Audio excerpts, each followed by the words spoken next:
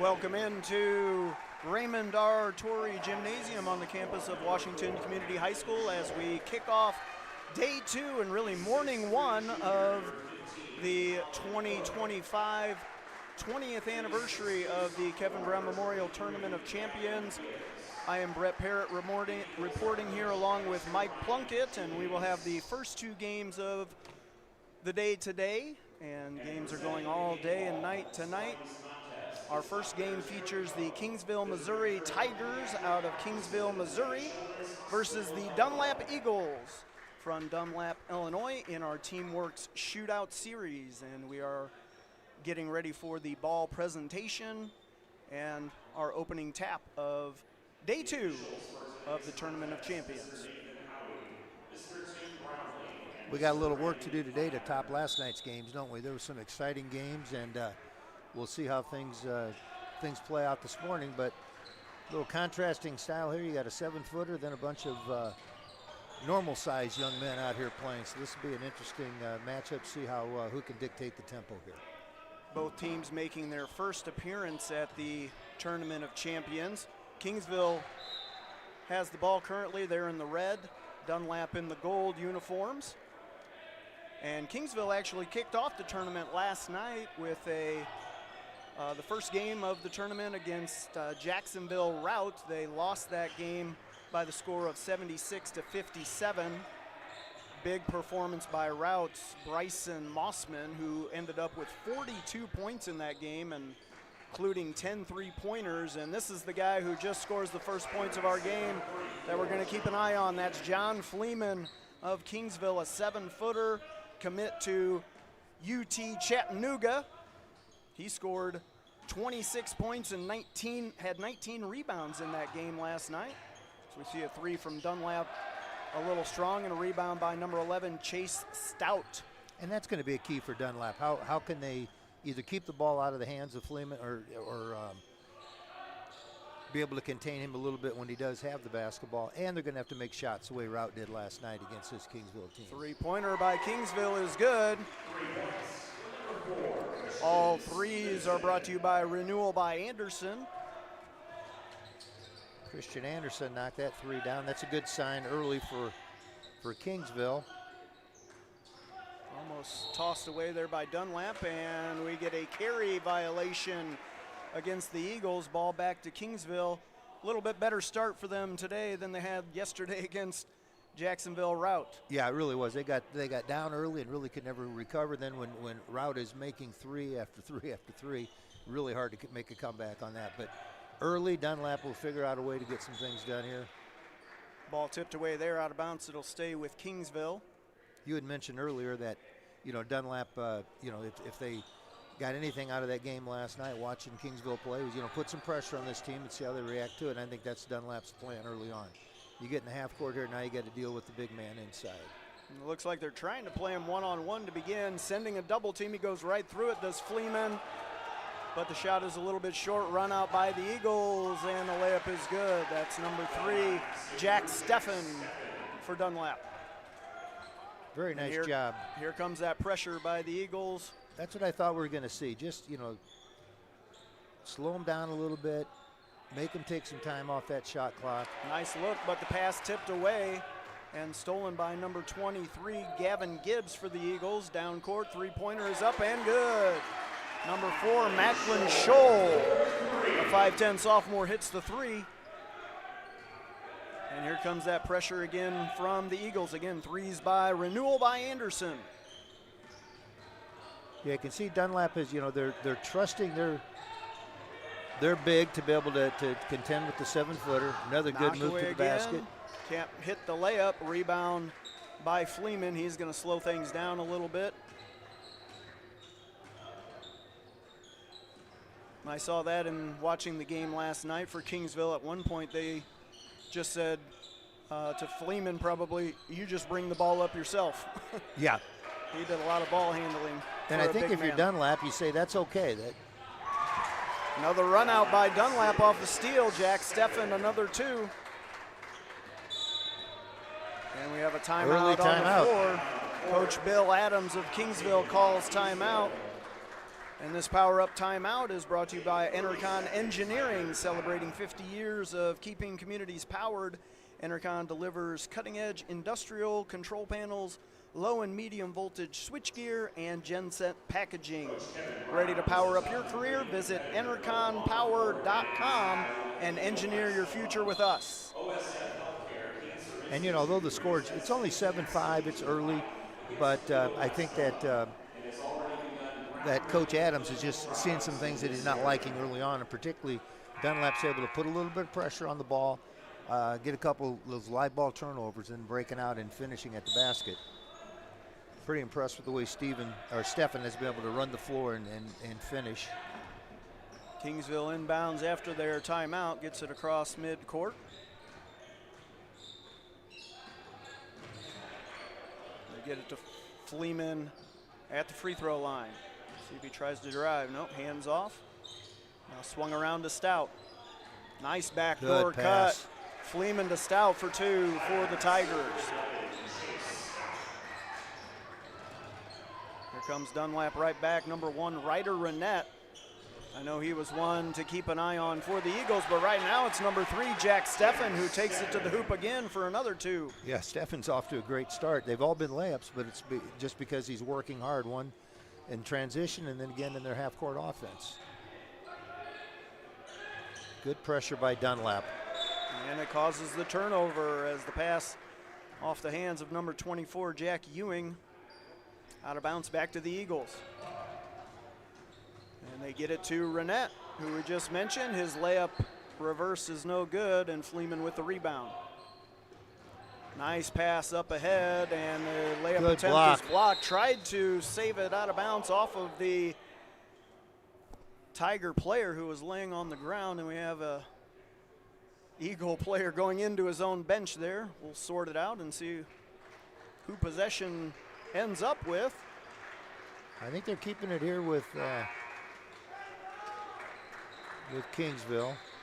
Really nice play by Gavin Gibbs on the block, and again trying to save the ball in, just couldn't quite get it done. The ball hit the out of bounds instead of the player. We got our first substitutions into the game. Number 5, Kendall Farmer in for the Eagles, and number 44, Tanner Radicek in for the Tigers. Inbound from the baseline, out top to Fleeman. Down into the corner, no shot taken. Now they get it into Fleeman. Nice pass to the cutting 44, Tanner Radicek with the 2. Fleeman has shown the ability to make some good passes as well. They let him operate a little bit from the high post or above, and he looks to be a good passer. Steffen into the lane, throws it away. He thought he had a cutting teammate, but the teammate did not cut. Ball out of bounds back to Kingsville. They inbound to the big man. You can see the size difference here. Oh, yes. Number 15, Colin Cook, only 6'3", guarding the 7-footer Fleeman.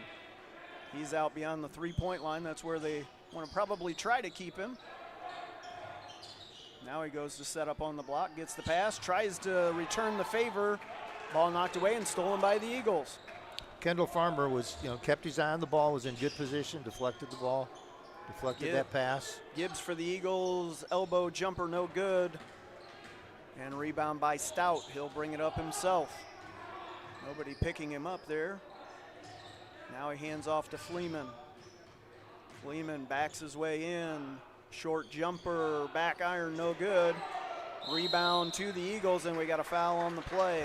Gavin Gibbs fouled by 24, Jack Ewing. And we got some substitutions for the Eagles. Number 0, Thatcher Lee, the only real height that Dunlap has at 6'7", checks in to try to contend with Fleeman here. Really impressed early on with Gavin Gibbs. He's just working hard defensively, rebounding. Step back jumper by the Eagles, no good, and rebound tapped around into the hands of number 11, Chase Stout.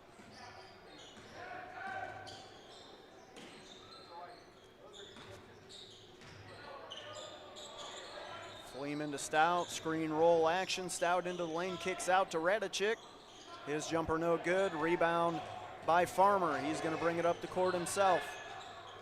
Downstairs, skip pass across.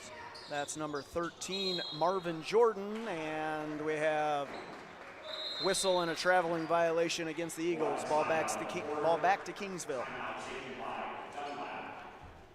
And we have a timeout on the floor. Timeout by Dunlap.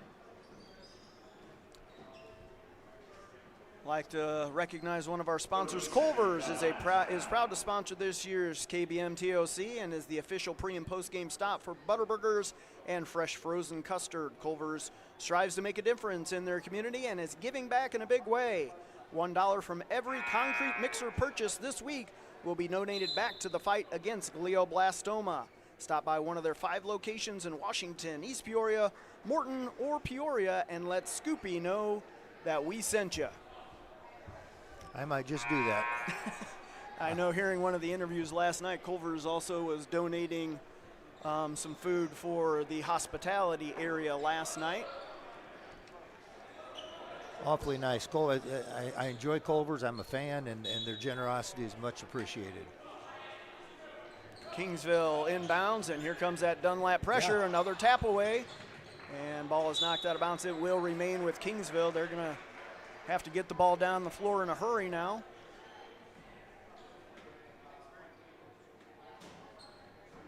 Putting on that kind of hybrid 1-2-2 press. There's a way to break it. Throw it to the big man in the middle who crosses the timeline.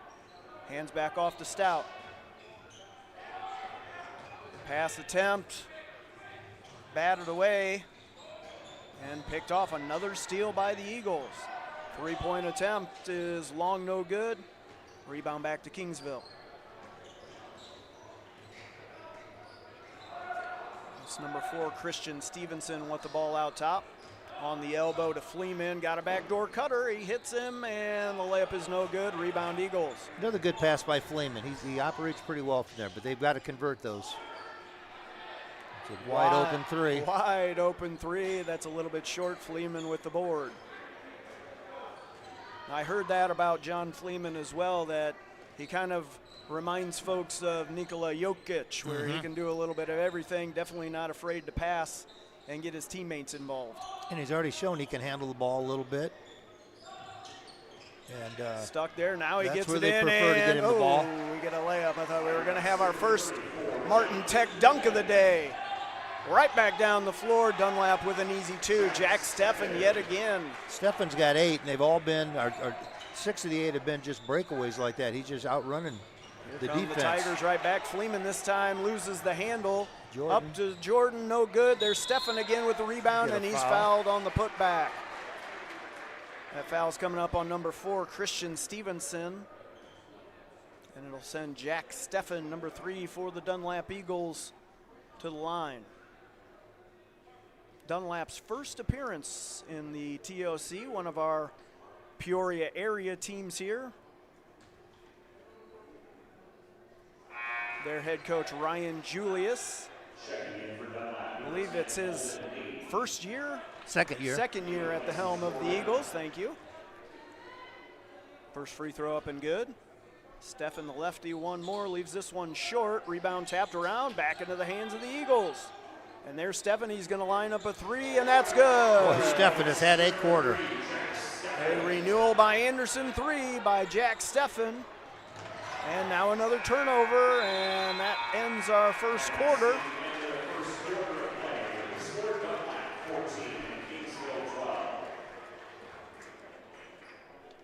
Since we have a little trouble seeing the scoreboard, I just heard that score, so I'm pretty sure that. What was it? I missed it. 14-12. 14-12, thank you. Titan Industries is honored to sponsor the Kevin Brown Memorial Tournament of Champions, honoring Kevin's legacy, celebrating our community, and standing united in the fight against glioblastoma. Best of luck to every team in this year's tournament. Play hard, have fun, and enjoy every second. And, Mike, that's why we're all here, to help raise money. Yes, this is a great basketball tournament, but it's all about honoring that legacy of Coach Kevin Brown and raising money to try to fight glioblastoma. That's right. You know, it's kind of a a double treat for everybody when you get a great week of basketball. So, best time of year. You got girls started last week. College has been going on. Now you got high school boys starting. It's just a great time. And when you can double that with a worthy cause, with the Kevin Brown Foundation, then it just can't be beat. And the people at Washington, the job they do at this tournament, you just can't say enough about how well they treat the teams, how well they treat us here, and it's just really, really enjoyable experience. We will hear from many of those folks throughout the day today at the half times and in between games in the Uftring Team Central. I heard a few of those folks last night. Dunlap with the ball to start the second quarter here. Around out top, nice drive into the lane, but ball lost there by the Eagles and picked up by Kingsville. So again, they got Fleeman operating way high, which Dunlap is probably okay with that. They just got to make sure they're aware of the cutters because he does find them. Long three-point attempt by Stout, no good, and Dunlap's going to get another easy run out. That's Thatcher Lee tried to dunk it, didn't quite have the height, but then is able to have time to recover and put in for two. And Fleeman kind of got caught in no man's land. If you go to after that ball at half court and you don't pick it up, you're giving up a breakaway. They almost got away with it, but again, that's just a decision you make. And Dunlap converted. Now they got him where they want him in on the poach. Double team comes. He turns away from him. Nice little turnaround jumper by John Fleeman. Very nice. Dunlap right back down the floor. I think that's a strategy the Eagles are playing too. Make the big guy run up and down the floor a lot.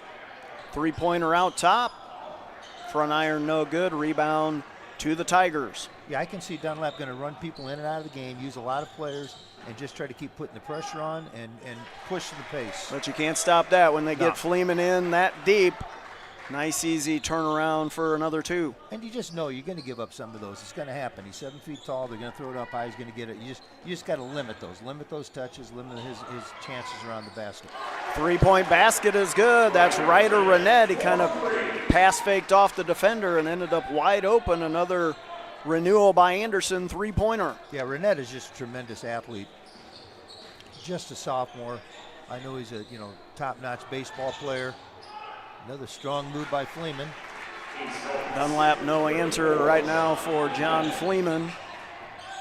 And now a little pressure by the Tigers. Ends up into the hands of Steffen. Three, no good. Nice tap back out. Holden Lee, headsy play. Nice good take to the hoop. That's Holden Lee, number 10. He earned that. Tapped the ball out, got it back, made a really strong move to the basket. Say Dunlap's not big, but Dunlap's going to play hard. They're well coached. They're going to do all the right things. They just have to, again, limit the amount of touches. And there's a three-point bucket by Fleeman. He took that one all the way from the top of the key to the bucket. Spin move. Got the bucket and the foul. He'll go to the line for the three-point play.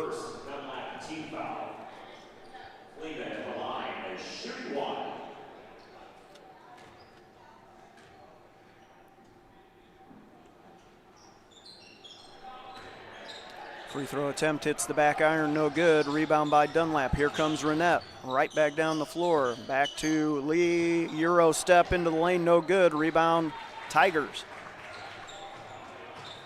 Yeah, Dunlap just got a little rush that time. Probably could. Boy, somebody just grabbed his shirt. And now we finally get a foul called. I think that was on the double team coming. That might be on Steffen. Oh, that was on Lee. I think they called it on Lee, his second. Yeah. Okay, so the height that Dunlap has to come out of the game here. And now we have 23. Gavin Gibbs, only 6'2". He's going to have the job of guarding Fleeman. You got to get that weak side help, and they got it. Nice block there by 10, Holden Lee. From the backside, here come the Eagles. 3-point, faked it. Here's Renette into the lane, kick out, wide open three again. No good by Steffen. Rebound, Fleeman. I know there's that height disadvantage, but I like the grit and what I've seen out of Gibbs so far. And I think he'll give Fleeman everything that he can handle. Well, it looks like the attempt is they're going to try to front him and then bring the double team from the backside. Yeah, you got to give something up, and I think if you can double team and then, you know, make Kingsville prove they can make some outside shots. You know, Fleeman's going to be able to score inside. See what they can do on the outside. Inbound to him right now on the right wing. He's going to try to back in. Double team comes, kick out. Back to him at the top of the key. Kick out again. Here's a three-point attempt, and that is good. Renewal by Anderson, 3 by number 4, Christian Stevenson. Dunlap back down. Here's a 3 attempt by the Eagles, and that is good. Number 4, Macklin Scholl, a 5'10 sophomore with the renewal by Anderson 3. So teams are trading threes, which again is something that you know, Dunlap's going to have to knock some of those down, and they've done all right so far. But the biggest thing, see right there, Gibbs, he's just tough. Active hands. There we get it into the big fella. You can't stop it. Again, when he gets it that deep. You just got to hope that on that first deflection you come up with that they didn't. But you know, they're in the right spot. They're doing things the right way. Dunlap tried to beat him back down the floor quickly again, but Kingsville able to get back. Now they set up the offense. Handoff to Renette. There's Scholl again. He's going to fire from deep and doesn't get the roll. Fleeman another board. He's probably already into double digits with his rebounds. It seems like it. I think he's probably a double-double machine. Probably not many games where he's not there. Last night in the loss to Route Catholic, he had 26 points and 19 rebounds, and he gets another putback right there off another rebound himself. I've unofficially got him for 16 so far in the first half, and again, that's unofficial. I know they were talking during that Kingsville route game last night about a potential record-setting performance by Bryson Mossman, who hit 10 threes in that game. Maybe we'll have a rebounding record by the end of this game by Mr. Fleeman. Yeah, making 10 threes, you know, that's a career for some people, and that's quite a night. Renette on the left wing, ball tapped away, and it is stolen by the Tigers. But right back by the Eagles as they hound. Nice pass, good look ahead. Ends up into the hands of 23, Gavin Gibbs, for an easy layup. First bucket for Gibbs, but I tell you, he's had a big impact in this game so far. Tigers out top, Fleeman gets it into the lane himself, tapped away again by the Eagles. Ball up the court, layup is blocked away. Good hustle play there by number 4, Christian Stevenson. 27-24, we finally got our score ticker up here on our monitor. I'll have to total mine and see how far off I am. I used to teach math, but that doesn't mean I can count.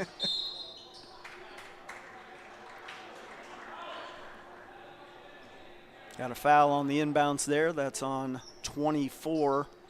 That's Jack Ewing.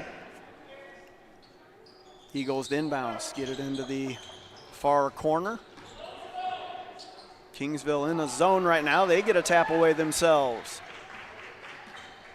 That's Stevenson, and now he'll bring it up the floor himself. Crosses the timeline, brings to the left wing. High post to Fleeman. Turns and faces. Double team comes. He shoots that fadeaway jumper, no good. Rebound, there he is again. Number 23, Gavin Gibbs. Doing a lot of dirty work here for the Eagles in the first half. Every day of the week. Love the way he plays. Renette out top. 3-point up, and it is good. 15, Colin Cook.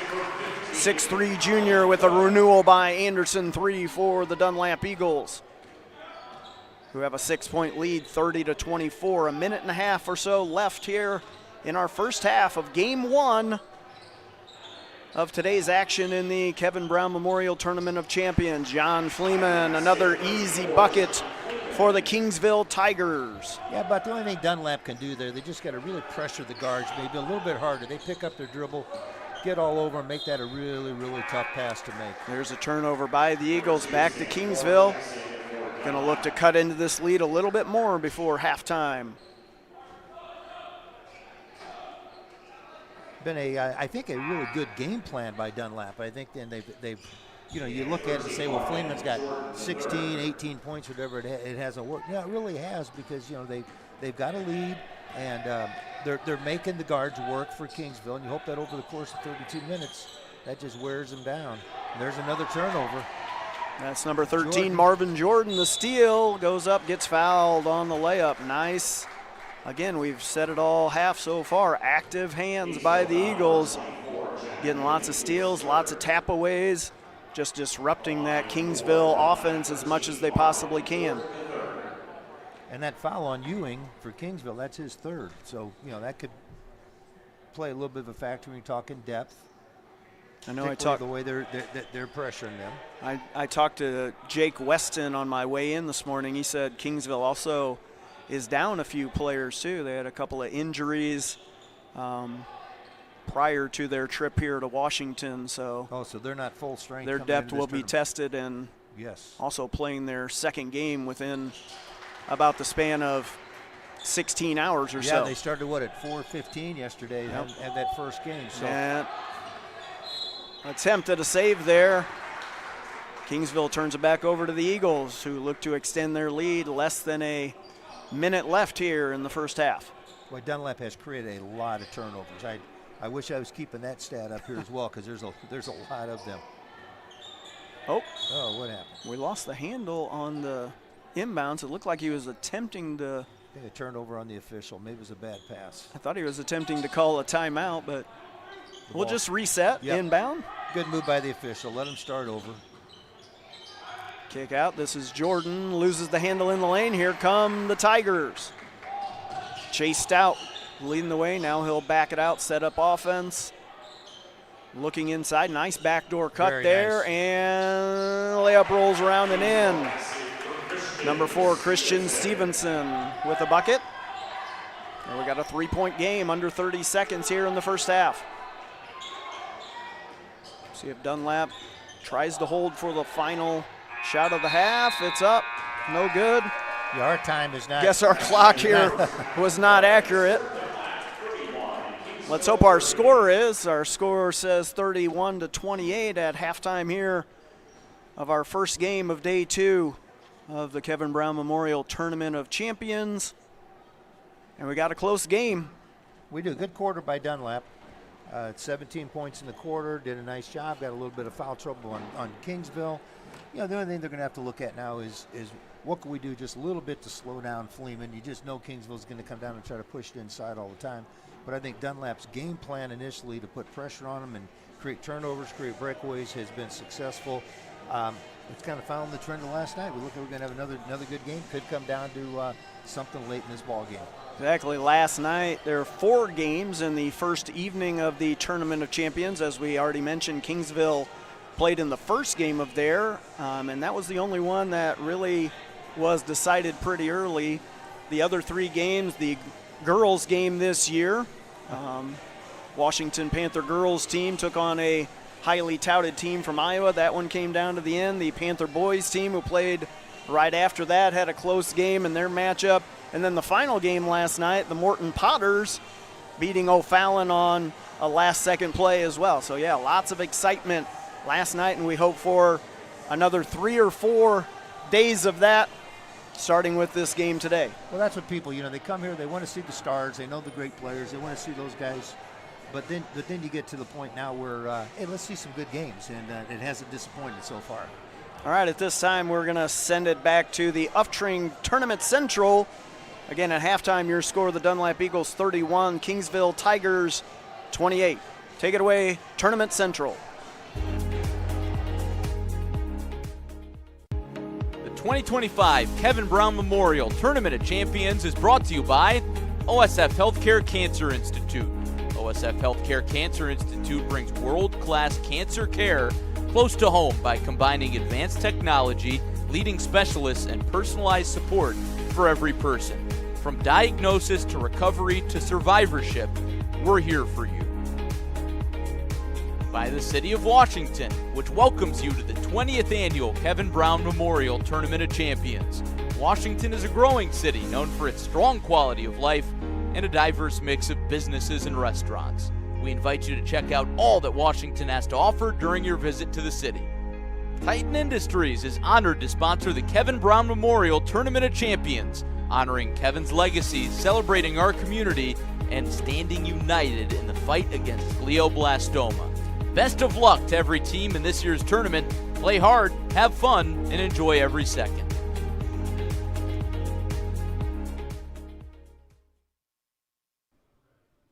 All right, and welcome back to Uftring Auto Group Tournament Center. I'm Teddy Ball alongside Curly Boo Johnson. Curly, thank you so much for spending a little bit of your morning with us today. Got early morning basketball, first morning of TOC, and we got a pretty good game going on. So.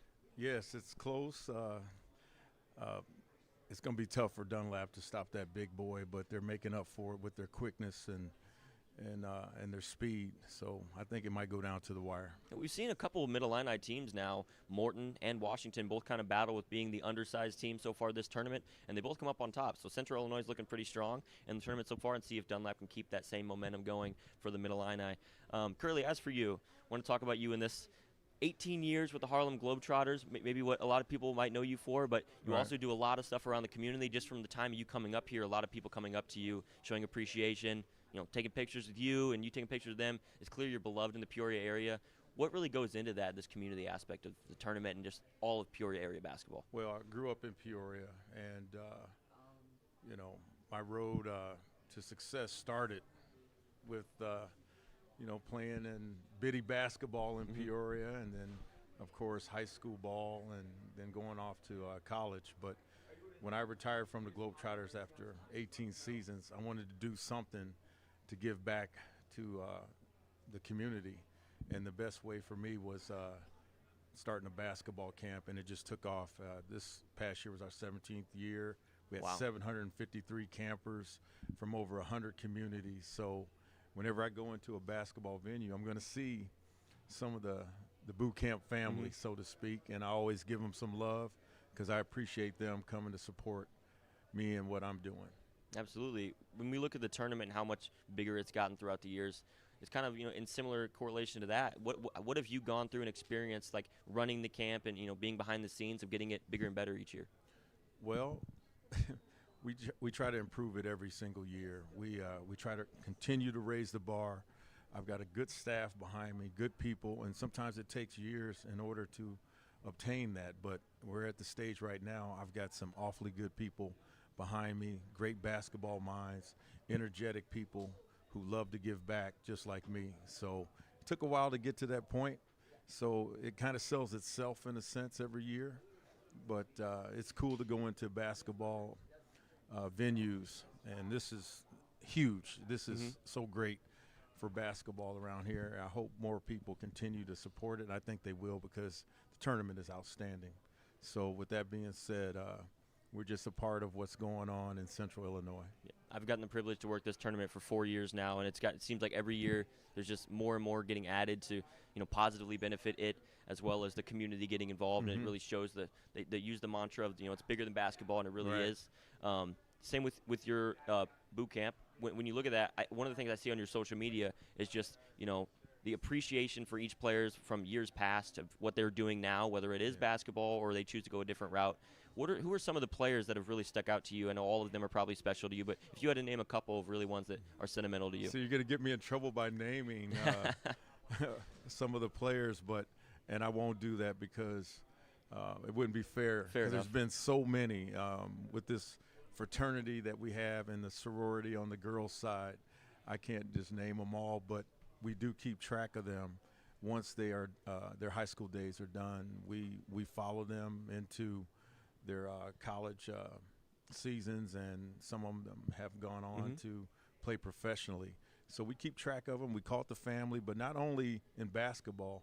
When they get married, I'll post about it. When they graduate from college and they do something special, we recognize it. Just to let them know we're still watching, We still got you under our wing. So that's what it's all about. To call it a family is kind of cliche these days, but it really is. Yeah.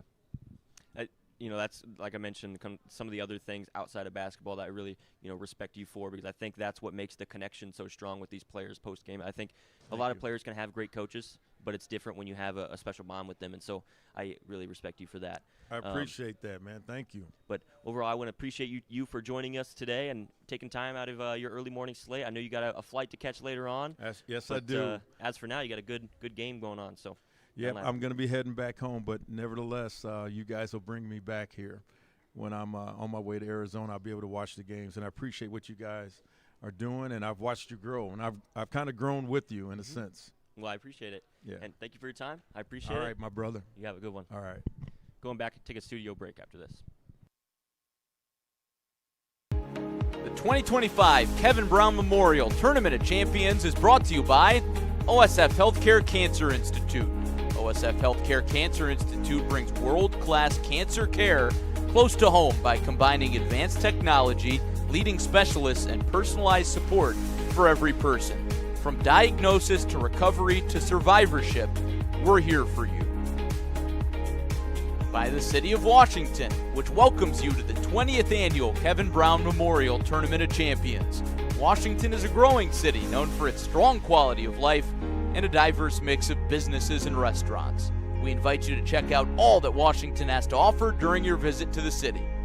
Titan Industries is honored to sponsor the Kevin Brown Memorial Tournament of Champions, honoring Kevin's legacy, celebrating our community, and standing united in the fight against glioblastoma. Best of luck to every team in this year's tournament. Play hard, have fun, and enjoy every second.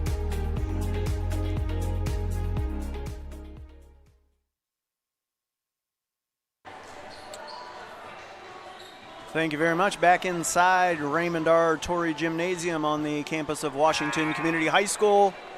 Year 20 of the Kevin Brown Memorial Tournament of Champions. We are in Game 1 of Day 2, where the Kingsville Tigers out of Kingsville, Missouri are taking on the Dunlap Eagles.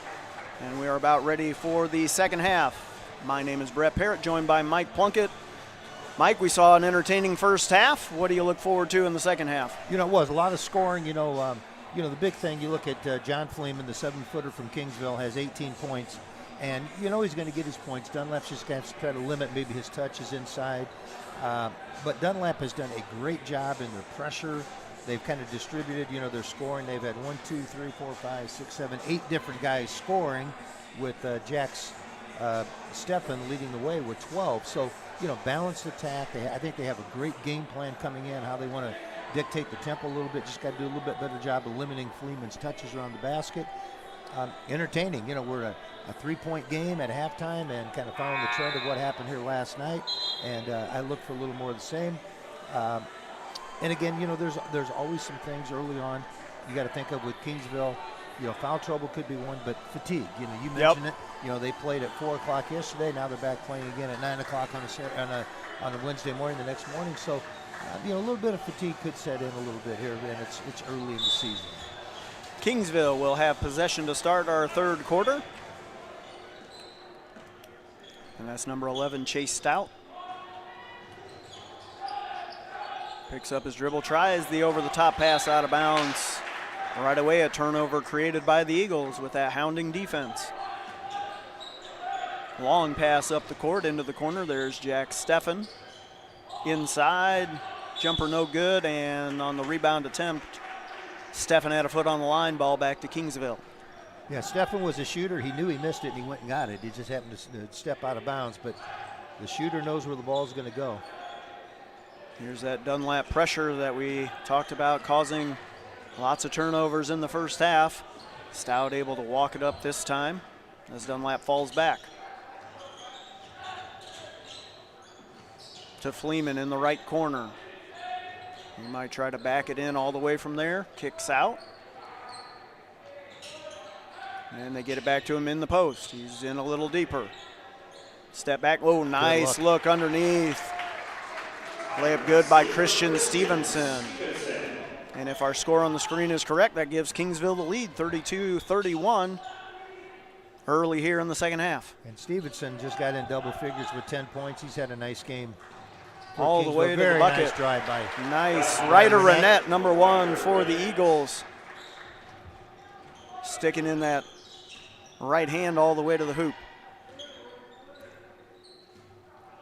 Yeah, you can see that Dunlap, it's man-to-man, but it looks a lot like zone because the help defense is there all the time. They're always going to be aware of Fleeman. It's going to be aware of the cutters. He was looking for the cutter, got it poked away. There's Stevenson off the glass, no good. And rebound, and we got a foul on the rebound. Nice effort there by number 24, Jack Ewing. Getting in there for that offensive board. He's going to go to the line now to shoot 2 free throws. Just a sophomore, 5'11".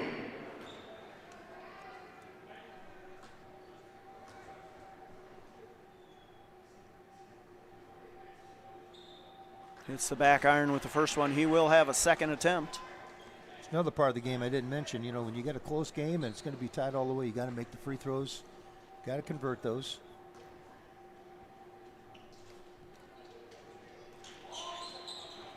And he gets the friendly bounce on the second one. Hit the same spot, but this time rolled back in. Tie game right back down the floor. Renette beats the Tigers down the floor and picks up a foul. Now he'll go to the line to shoot 2.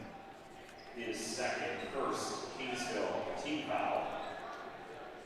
Ryder Renette shooting. I really like that. After a make, rather than just put walking the ball down the floor, they push it. Renette gets himself in a good position. Misses the front end. He'll have another.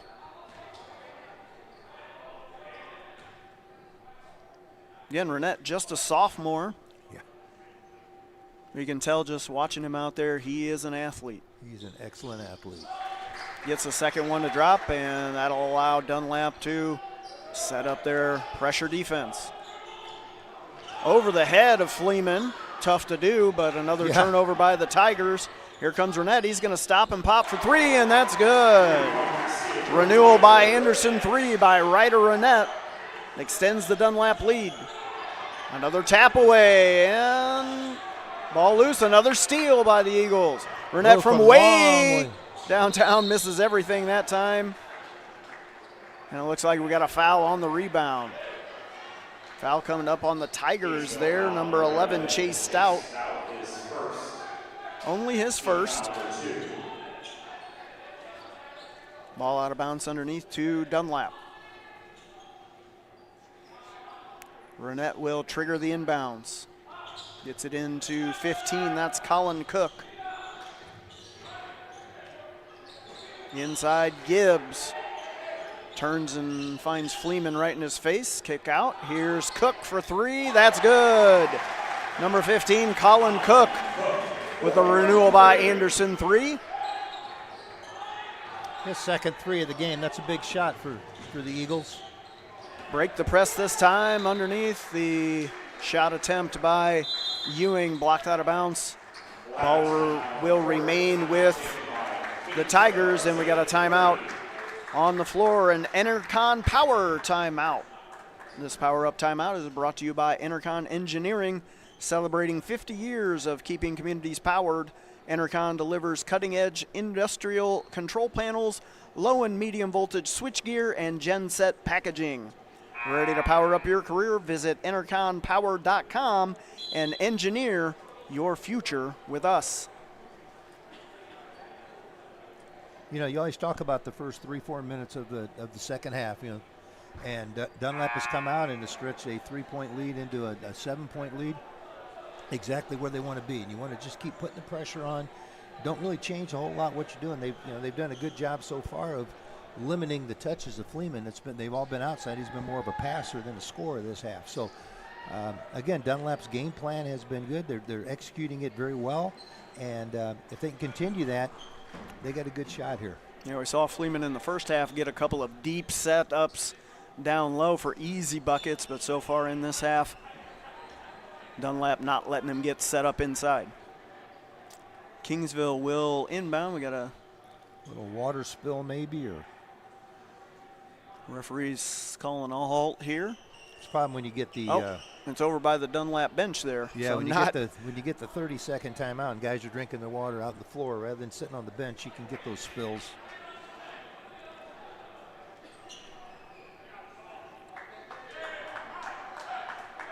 Yeah, we got it mopped up. We're ready to replay the action. I can see Roger Holzhauer giving a big round of applause to the mop crew there.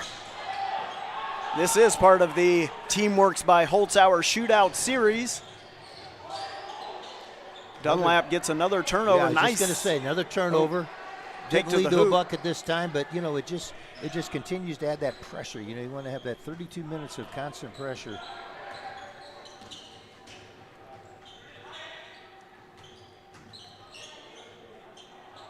There's Fleeman in the corner for the Kingsville Tigers. He tries to go baseline, now spins back. Turnaround jumper, no good. And the rebound controlled by the Eagles, and we got a foul off of that rebound. Number 10, Holden Lee. Or was that number 4? I think that was 4. Yeah, 4 fouled number 10, that's right. Again, Dunlap working hard on the boards all game long. Yeah, Stevenson with 3 fouls now. Renette, number 1 for the Eagles, will walk it up across the timeline. Tries to get a screen all the way to the hoop, left hand up, and rolls off no good. Fleeman with another board. He's going to bring it up himself, dishes off, and that's a travel. Yep. Ewing got his feet going before that ball hit the ground. Turnover back to Dunlap. Yeah, that's one of those unforced turnovers that can just drive a coach crazy. You get a little bit of a break on a missed layup on one end, and you come down and turn it over, and you really didn't have to. Nice spin move in the lane, almost another travel there. Kick out Steffen, Good three-pointer pass. up, and that's good. 15, Colin Cook, a renewal by Anderson 3. That's his 3rd 3. That was a great pass, good find. And Cook knocked it down. Dunlap extends their lead. Back come the Tigers. And there we got a reach-in foul. That's going to be against number 10, Holden Lee. His first, just a little over-aggressive. But you know what? I think Coach will take that. You know, that's how they're going to survive this game. They just got to keep putting pressure on them. Kingsville to inbound underneath their own basket. Flip it into Fleeman. He's going to back down. Thought he was going to maybe go for a hook shot there. Kick out. Three-pointer and misses everything. Hops out of bounds, ball back to the Eagles. You know, if Fleeman, you know, if he's the one that's, you know, they've kind of forced him to be a little farther out from the basket. If he misses that shot, they really have nobody to rebound. So that's a good move by Dunlap, just trying to push him out a little bit more. Dunlap tried to go up against the big guy. The that's going to be a foul. Layup no good. Back down the floor. We got a foul against the Eagles. Yeah, that's Holden Lee, his 2nd. He just took a swipe at the ball, but he really didn't have to. They had a trap going on there, but sometimes you're just anxious to make a play, and he again, that's just that aggressive nature that Dunlap is playing with today. Fleeman gets the inbounds. He's dribbling at the top of the key, in between his legs. Tries to spin, kick out. Out top, there's Stout, wide open 3, and that's good. Chase Stout's a 3-pointer for the Tigers, brought to you by Renewal by Anderson, but right back down, the Dunlap Eagles again beat Kingsville down the floor and get an easy layup from Gavin Gibbs. Yeah, once again, they took advantage. They after a make, you just push the ball, and that's a great time to get the ball out and get an advantage. Now the pressure creates a turnover and another 3. That's Kendall number Farmer. 5, Kendall Farmer, a renewal by Anderson 3. Another turnover. Ball loose again. See if we can go back to back. There's Farmer, a little bit short this time. Rebound, nice rebound there by Stevenson. Brings it up the floor himself, hands back to Fleeman.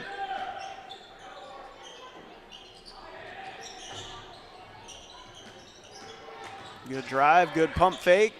Ball might have been deflected there. Fleeman misses the first one, gets his own rebound and puts it back in. And right away, Coach Bill Adams, after that bucket, wants a 30-second timeout for his squad. And that'll give us time to recognize another sponsor of the Tournament of Champions. PJ Hare is a proud sponsor of the Kevin Brown Memorial Tournament of Champions and this year's Building for the Future All Academic Team. PJ Hare would like to wish all teams good luck, and let's cheer them on as they play for a cure for glioblastoma. And cheering on Coming up next, our next contest will feature one team from in the state of Illinois, the O'Fallon Panthers, who played just last night. And the first game of their week from Lakeland, Florida, the Victory Christian Academy Storm. Looking forward to that action. Again, as we mentioned in our pregame, O'Fallon with a heartbreaking defeat to the Morton Potters last night, a last-second shot and a 1-point loss. And that's a very good Morton team they lost to. So nothing to be ashamed of. Just again, we'll see how their endurance is going to be able to take care of itself. You look here at some of these schools and you just don't realize, like Kingsville has 71 students in their building.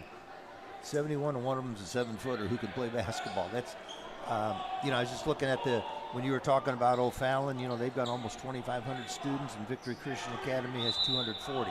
But again, private school, those could be a pretty select 240, and that helps. That's what I like about the tournament. There's just such a variety, so much diversity. Dunlap with the ball into the lane. That's Jordan, 5-footer, rolls in after he hits the front iron.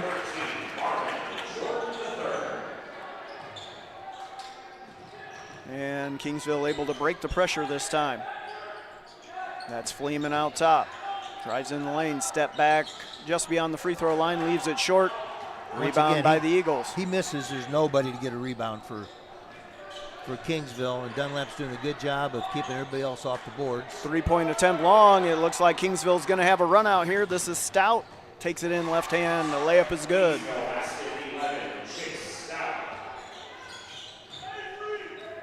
That's just kind of a tough break for Dunlap there, but they just got to come back. Missed layup attempt, no good, and smart play there by Fleeman as he was falling out of bounds. There was a Dunlap Eagle, number 11, Luke Arnott, standing out of bounds, so he just tapped him off of him. That was a smart play. This will allow Dunlap to get that press set up, though. We'll see if Kingsville can break it.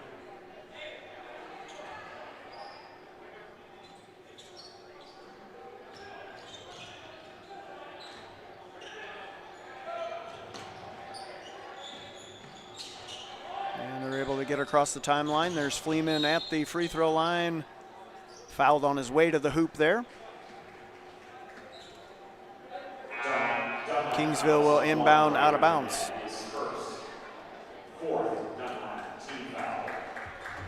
That was one of the few times that Kingsville has they slowed down to break the press. Then you get across half court, you look to attack. Sometimes they've been going a little too fast too soon, and that's where those turnovers are coming in. Stout with the jumper, bounces around, no good. Rebound by the Eagles, a little too quick there. They turn it back over. Fleeman to Stout in the corner, nice cut there. Under the hoop, tried to go up, no good. Back comes Dunlap, up down the floor, another reverse attempt, no good. Ball tapped away, and now we're gonna get a contact foul here against the Tigers. 25, Avery Barnes for Kingsville. Ball out of bounds on the side to Dunlap. Kingsville foul on 25, Avery Barnes, his first and the fourth. Yeah, the game's kind of a little sloppy the last minute or so, but for Dunlap's, we're fine with it. We've taken time off the clock. We're still up 10. We don't want to stop the way we played. You don't want to change anything you've done up to this point.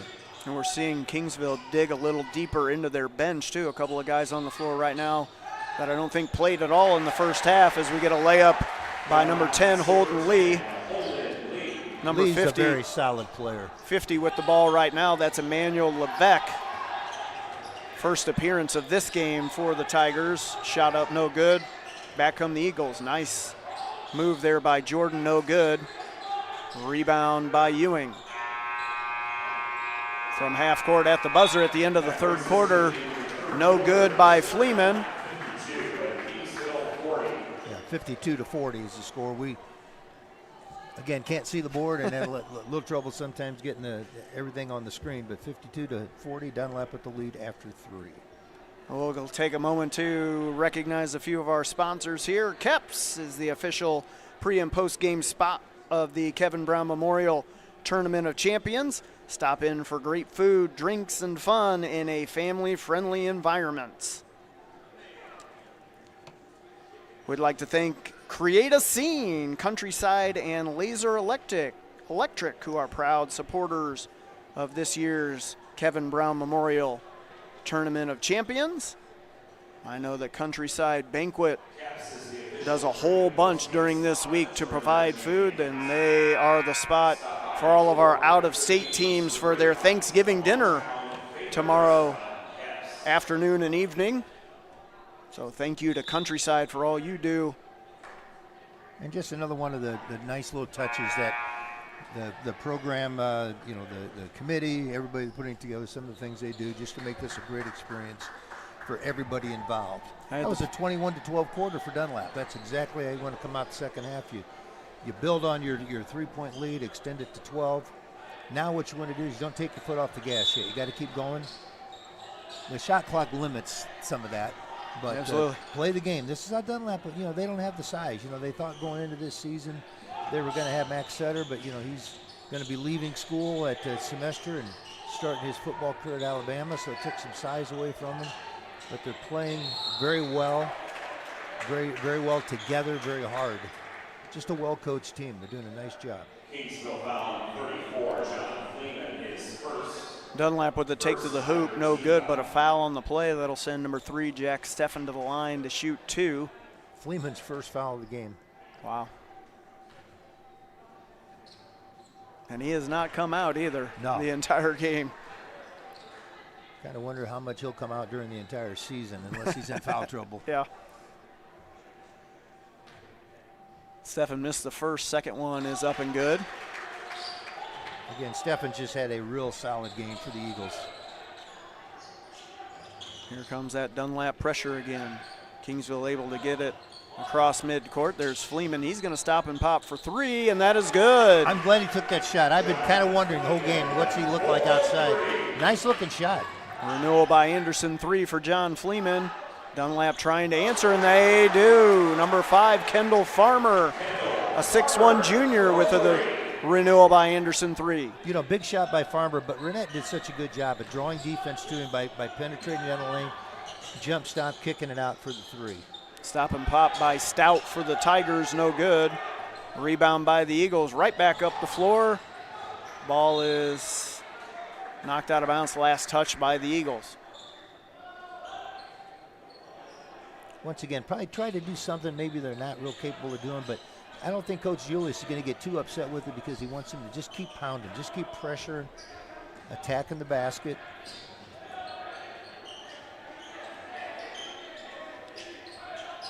Tigers have the ball in the corner there, and we got a foul. I think that might have been away from the ball there, that foul against one Renette. Ball out of bounds underneath to Kingsville. Dunlap fouls on 10. Holden Lee, his 3rd. Oh, they called that foul on Lee, his 3rd. And now he's trying to guard Fleeman in the post. Backs in, That's this time he dribbles off his foot. It's like he maybe wanted a contact foul called there. Throws up his hands. You know what, though? We're in Central Illinois. That's not a foul in Central Illinois. There's play some physical ball. Yeah, whether it's Mid-Illini or, Big 12, whatever it may be, teams are going to play. That's a good, strong drive. Just couldn't finish, but. There's a foul called. Number 3. I remember last night even watching the girls contest. Oh. The announcers, our team here, talking about the physical play, and the referees were letting them play last night. It's pretty amazing how physical girls high school basketball has gotten. Another turnover by the Tigers on that inbounds.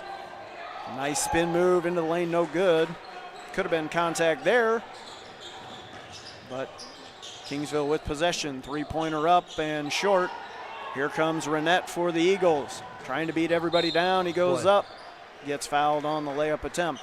Good job with his body. He made body control to initiate that contact. I like that sportsmanship there. Yeah. Number 4, Christian Stevenson with the foul. He knew he got a lot of him. A lot of contact there. Helped him up off the ground.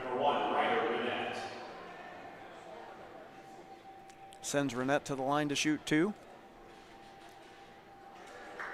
A little bit long on the first one. You might see passing in front of us here on the screen. That's some of the players from the next contest, the Victory Christian Academy Storm out of Lakeland, Florida, as they prepare for our next contest. Second one no good as well. Jack Steffen, the offensive rebound, out to Renette. Good short on the decision by three as Steffen. well. He turned around, saw the big guy, and kicked it out. We're going to have a foul on the rebound here.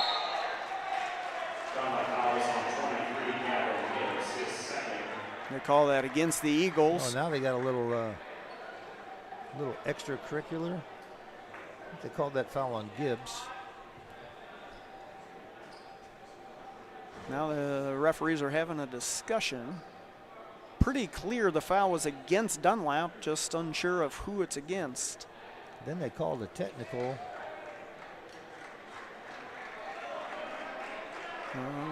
Technical against Kingsville. I think 33, Kingsville. That's Griffin Seward.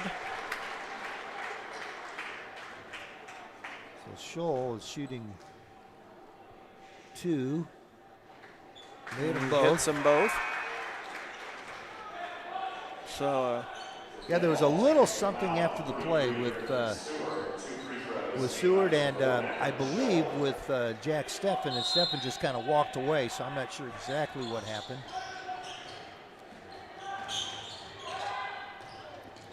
Eagles back with possession now.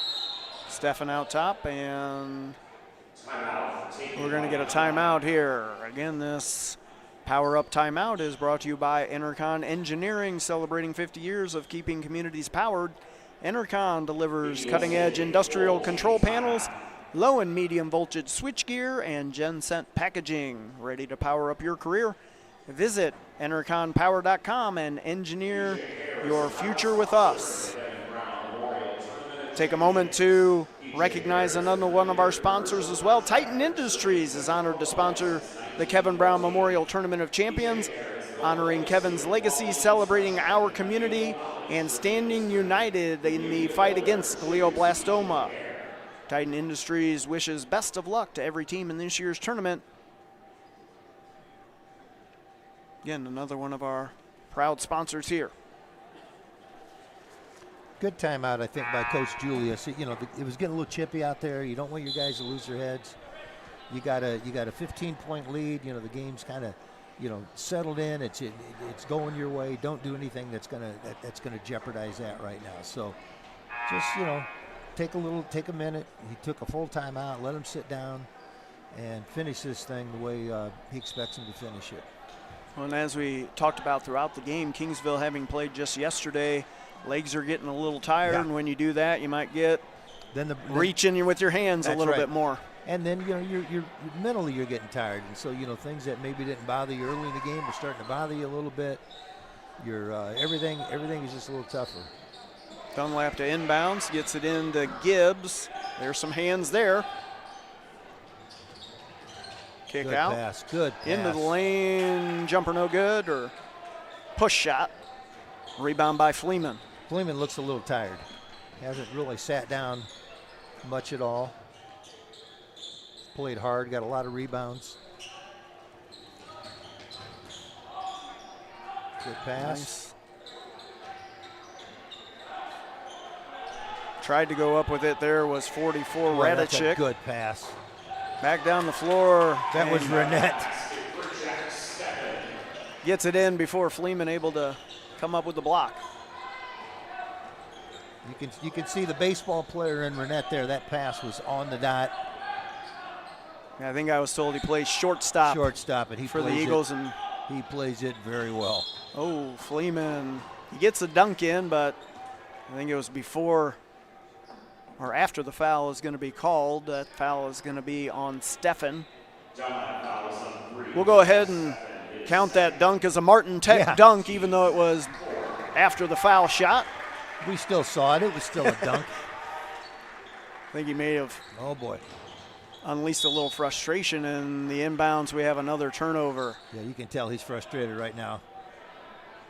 Got to be tired. Kingsville going to try to apply a little pressure themselves, but Dunlap able to get the ball in easily and cross the mid-court stripe. Burnett out top. And like you said, Mike, they're probably not going to be too concerned about running some shot clock down on their possessions here. Yeah, good chance for him here to that's okay. Take the ball to the basket. Tried to draw the charge there, did 24 Ewing, but Burnett able to manipulate his body enough to turn that charge into a block, and he'll go to the line to shoot 2.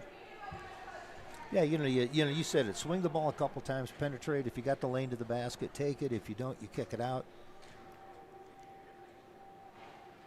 Free throw up is good. Again, this is the only game that Dunlap is scheduled to play in our Tournament of Champions, so they want to come out with a victory here. Miss the free throw, but get the offensive board. Kick out, 3 attempt, no good. Steffen again, kick out. Here's Cook, he's got a few already. This time he leaves it short. Rebound is picked up by the Tigers, but taken away immediately for a layup. 23, Gavin Gibbs, the layup for the Eagles.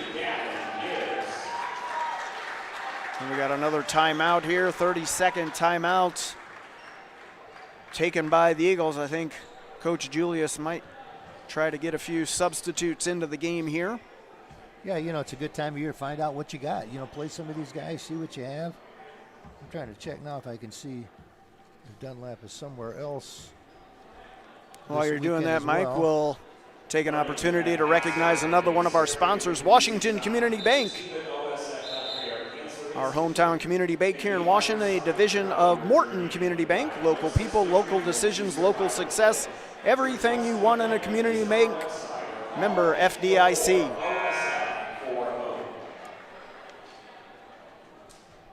Again, this contest is part of our shootout series brought to you by Teamworks by Holzhauer. One of the main sponsors of our Kevin Brown Memorial Tournament of Champions. And I know Roger from Teamworks will be here all week long, as many folks will for the Tournament of Champions. Thank you to all of those volunteers who give up their entire Thanksgiving to contribute time and effort in a whole bunch of different areas here at the Tournament of Champions. Foul on the rebound there. I think they're going to get Fleeman. He reached over from behind. You're right, though. Something like this does not happen with all the volunteers. You can, and they'll start working on next year's tournament as soon as this year's tournament ends, and that's what makes this such a quality event. Yeah, I heard the tournament director, Mr. Sean Powell, on one of the interviews last night. He said exactly that. As soon as this week's over, and probably already, he's working on trying to get as many teams with big-name players, big-time programs from all over the country to come to next year's Tournament of Champions. Gibbs is at the line for Dunlap. Missed the first free throw. Second one is up, and he's able to get that one in. And we have a sub in for the Eagles. Number 13, Jordan, checks in, replacing Renette. Might be the last time we see Ryder Renette for the Eagles in this game, unless Kingsville is able to make a quick comeback here. Radicek in, dumps it to Fleeman, left-hander up and good. Just checking the schedule, it looks like Dunlap is playing in a tournament, the Crimson Classic, which I think would be Jacksonville, I believe. Playing Glenwood, Marion, and Jacksonville this Friday and Saturday. So, yeah, they are in another tournament, which happens a lot of times, but you have an extra game you can get on your schedule. Absolutely. Play that one game here. Absolutely, and there's a few teams that come here just for that one contest. Get some good action, perhaps play a team, if you're a local team here, play a team from out of state. Fleeman in the lane, gets it tapped away. He was going in for the dunk. Nice hands by number 21 there, Blake Meichner, a 5'9" junior, getting some action for the Eagles. Fleeman will go to the line for 2. Again, committed to UT Chattanooga, the NIT champion last year. And I know, Mike, you were talking about your hometown Bradley Braves. They were the team to knock out Bradley in the NIT. and went on to win the whole thing. So he's going into a good program. And we were talking about that, when we, halftime.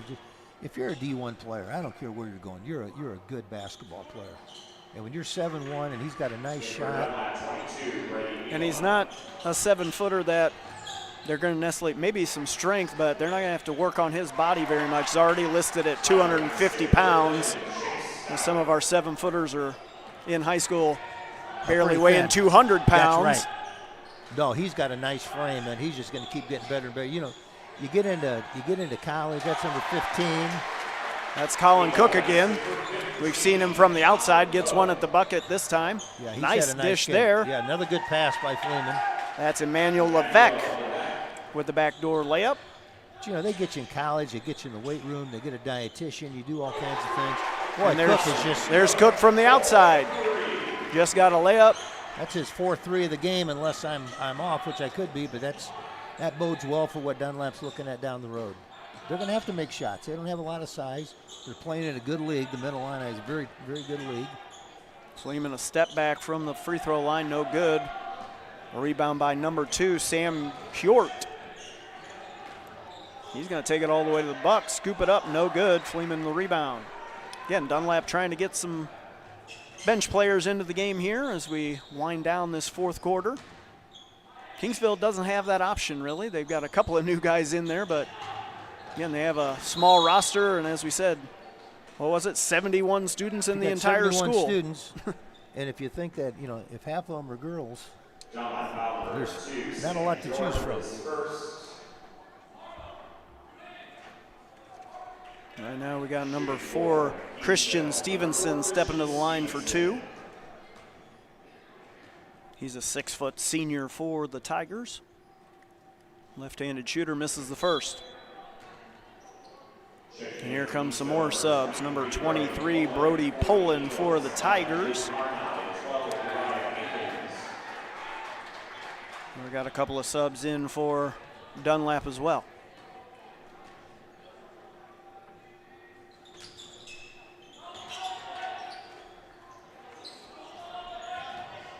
Makes the second one, does Stevenson.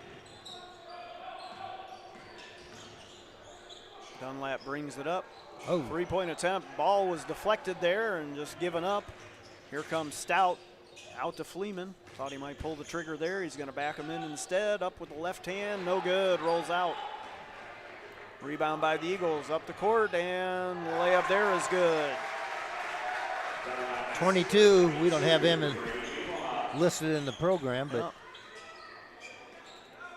probably an underclassman dressing up with the varsity squad here today, but able to get some action in. His chance. Fleeman with the dunk. A Martin Tech dunk, our first of the game here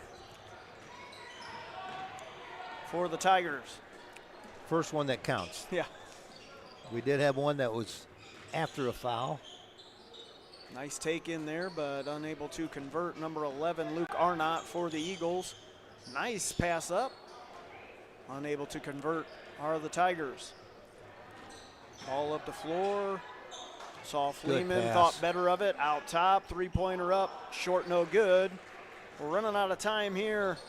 Meissner just, late in the game, in a game that's decided, he could have shot the ball, made a good pass. That's going to play well as your season goes on. We're going to get a quick timeout here to get another player in for the Tigers. Number 40 into the game, Logan Sisson. And we'll have a quick Enercon power timeout. Again, they're celebrating 50 years of keeping communities powered. Ready to power up your career? Visit enerconpower.com and engineer your future with them. Again, this is the first of, I believe we have 8 games scheduled today on day 2 of the Kevin Brown Memorial Tournament of Champions. Our next contest is going to feature the Victory Christian Academy Storm from Lakeland, Florida versus the O'Fallon Panthers of O'Fallon, Illinois. And we'll have a preview of those in between games here.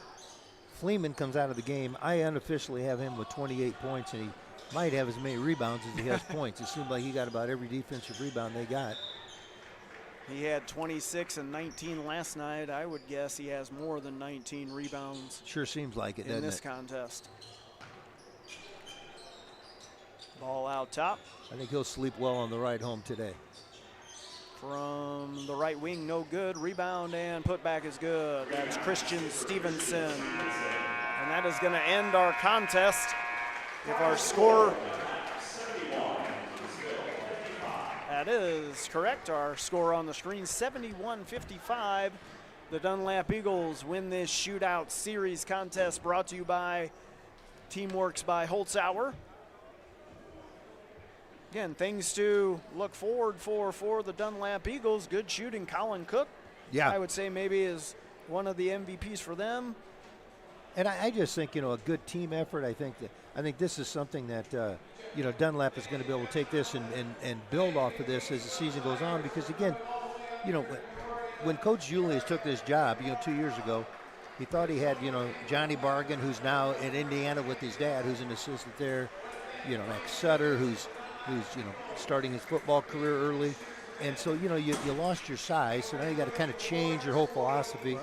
And they found out here that, that's we got guys that can guard, that can handle the ball, that can score. Looks like in a tough middle line, that's going to be what they need. Looks like we're going to have the presentation of some hardware here for these teams who are, again, ending their time at the Tournament of Champions. Looks like Jack Steffen from Dunlap being honored here. Player of the game for Dunlap. And I would imagine we know who's going to be recognized from the Kingsville Tigers. See if they give him their stats for today's game officially.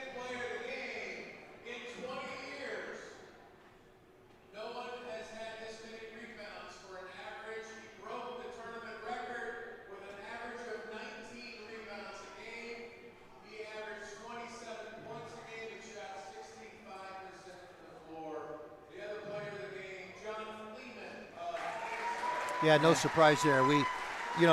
19 reads something. He must have had 19 again if he had, So 26 like and 19 and then 28 and 19. It just seemed like he had every one, but that might have been. But I think Dunlap could have had any number of players. Steffen was a good choice. They could have any because they just played, really well together. I think, that's just something that Coach Julius, his staff have to be very happy about what they saw early. They've got a tough conference schedule they're going to be facing this year, so these early games are going to be a good way to test what you've got. And as that was Sean Powell's voice there that you heard giving those recognitions, and we have a tournament record that was announced there by Mr. John Fleeman, the highest average rebounding total in tournament history, averaging 19 rebounds in his 2 games here. So impressive.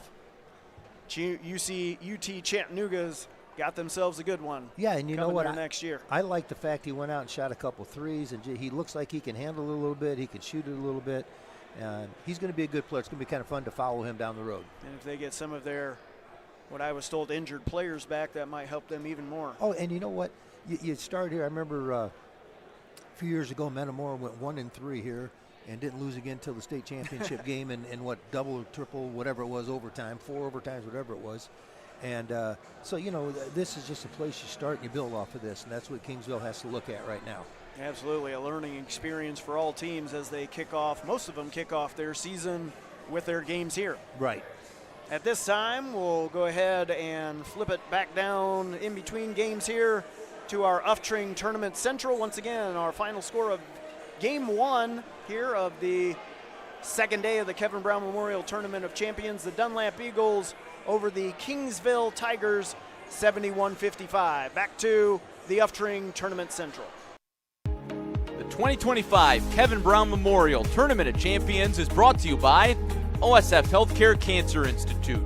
OSF Health Care Cancer Institute brings world-class cancer care close to home by combining advanced technology, leading specialists, and personalized support for every person. From diagnosis to recovery to survivorship, we're here for you. By the City of Washington, which welcomes you to the 20th Annual Kevin Brown Memorial Tournament of Champions. Washington is a growing city known for its strong quality of life and a diverse mix of businesses and restaurants. We invite you to check out all that Washington has to offer during your visit to the city. Titan Industries is honored to sponsor the Kevin Brown Memorial Tournament of Champions, honoring Kevin's legacy, celebrating our community, and standing united in the fight against glioblastoma. Best of luck to every team in this year's tournament. Play hard, have fun, and enjoy every second.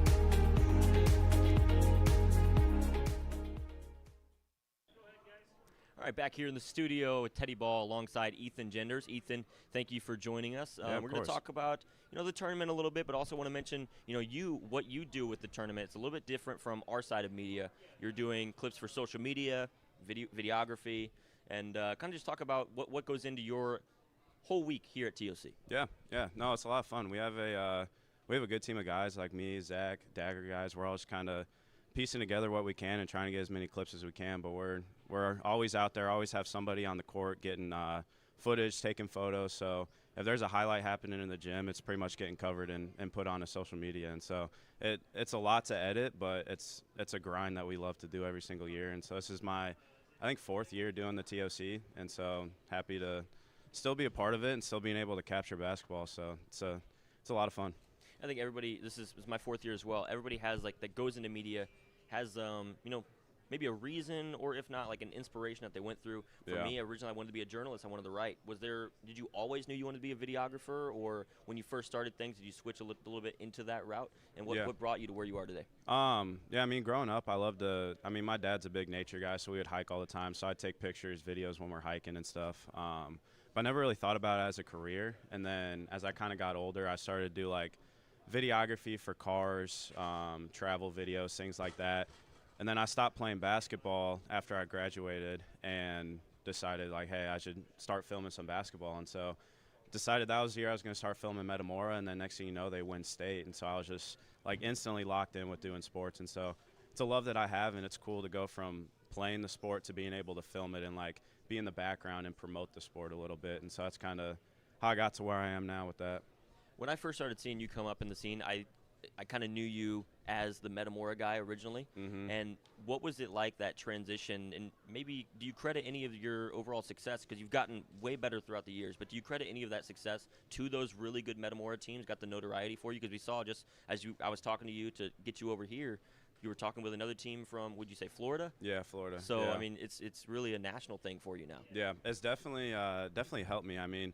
That first year filming those guys like Ethan Kaiser, Tyler Mason, Swanson, all those guys, they were such great athletes, and so being able to capture them every single game definitely helped my growth. But also just being consistent with it helped me get a lot better and more comfortable in the scene, to then being able to take it from just being local and filming local guys to being able to film national teams and travel for what I do and stuff like that. So I definitely credit a lot of that to those guys, and they were big motivators for me when I first started, and big supporters and stuff like that. So definitely being able to film them that first year was huge for my growth.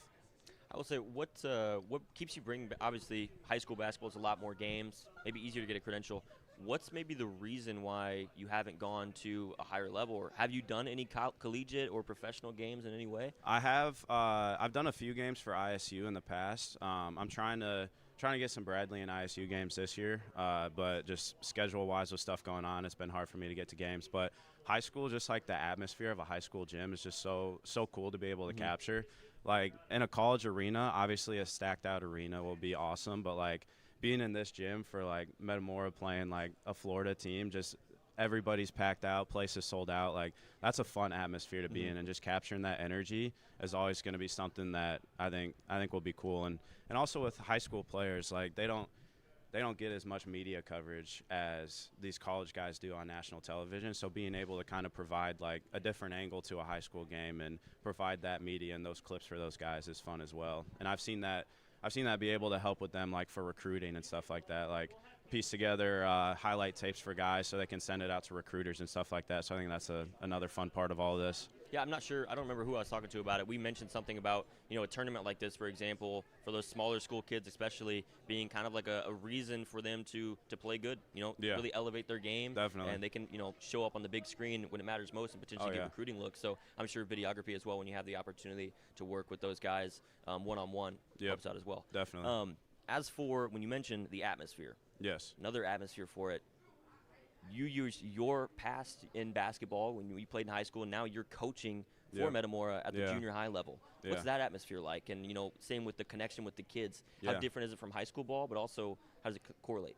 Yeah. No, I think coaching for Metamora, coming from playing at Metamora, there's a lot that correlates. Like, we run a lot of the same plays so we can get them prepped for that next level.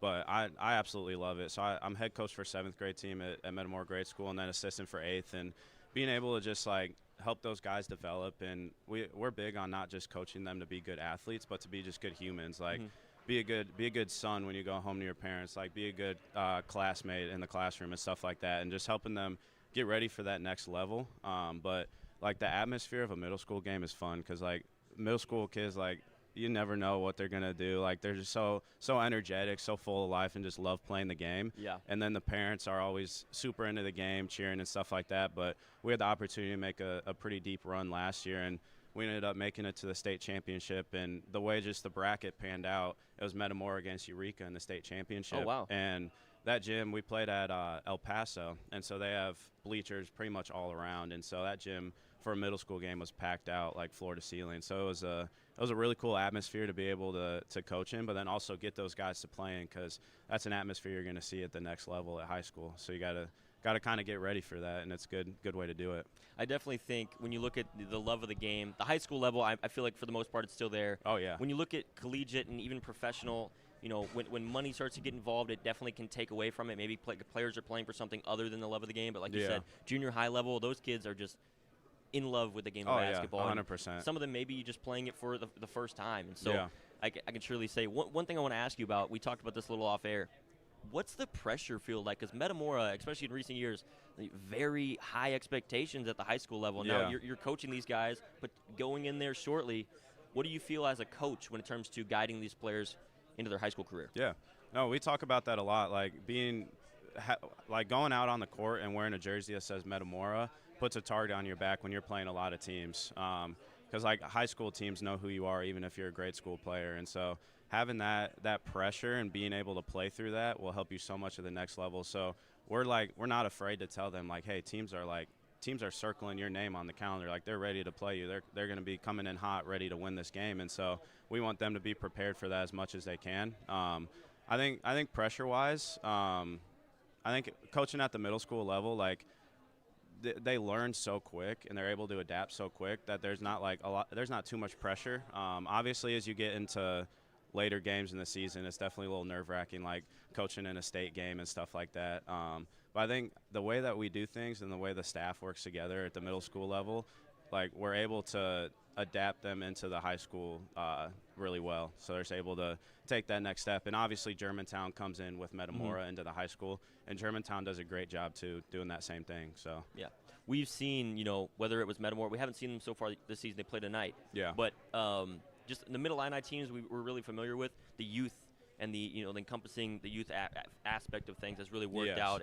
And years past, I know last year some of the guys that graduated from junior high and moved up, the freshmen, had a big impact on the team. I'm pretty sure for Metamora there was a starter. Yeah, Brady Jones. Brady Jones. Yep. So I know he was the name that a lot of people were talking about last year as potentially the future of Metamora. Yeah. I'm sure there's more kids coming through that are going to be just like that. So if you had to say one thing about this upcoming Metamora game tonight, are there any players you have circled or you think are going to be, maybe for some people watching the game may not be familiar with Metamora, could be have all eyes on them in this game?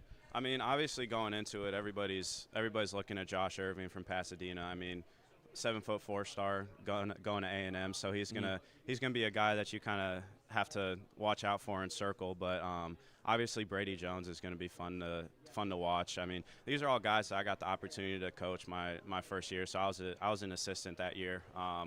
But being able to watch them go from 8th grade to this year, like, they've leveled up so much. I mean, Sam Koch has gotten bouncy. Like, he's throwing down windmills now and just elevating his game. Colin Morrison just plays with a chip on his shoulder and just goes 100% in everything that he does. And so they're a fun young team, and they just have such a high ceiling to go to the next level. So I think those guys will be fun to watch and definitely guys to look out for in the tournament. I surely think so. And you look at the Middle Illini, I mean, Washington boys won last night. Morton boys won last night. This morning, Dunlap was victorious. And so, not saying it's really early in the season, but Metamora might have those same kind of, they feel like everybody else is playing up to a different level right now. And so, in years past, they've had control. They're a really young team. No seniors on this Metamora roster, which is something I think a lot of people may not know. Yeah. But it's going to be interesting to see how they kind of play up to that level and kind of show up in this TOC tournament as well. So definitely.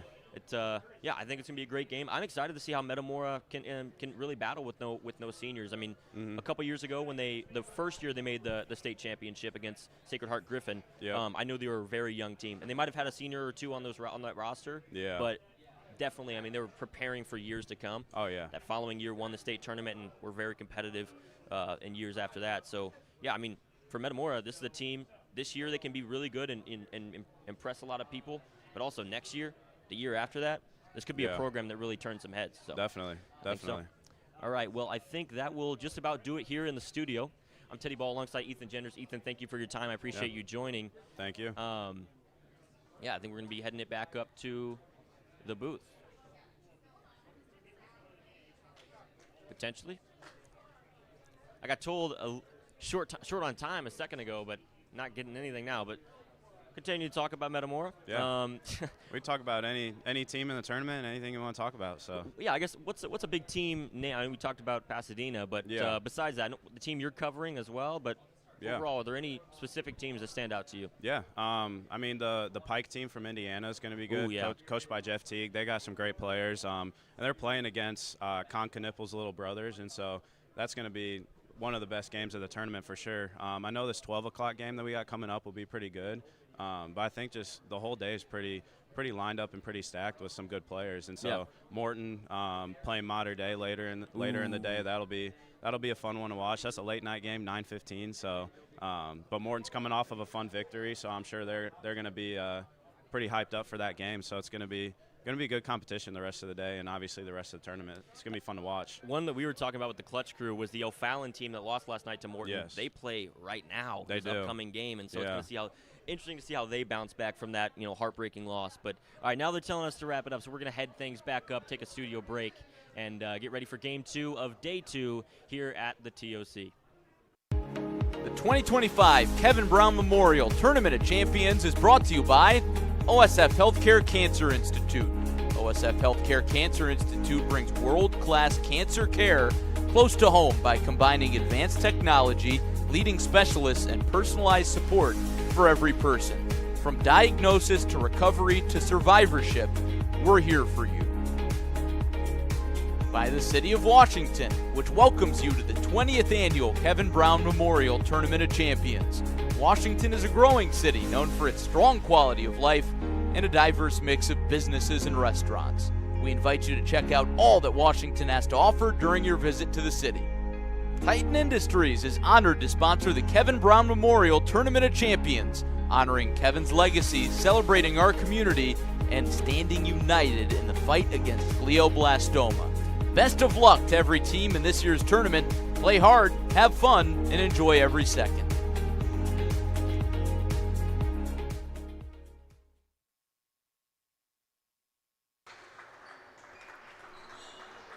And welcome back into Torrey Gymnasium here. We are ready for Game 2 of Day 2 of the Kevin Brown Memorial Tournament of Champions. This game features the Victoria Christian Academy Storm making their second appearance at the Tournament of Champions.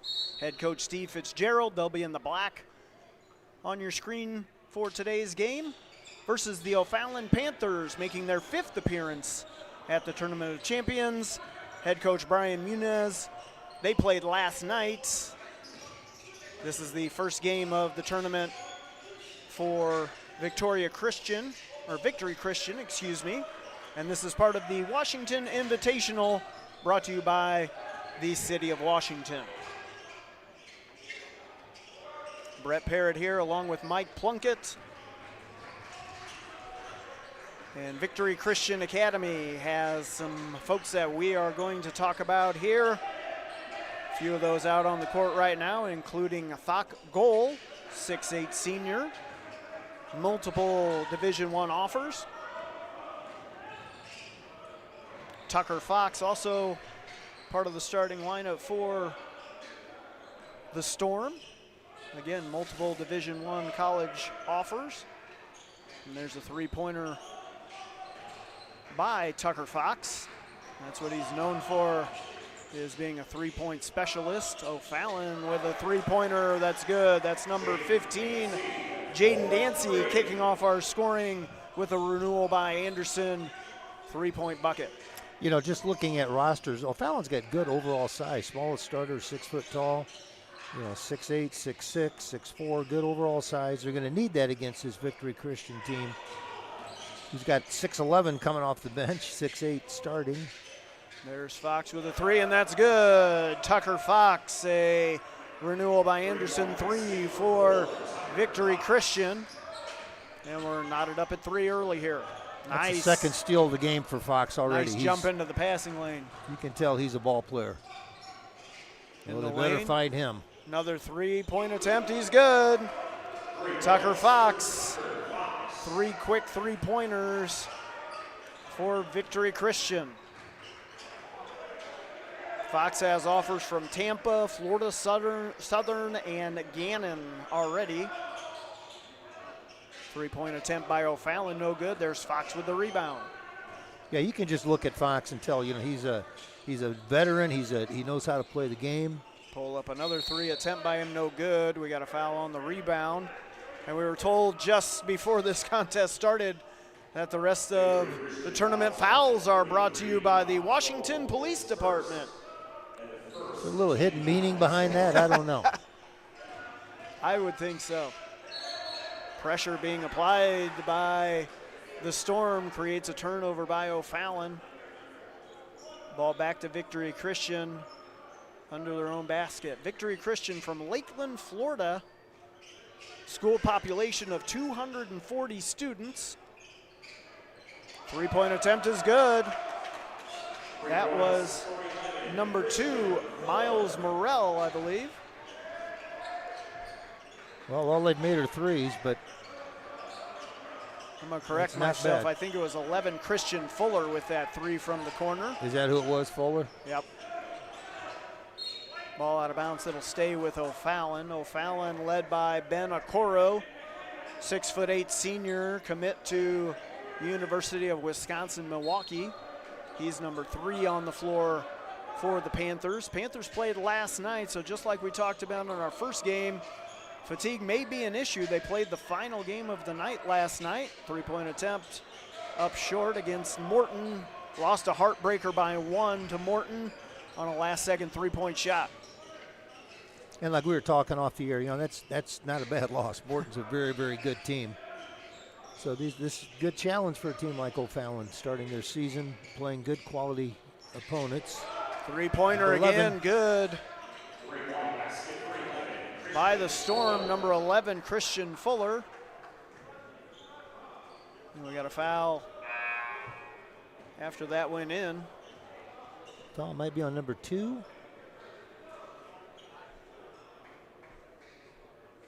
Looks like Victory Christian is attempting lots of pressure here early on in the contest, make it tough for O'Fallon to work it up the court. Yeah, just full court man-to-man, but it's just going to make their guards have to work over the course of the game. That's Okoro in the corner, spins into the wing, out to 15. That's Jaden Dancy, no good with the 3. Another attempt by O'Fallon, no good. Rebound to the Storm. That's number 11, Christian Fuller, dribbling out top. He's already hit a couple of threes for the Storm. Now they try to get it inside, kick out to Fox, also with a couple of early threes for Victory Christian. This time he drives in the lane, scoop up and score. Tucker Fox 8 early points. Early. And that's going to cause head coach Brian Muniz of O'Fallon to call an early timeout here in the contest. This timeout, a power-up timeout, brought to you by Enercon Engineering, celebrating 50 years of keeping communities powered. Enercon delivers cutting-edge industrial control panels, low and medium voltage switchgear, and genset packaging. Ready to power up your career? Visit enerconpower.com and engineer your future with Enercon. Yeah, you know, you look at the start of this game, and it's, you know, they've got Bay being Victory Christian Academy. they've got 14 points, and goal hasn't scored yet. It's been mostly Tucker Fox, but if you got a guard that can break down the defense, if you go to help on him, you're going to free up your three-point shooters. If you don't, he's going to be able to score around the basket. So I think O'Fallon, Coach Howe just looked at it and said, you know what, Coach Muniz looked at it and said, we've got to get something done here to stop that penetration, or we're not going to be able to get to the shooters at all. So they do a little better job of right there, make him give the ball up a little bit early. And checking in on that timeout for Victory Christian, another one of our focal points for that team. TJ Obeyday, a 6'5 junior, number 34. He's got an offer from Holy Cross. And he's coming off the bench. I was just going to say, that's a pretty nice luxury to have when you got a guy like that coming off the bench who's a D1 prospect. O'Fallon and look with who he's the ball. guarding. Yeah, guarding the point guard out there. Number 11 into the game, Maddox Blaha for O'Fallon. He gets the ball into the corner, three-point attempt. Pass. A little bit strong, no good. O'Fallon gets the rebound off the tap, up, and we got a foul on the play. Fouls brought to you by the Washington Police Department. Number 23, Eddie Jackson for O'Fallon will go to the line to shoot two. Must have been Officer Taylor, who I heard in one of the halftime interviews last night from our Washington Police Department, getting those fouls sponsored. That's very nice of them to do that. Maybe Officer Westbrook, too, our school resource officer here at Washington Community High School. Second attempt, no good. Very good police department here in Washington. I do know that. Got foul on the drive there coming up against O'Fallon. That's going to be on 23, Jackson. Victory Christian to inbound on the side. Victory Christian has now brought in their 6'11 sophomore, Eric. Nice backdoor cut there and a basket for Christian Fuller, who's off to a good start in this game. Fuller's got 8 early points along with Fox. He's a 6'1 junior. Well, Fallon's just got to see one. Yeah, there's a foul there. Just got to see something go in the basket for him. Foul coming up against Tucker Fox for the Storm. Ball out of bounds underneath for O'Fallon. Checking in for O'Fallon, number 4, Lawson Bynum, a 6'6 senior. There's a Coro. Again, top player for O'Fallon with the ball out top. He's number 3. That's Jackson, 23, with the ball now out top. Gets it inside to Bynum. Good ball movement right now by the Panthers. Driving to Leno Coro, nowhere to go. Shot clock expiring. Back down the floor for the Storm. Tried to feed it inside there. I was wondering what that noise was because we haven't seen a shot clock violation yet. A couple of check-ins for the Storm. Again, they bring a pretty lengthy bench into this contest. Sure do. Nice move inside, thrown up there by number 20, Arik. 6'11 sophomore. He'll go to the line for 2.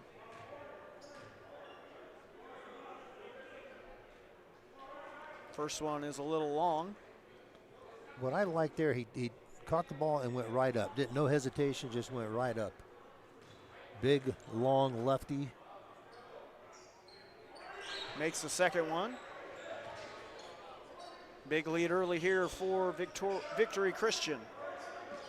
O'Fallon trying to answer here.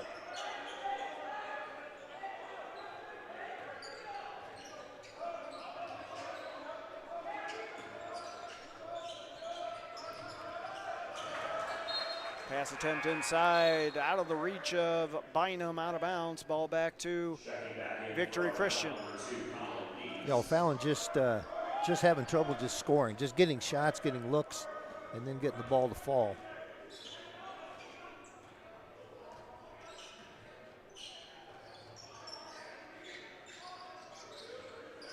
Out top for the Storm. This is Obede with the ball, now into the corner. Picking up a screen out top. This is number 2, Miles Morrell. He's going to drive in the lane, kick out, 3 attempt up. Rims off, no good. Ball battered around and able to be tracked down by the Storm. 3-pointer from the right wing. A little strong, no good. Rebound by the Panthers. Maddox Blaha brings it up. 3-point attempt. Strong, no good. That was Okoro. There's Calvin Dees with the rebound. Okoro in the corner. Nice pump fake. Yeah, they Finds an just got to opening. get him going. No good. Gets his own rebound. Up, no good. Rebound again by the Panthers. Still unable to cash in. Yeah, Okoro had 3 opportunities there, just couldn't get him to drop. 3-pointer by the Storm is good. That's number 2, Miles Morrell. Number 3, Chris Bernard with the 3. Tough to see those red numbers on those black jerseys. That's the third member of the Storm team who's made a 3 so far in this first quarter. That's pretty impressive. Again, all those 3s throughout the week. Brought to you by Renewal by Anderson. Running out of time here in the first quarter. O'Fallon gets a good look. A deep 3, no good. Rebound by Eric, and that'll end our first quarter. The Victory Christian Academy Storm from Lakeland, Florida, with a big lead here at the end of our first quarter. Yeah, that's a pretty impressive first quarter. 20 points is a good amount, but even better, you're holding your opponent to 4. You got a pretty good chance of winning a ball game. You can keep somebody to 4 points per quarter. In between quarters here, we'll recognize a couple of our sponsors, starting with Culver's, a proud sponsor of this year's Kevin Brown Memorial Tournament of Champions, the official pre- and post-game stop for Butterburgers and fresh frozen custard. Culver's strives to make a difference in their community and is giving back in a big way. $1 from every concrete, easy for me to say, mixer purchased this week will be donated back to the fight against glioblastoma. Stop by one of their 5 locations in Washington, East Peoria, Morton, or Peoria, and let Scoopy know that we sent you. I bet when you go through that drive-through and order, you'll get concrete pronounced right. They've got good food. That's a good. As a resident of Washington myself, we love Culver's in town. It's one of my favorite spots to go to in Peoria, that's for sure. Second quarter beginning here in our Washington Invitational contest between the Victory Christian Academy Storm and the O'Fallon Panthers. The Washington Invitational brought to you by the City of Washington. O'Fallon in the white, inbounds to begin the second quarter. Brett Parrott along with Mike Plunkett here bringing the action. Day 2 of the Kevin Brown Memorial Tournament of Champions. O'Fallon turns the ball over. This is Tucker Fox into the corner in the lane. Up with the left hand, good. That's number 32, MJ McCullough. Another big body. For the Storm. And almost a turnover there on the inbounds pass. Tucker Fox working hard for the Storm, knocks it away. Inbound on the side to O'Fallon. Yeah, the Storm just keep coming at you with big physical bodies. But, you know, the guards, Fox and Fuller, 16 points between the 2 of them. That's pretty impressive.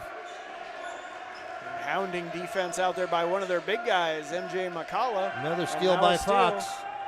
Fox goes up for an easy layup. I see why Fox is getting interest. He's a good player, both ends of the floor.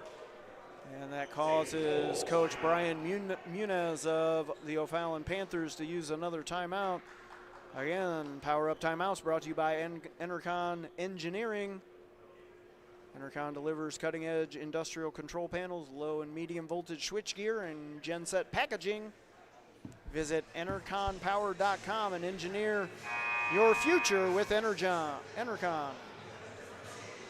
We'll give a shout out to Keps. Keps is the official pre- and post-game spot of the Kevin Brown Memorial Tournament of Champions. Stop in for great food, drinks, and fun in a family-friendly environment. Keps is definitely family-friendly. Visited there many times, and that's what this tournament about as well. I see many youngsters already in the building here. I just Probably think of the will same be here thing. all day and night. Yeah, when you said that, what a great thing for kids to do. You got time off school now. You can come and see the good games, but also they look up to these players. I love the autograph sessions they have. The whole family atmosphere is tremendous. And you never know, the autograph you get, you may be watching that guy playing in the NBA in a few years. Absolutely. Another three-pointer is good by the Storm. Boy, that was Fuller again. It's his third. We got a foul on the press there by Victory Christian. Well, Fallon got a good look last time down the floor, just couldn't drop. They're going to get back into this game. They're going to have to get some of those shots to fall. Yeah, they have to, because right now the Storm shooting the ball very well. And when you're shooting this well and you're not giving up anything, that's going to be a big hole for O'Fallon to dig out of. But they got time. If you're going to be down early. Just got to watch one go in. You got a whistle away from the ball here. I think that's a foul against the Storm. Is that 32? Yes. First foul against McCullough.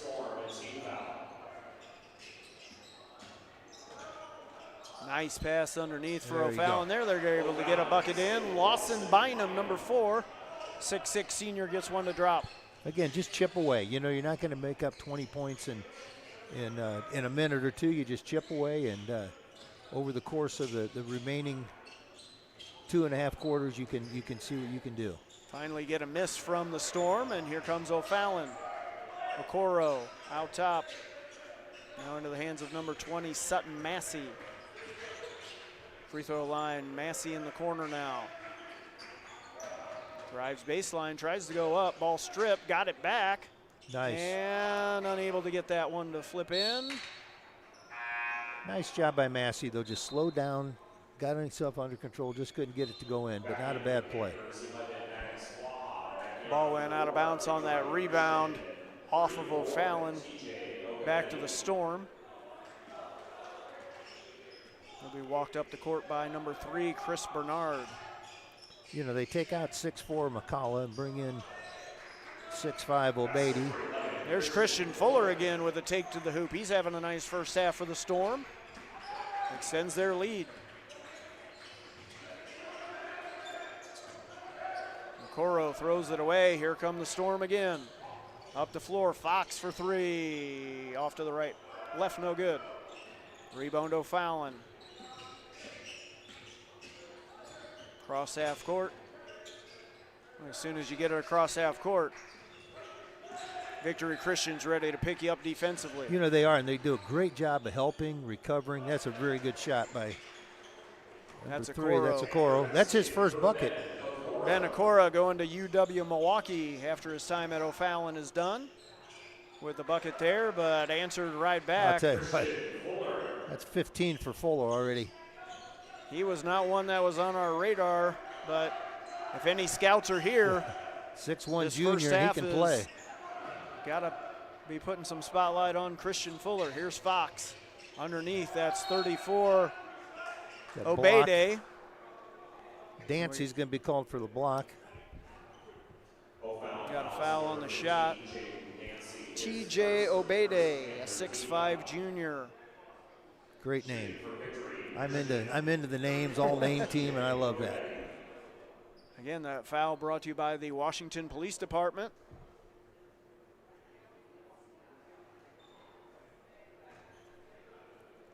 TJ Obade, offer from Holy Cross as just a junior. Probably many more will come his way throughout this season. Misses the first one. Several subs checking in for both teams, including Eric, a 6'11" junior. That's number 20 there for Victory Christian. As Obade makes the second, extends the Storm lead. Number 11, Maddox Blaha brings it across. Okoro for the Panthers. Swinging around the outside, 3-point attempt is short, no good. There's Eric with the rebound for the Storm. Yeah, besides being 6'11", long arms, and nobody else is going to get that rebound. And there's Obede spinning into the lane with a nice move for two. They just have a lot of options who can score. I just like their intensity on the defensive end. They're guarding, they're talking, they communicate. Playing a zone right now. O'Fallon's going to have to make some from out. They try, no good. Eric with the rebound. This is Christian Fuller. Ball knocked away. That's a Coro. Coro for the Panthers. Takes it in the lane. Meets the 6'11" Eric. Kicks it out. Ball knocked out of bounds. Last touch by the Storm. And right there you can just see what the Storm can do, because O'Fallon did a great job moving the ball and still get a deflection, get a hand. They're just long. They're active. Their guards are very aggressive. Coro out top for the Panthers. Into the corner. That's Massey. Now they get it on the post. Oh, nice move on the post, but that's a foul. As number 4, Lawson Bynum goes up, we got a foul on the play. That foul brought to you by the Washington Police Department. And that will send number 4, Lawson Bynum, to the line for two. Bynum, a 6'6" senior for the O'Fallon Panthers. Yeah, he's a nice-looking young man. Good athletic body. And he rolls the first attempt in. Again, Very, O'Fallon very trying active. to peck away at this big lead that's been amassed early by Victory Christian. Mostly off the backs of three-pointers by Tucker Fox and Christian Fuller. Second one up for Bynum is good. You know, O'Fallon just got to find a way to get a couple stops here. You're not going to get any kind of run, anything going on here without playing good defense and getting a rebound. And there's Fox for the Storm. There's a start. stop. Rebound by Bynum. He's going to start to bring it up himself. Off to Massey into the lane. Nice Good pump move. fake. And we got a foul coming up, brought to you by the Washington Police Department. That foul's going to be on number 20, Eric. And that's going to send Sutton Massey, a 6'4" junior, to the line for the O'Fallon Panthers. This is a good way to make up some ground as well. You get some fouls, you get yourself to the line, get some points with the clock stop. Really good play by Massey. You just know the guys are going to try to block your shot, give them the shot fake. If they block it, they block it, but chances are you're going to get a foul. Pick up 2 points, no time off the clock. And again, just chip away, one stop at a time. And he does cash in that second. 34-12 our score right now. Victory Christian Storm have the ball inside. That's McCullough, goes up, he's fouled and one. Strong move. Number 32, MJ McCullough, 6'4" senior, powers it up to the basket. He'll go to line for a three-point play. Second foul on Okoro, but I don't know that they can afford to take him out. McCullough at the line, left-handed shooter. And he makes the end of the three-point play. McCullough, yeah, very powerful body inside there for the Storm. Yes, he is. Reminds me of a Charles Barkley type body. Not that tall, but you know he's going to be able to work inside. Nice backdoor cut there. We got a foul coming up. A Washington Police Department foul. We'll send number 11, Maddox Blaha, to the line for two.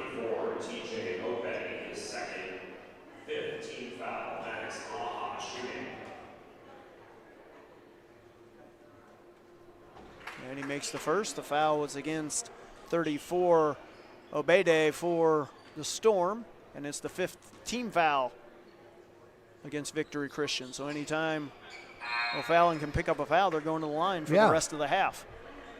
And right now they're 7 for 8 from the free throw line. Half their points have come from the free throw line. So they just got to keep taking the ball to the basket. But again, it's going to start at this end if they're going to make up any ground here.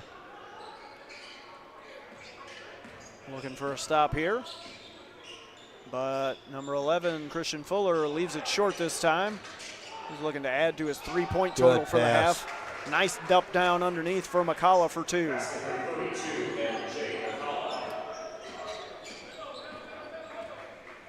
Yeah, they've got size, but they've got really good guards. It's a good combination to have. It really is. It's still, high school basketball is still a guards game. The team with the best guards, most effective guards usually will win the games. Skip pass here. As O'Fallon not in any hurry, it doesn't look like. Gets Bynum at the free throw line. Nice step back jumper by Lawson Bynum. And as they bring it up the court, the head coach for Victory Christian, Steve Fitzgerald, is going to take a timeout. He wants to set something up for the end of the half here.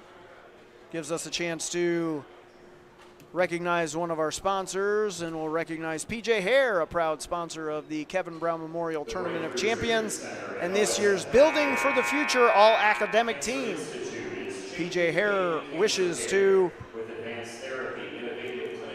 extend good luck to all the teams and cheer them on as they play for a cure for glioblastoma. This is all part of our Power Up Timeout. Again, brought to you by Enercon Engineering.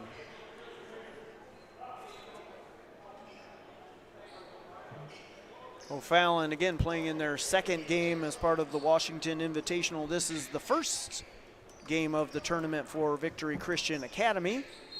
We'll see them throughout the week. But they're looking very impressive thus far. Here we go. Oh. Great inbounds play there. Sure was. Dunk unsuccessful by Morrell. Off the backdoor cut. Could have had our first Martin Tech dunk of this game. Instead, we have a turnover, ball back to O'Fallon. Again, trying to... Was that Morrell who missed that dunk? 5'9" junior. Yeah, and they run a play to him. That's pretty impressive. He had plenty of height, just he couldn't sure get it to did. drop. O'Fallon the ball high post. That's Okoro who backs it out. At the elbow again, this is Bynum. He made one there a second ago. This time rolls it out. Rebound by 33. That's Thought Goal, one of the highly recruited prospects for the Storm. Yeah, he hasn't scored, and they're up to 23 points here in the first half. There's McCullough. Nice footwork down on the post. Can't roll it in. Okoro with the rebound. Coming up on halftime here. Dumped down.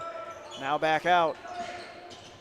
Nice move under the basket, and the layup is good. Calvin Dees. Very nice play for the Panthers. Looks like the Storm might be holding for a final possession here of our first half.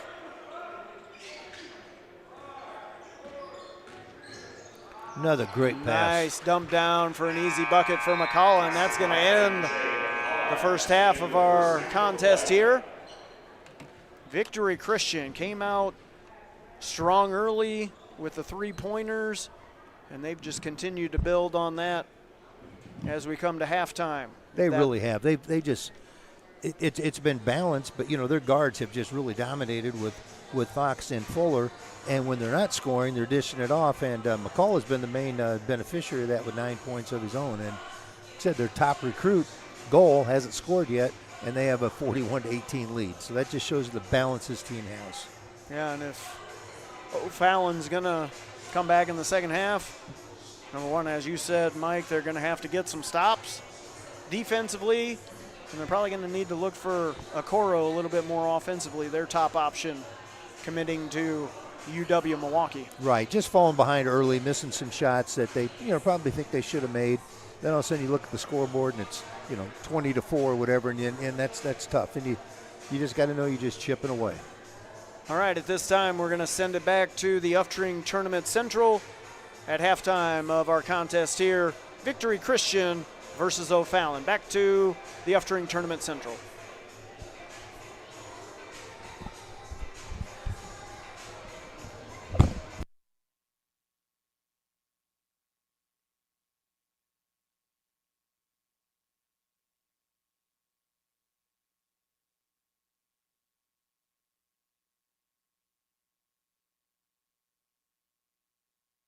and has already begun groundbreaking clinical trials in the area.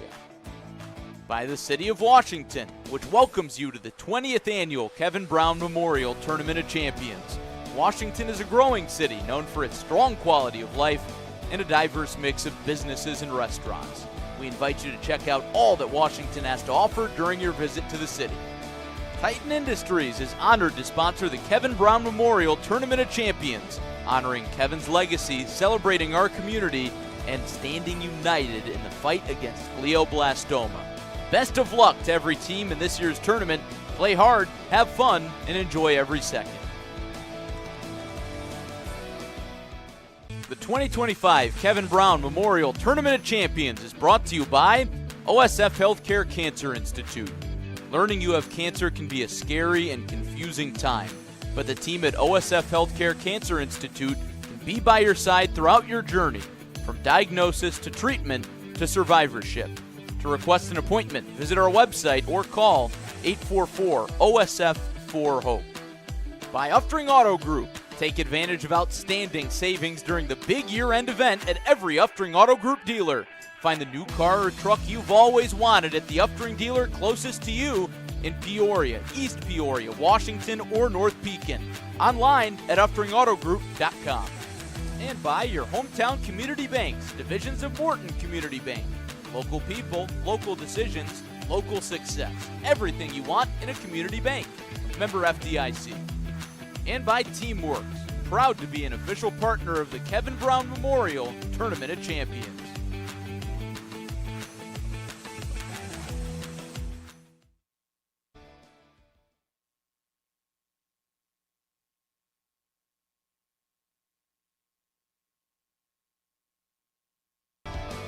The 2025 Kevin Brown Memorial Tournament of Champions is brought to you by OSF Health Care Cancer Institute.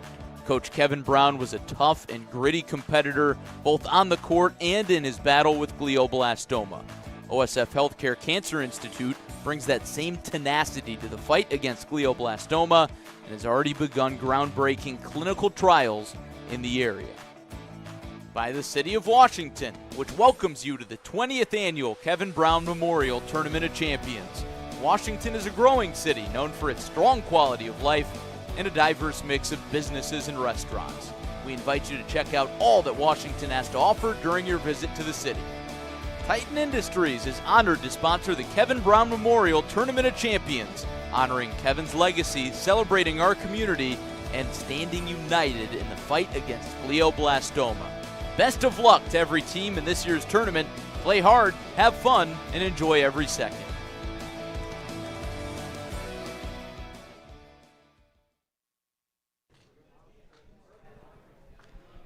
Welcome into Uftring Tournament Central. Joey Wright and Dunlap coach Ryan Julius here with us at halftime. And Ryan, something that surprised me this year, for as long as this tournament's been going on, it's Dunlap's first ever appearance in the TOC, and you get a big win against Kingsville, Missouri this morning. Yeah, I just want to – is this working? Yeah. Oh, we're good? Yeah, thank you. Hey, I just want to say, first of all, thank you to Coach Schimmerhorn and his great staff and everyone that has helped put this great event on. Been coming to it for years. For Dunlap to get an opportunity to play in this, we teamed up with them with a satellite clinic. All the money goes back to glioblastoma research, and to get in this event, 9 a.m. We were practicing at 5:30 the last 2 mornings before school just to kind of get the kids prepped for this type of morning game, kind of like an AAU type morning game. And yeah, as you saw, we really came to play, especially in that second half once we settled in. What do you take away from a win like that? You win by about 15 points against a Kingsville, Missouri team that's going to go back home, and big things ahead of them. The Class 1A state champs last year in the state. How do you size up a win like that? First game of the year, right? So a big 1-0 for Dunlap. Yeah, absolutely. I think last year we struggled out of the gate and it started maybe 0-5, 1-6. I forget exactly, but for us to get off to a great start right before Thanksgiving. Nothing but confidence, right, for the kids, and it was also great that every kid on the bench got a chance to play tonight. So some kids got their first varsity bucket, varsity points in a TOC game, so they'll remember that forever. Great way to start the season, and yeah, great way to get on the big stage here at the Tournament of Champions. And Ryan, we'll leave you with this. Take us inside those clinics. I think I saw some pictures from the satellite clinic you hosted, and looked like a great turnout. And as you mentioned, a great cause, raising money for the fight against glioblastoma. Yeah, Coach Schimmerhorn, Coach E, we call him, great dude, and he said that our satellite clinic got maybe more than anybody aside from obviously host Washington, but we were very pleased with the turnout from our community. Our kids then show up. They help run this clinic, so it's good for the younger kids in the community to get a chance to interact with our players, and they're going to be future Eagles. And the girls program under Coach Metzger, they came along and helped as well. So it's just great. It's a win-win for everybody. And then, as you saw, we were presented with that check, which we actually presented to them and Roger before the game, and that's really what it's all about. It's bigger than basketball, and everything Coach Brown has done here in solidifying Washington as a powerhouse in the Central Illinois area. We're just blessed to be here and happy to be a part of this event. And we're honored to be a part of it as well, raising money and awareness for the fight against glioblastoma all week long. You can go to kbstrong-fightingthefight.org to learn more. And stay tuned to our broadcast. We'll talk with all kinds of people, volunteers, coaches, players here at Washington who are very involved in that cause. Ryan Julius, Dunlap head coach, with us. The Eagles a big 1-0. Ryan, we'll look forward to covering you guys the rest of the way. Good luck this season. Yeah, and we appreciate everything you guys do. You do great work here at Clutch Sports. So thank you, and happy Thanksgiving. Happy Thanksgiving to you as well. Ryan Julius with us in Uftring Tournament Central. We'll take a break and go back to the gym. It's halftime. The 2025 Kevin Brown Memorial Tournament of Champions is brought to you by OSF Health Care Cancer Institute.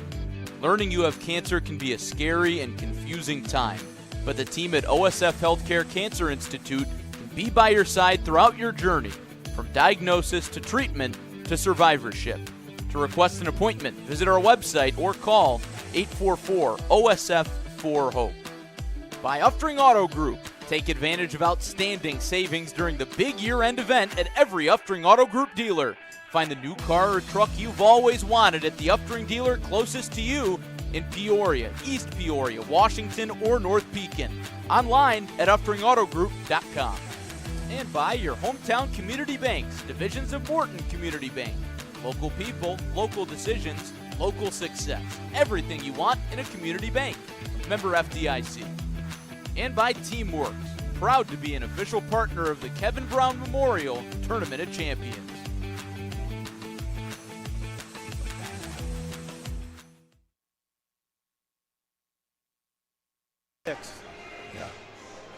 Back inside Torrey Gymnasium here at Washington Community High School for the second half of Game 2 of the Kevin Brown Memorial Tournament of Champions on Day 2.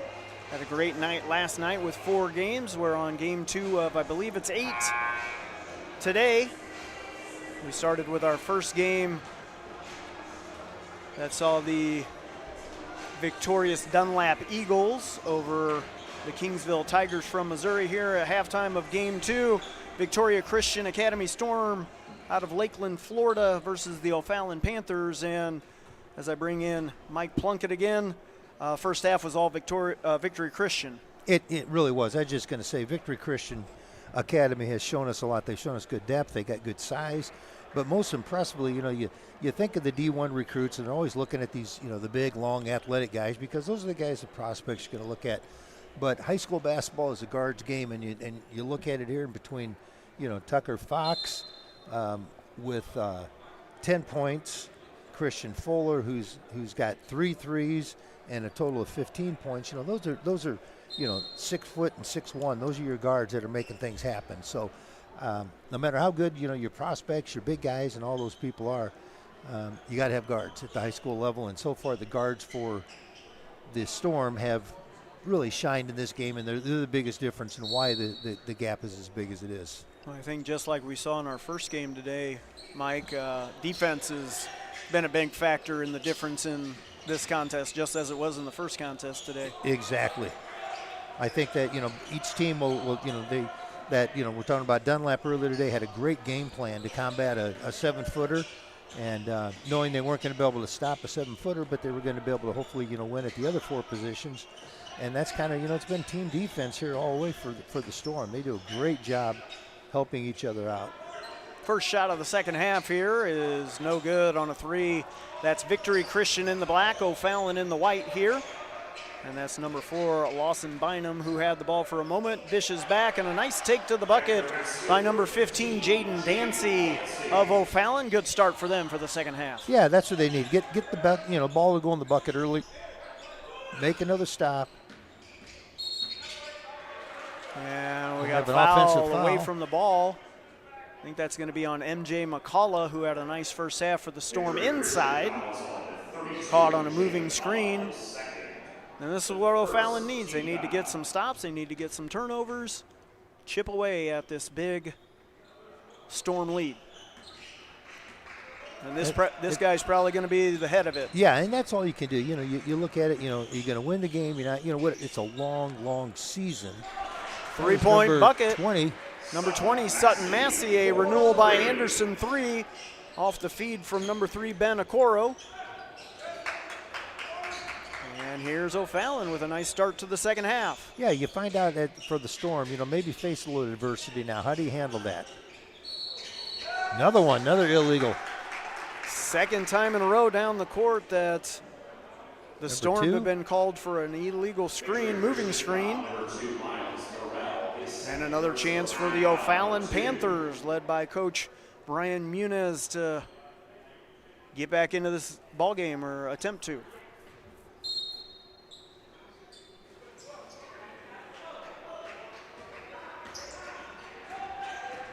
That's number 23, Eddie Jackson, with the ball for the Panthers. Taking in the lane, draws 3, kick out to Bynum. See O'Fallon trying to cut to the basket. This time down the floor, Victory Christian doing a nice job of cutting them off. Tried to go to the high post, picked off by Fox. Fox to the basket, left hand counted, and he's fouled.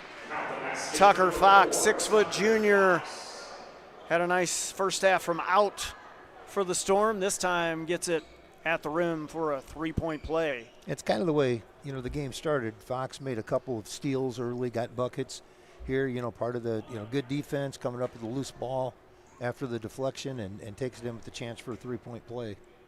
Fox with some D1 offers from teams down in Florida, Florida Southern, Tampa. He finishes off that 3-point play. Back comes O'Fallon. That's Massey out top. Jackson drives in the lane. Pull up jumper, no good. Rebound by the Storm.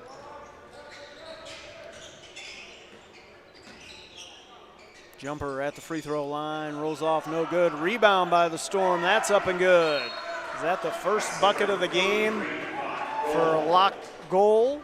It might be. Yes. He might have had one in the first half, but I think it was. No, that's his first. Yeah, that's another one of those highly touted players for the Storm. But you know what? They didn't need him. They didn't need him to score because everybody else was getting the ball in the basket. That's true, and that draws a timeout here. Again, a power-up timeout brought to you by Enercon Engineering. Celebrating 50 years of keeping communities powered, Enercon delivers cutting-edge industrial control panels, low and medium voltage switchgear, and genset packaging. Ready to power up your career? Visit EnerconPower.com and engineer your future with Enercon.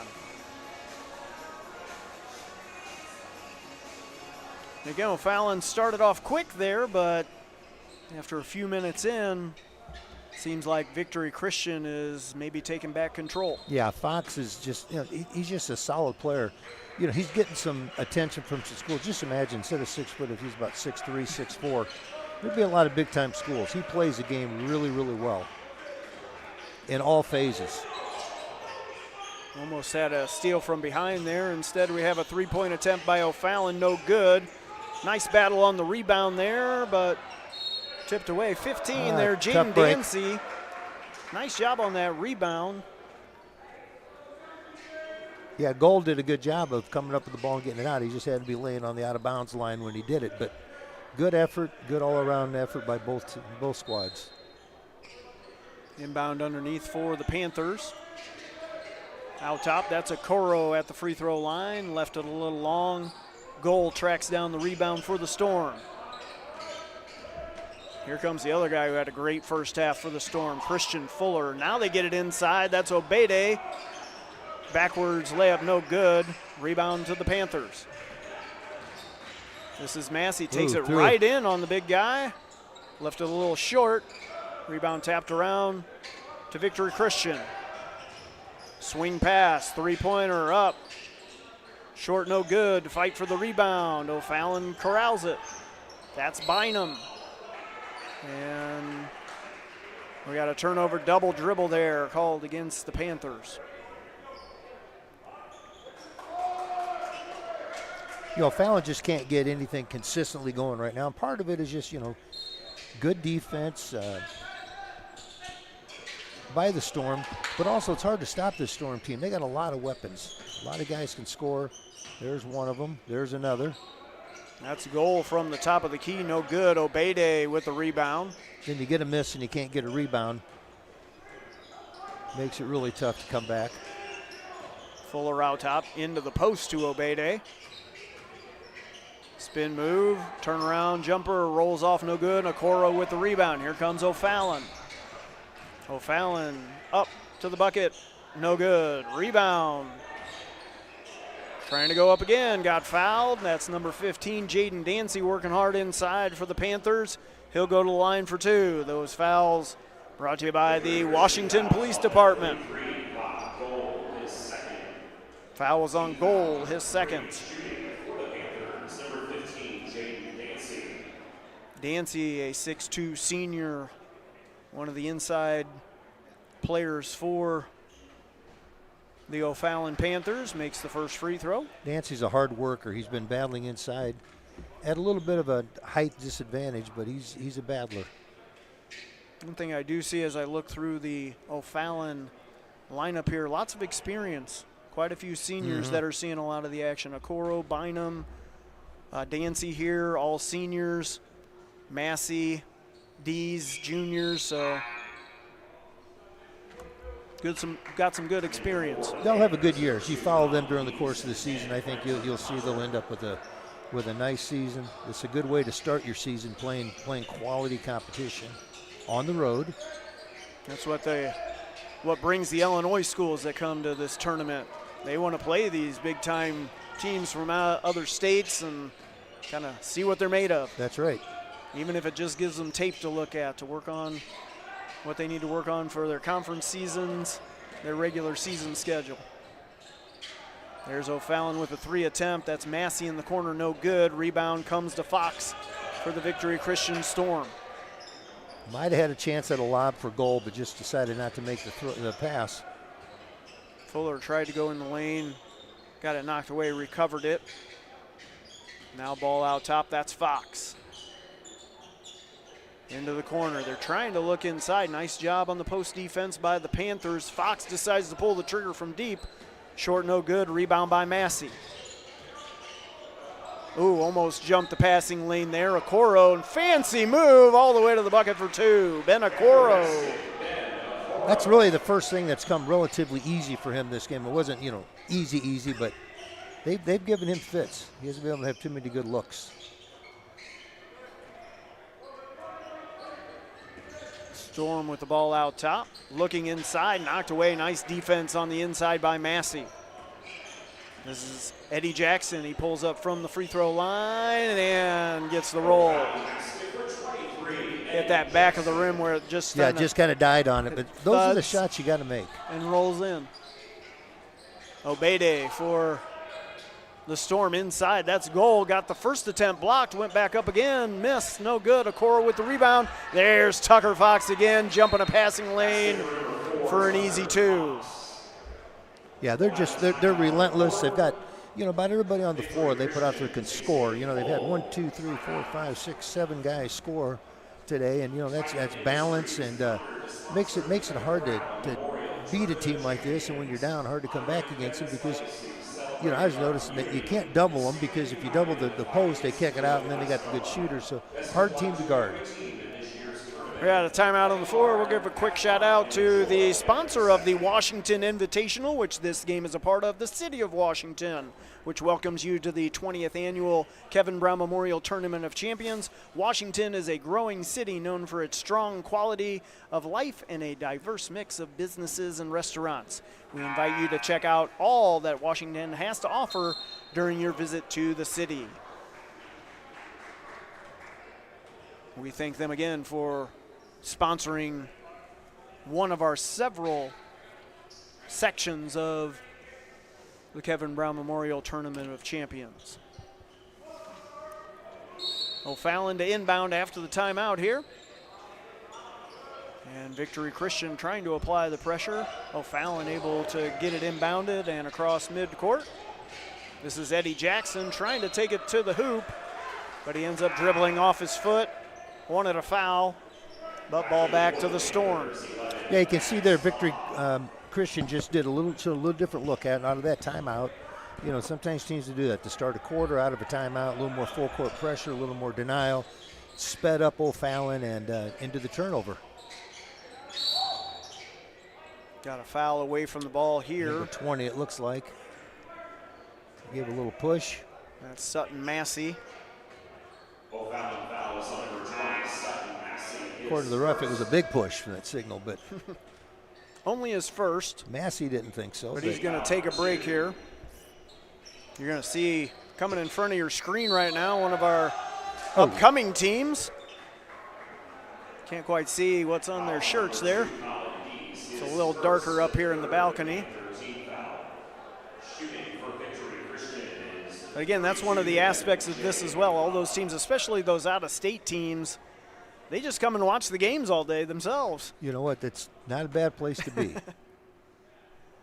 This is MJ McCullough. He's put himself together a really nice game. Nice out-of-bounds play. They threw it up high to Eric, who then threw a bounce pass into McCullough, who posted up on that out-of-bounds play, got fouled, made both free throws. And here comes the pressure again from the Storm. They do get it inbounded. There's a bullet pass there on the inbound by Okoro. And now just very active hands again by Fox. Seems to me like O'Fallon the last couple of times down got guys doing a little bit too much dribbling. Exactly. Big no-no against that press. You want to move the ball by the pass. And you got to know that, you know, if they're coming, you know, from the weak side. If you can't see them with the ball, you gotta just expect somebody coming from that backside, try to poke the ball away. O'Fallon was able to retain possession, get it into the corner, dribble out. This is Okoro out top.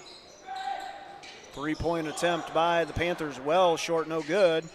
Rebound by the Storm. I think that was a goal with the rebound. Drive into the lane, kick out. Screen coming up. Nope, that's Eric. Eric, another one of the tall, skinny forward center types for the Storm. Yeah, and he's just a sophomore. So you wonder, is he a 16-year-old kid out here at that size? Nice take to the bucket right there. That's Calvin Dees for the O'Fallon Panthers. Yeah, his second bucket of the game.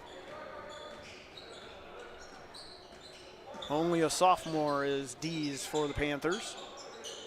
There's Fox from out top. Three-pointer is good. Tucker Fox, another three-pointer for the Storm. You just kind of think when he gets it in rhythm like that, there's a pretty good chance that ball's going in.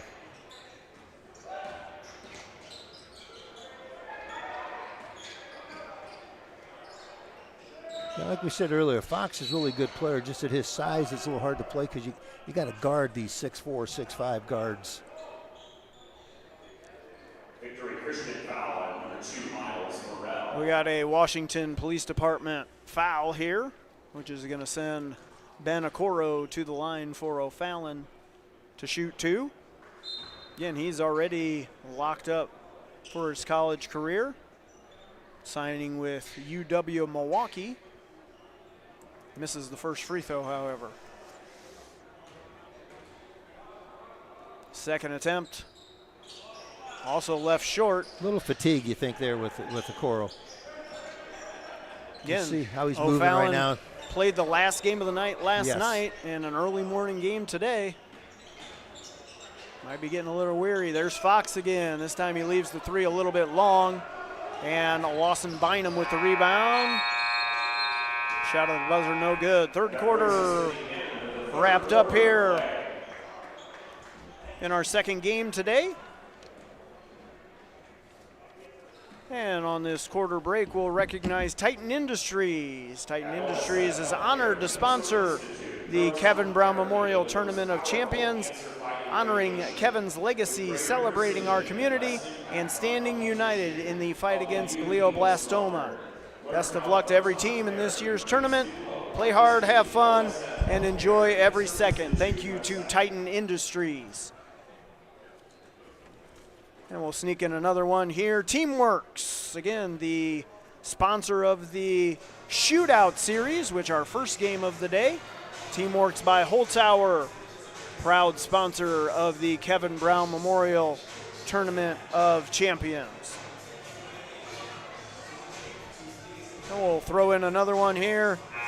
We'll recognize Keps again. Keps, the official pre- and post-game spot of the Kevin Brown Memorial Tournament of Champions.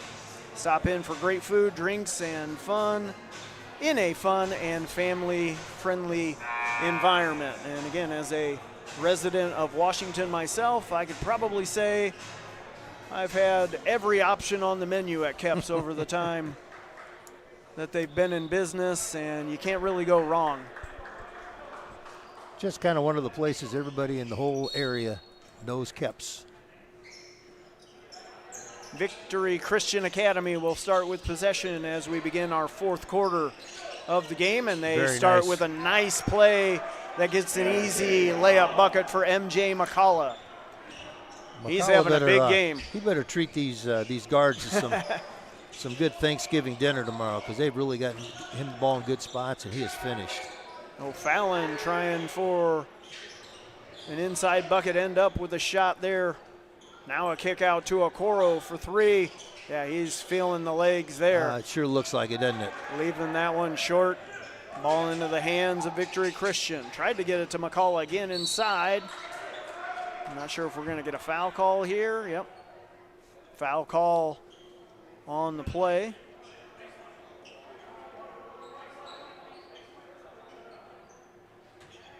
That went against O'Fallon. Ball out underneath to Victory Christian. Having trouble getting it in. Finally throw it up. Almost a turnover. Goes into the hands of Eric. Throw it up high to the big guy. McCullough in on the post. Guarded by Okoro. Goes up. Left hand is good. He's had a really, really good game. He's got nice footwork down there on the post. Back comes O'Fallon. Three-point attempt. Strong, no good. Fight for the rebound. Out of bounds. Will stay with O'Fallon. You can see number 20, Sutton Massey, who's about to take it out, clapping up, saying, come on, guys. We got some game to play here. Well, and again, it's early in the season. Let's see what your team is made out of. It's been a struggle today. You lost a tough game last night. It's been a struggle today. Probably a little fatigue. Plus, you're playing a really quality opponent.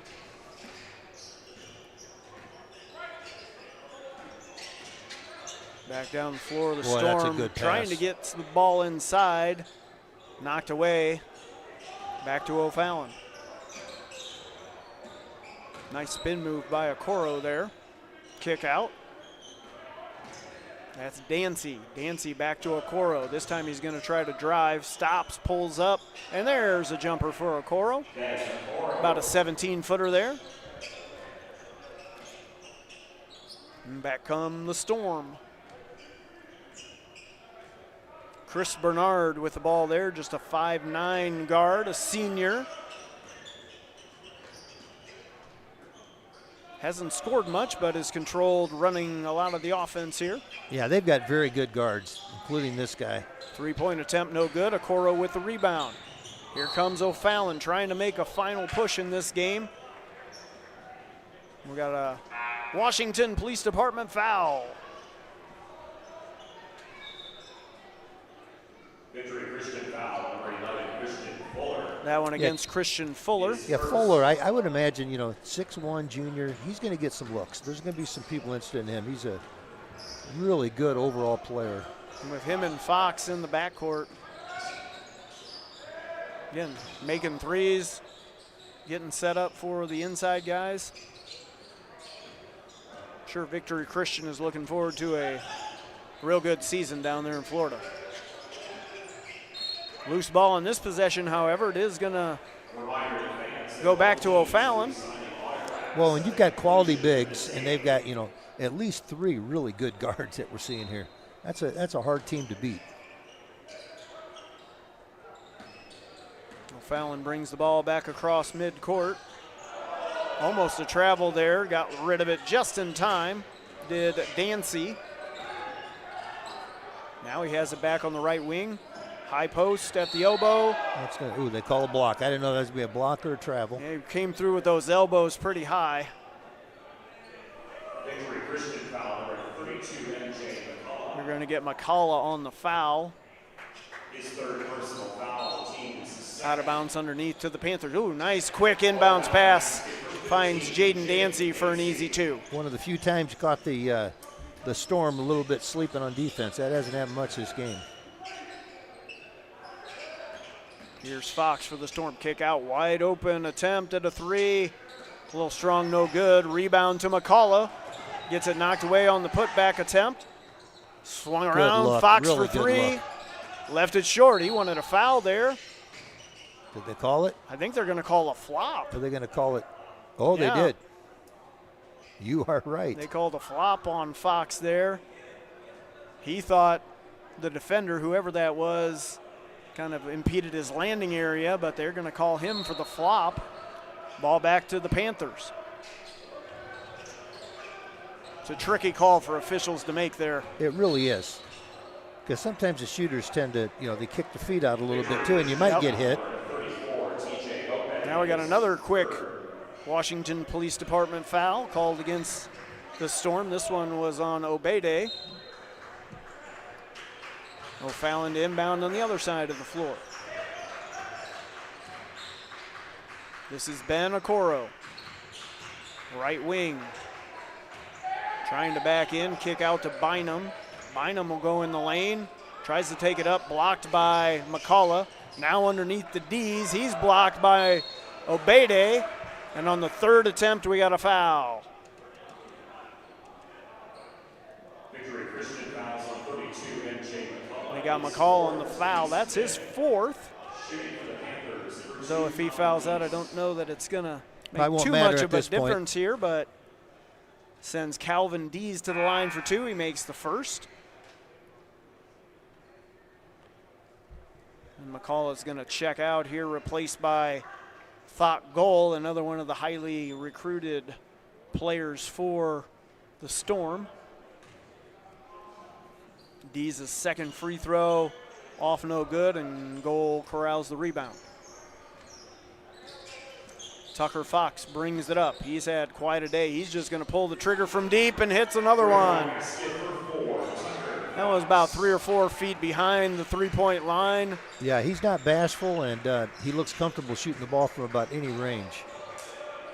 And now we got a turnover. This is up to the other one who's had a great game. That's Christian Fuller with an up and under layup. Yeah, he's going to get some attention. He is really a good player. And with still another year to play, too. Yes. Only a junior. And he's unselfish. He's scoring a lot of points today, but he's giving the ball up a lot. And both these guards really guard people. Trying to get it to Bynum at the high post, knocked away. This is Obede on the breakout. Layup is good, and a foul. 3-point play coming up for TJ Obede. 6'5" junior will go to the line to try to cap off the 3-point play. Fouls by the Washington Police Department. And we got another timeout, an Enercon power-up timeout, brought to you by Enercon Engineering. Once again, celebrating 50 years of keeping communities powered, Enercon delivers cutting-edge industrial control panels, low and medium voltage switchgear, and genset packaging. Are you ready to power up your career? Visit EnerconPower.com and engineer your future with Enercon. Let's do another shout out to Create a Scene, Countryside, and Laser Electric. All proud sponsors of this year's KBM TOC. Create a Scene, Countryside, and Laser Electric. Another shout out to PJ Hare, a proud sponsor of the Kevin Brown Memorial Tournament of Champions and this year's Building for the Future All Academic Team. We wish all teams good luck and cheer them on as they play to raise money for a cure for glioblastoma. And I know PJ Hare also did a lot of the new work that was done to Torrey Gymnasium in the off season since the last time we had the Tournament of Champions. Well, it sure looks beautiful in here too. New floor. Yes. They had to pull out everything underneath the floor before they did that. New bleachers on the bottom half. New air conditioning system, which might block our view a little bit, but it's going to be very welcome in those games where it's a packed house in here, and it used to get a little steamy in Torrey Gymnasium. Another bucket for Bynum for O'Fallon. Yeah, I think the people that are going to benefit from the air conditioning don't really care about our view this week, but that's okay. It's a beautiful gym. This is Miles Morrell with the ball for Victory Christian. Obede, they're trying to get it inside. There's goal, up, right hand, no good. Obede, up, also no good. We're gonna get a foul on the putback attempt. That'll send Obede back to the line for a couple of free throws. A Washington Police Department foul. Sends TJ Obede, a 6'5" junior, to the line. Again, he's got an offer from Holy Cross. Probably many more coming if he has a good season this year. As a junior. If you've already got one as you're beginning your junior year, probably going to get some more interest. That's just it. You think about it. You know, these guys haven't even played up until this week. Haven't played a game of their junior year, and they're getting these offers. So more will be coming. But he's going to have to. You know, he's going to earn it. He's going to have to go out and perform every night. And I like what I've seen here. He just plays hard. Couple of substitutions in between free throws there. Second one up, no good on that one. And rebound to the Panthers. Ben Okoro brings it up the court himself all the way to the free throw line. He's going to pull the trigger, no good. Tap around on the rebound. Comes to the Storm, and here's Obede for a breakout, and it's slam. A Martin Tech slam by TJ Obede. Back down the floor, O'Fallon. This is Bynum on the post. Double team coming, and we got a foul on a reach in. That's going to be on Morrell, I believe. He was trying to sneak in from the backside there and poke it away. Got a little bit too much arm on that. Yep, he fouled out.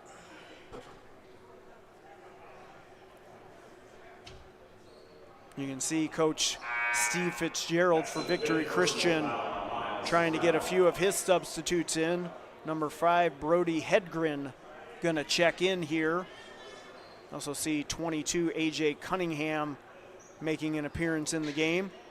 You know, these teams that are part of this invitational, they're gonna play throughout the week. So, yeah, you get a big lead like Victory Christian has.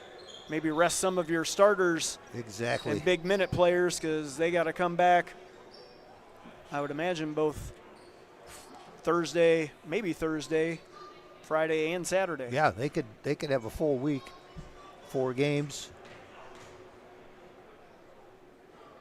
Bynum at the line for O'Fallon. Free throw rolls in, and a sub for Bynum. Coach Muniz doing the same thing here at the end of the game, getting some of his subs in as well. Yeah, Bynum had a good game. 10 points, played hard, did a lot of good things. They just, you know, this is a really good team they're playing. Obede takes it to the rim, no good. Knocked away off himself. Ball to O'Fallon. 21, Bryce Nolden, another sub into the game for O'Fallon. And we got a foul on the drive there. Number 10, Colton Donahue, another sub in for the Storm, picks up a foul. This is going to send number 11, Maddox Blaha, to the line for O'Fallon, shooting. Only a sophomore is Blaha. We saw him some in the first half too, Yeah. so as a sophomore, he's probably going to pick up quite a few minutes for the Panthers throughout the season. Handles the ball well. He stepped up the free throw line, 3 for 4 on his free throws. So that's the kind of guy you want on the floor, going to be able to take care of the basketball, make free throws late in the game for you. And you got to find out what you got early in the year. Winding into the final minute or so here of this contest. Kick out for 3. I think that one was deflected. Ball into the hands of the Panthers. We're going to get a dunk here. A Martin Tech dunk. That's Arik with the slam for the Storm.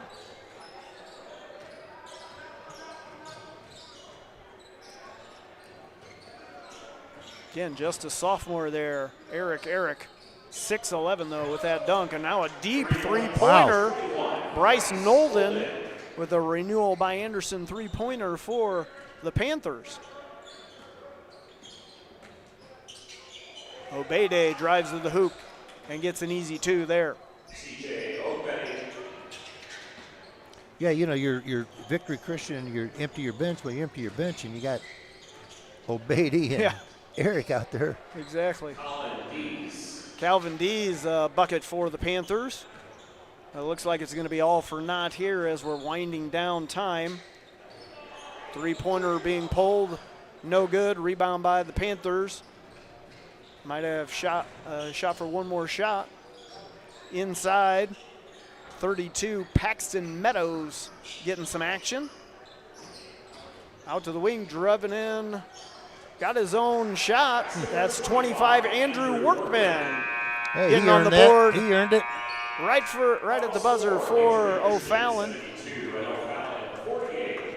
72-48 is going to be our final here. Victory Christian Academy Storm from Lakeland, Florida, making a big statement here in the Washington Invitational, winning their first contest of the week. Yeah, that was a really a good performance by the Storm. They came in pretty highly advertised as having some prospects, but they are a good team from top to bottom. Guards. I thought Fox and Fuller set the tone early, and then the big guys were able to contribute late with some points. But just a good overall effort by Victory Christian Academy. O'Fallon coming off a tough game last night, tired, a little bit fatigued. It's a hard game for them to play. But these games are going to bode well for them for the rest of the season, I'm sure. Just looking at the schedule, next time we'll see these teams here at Torrey Gym. O'Fallon will play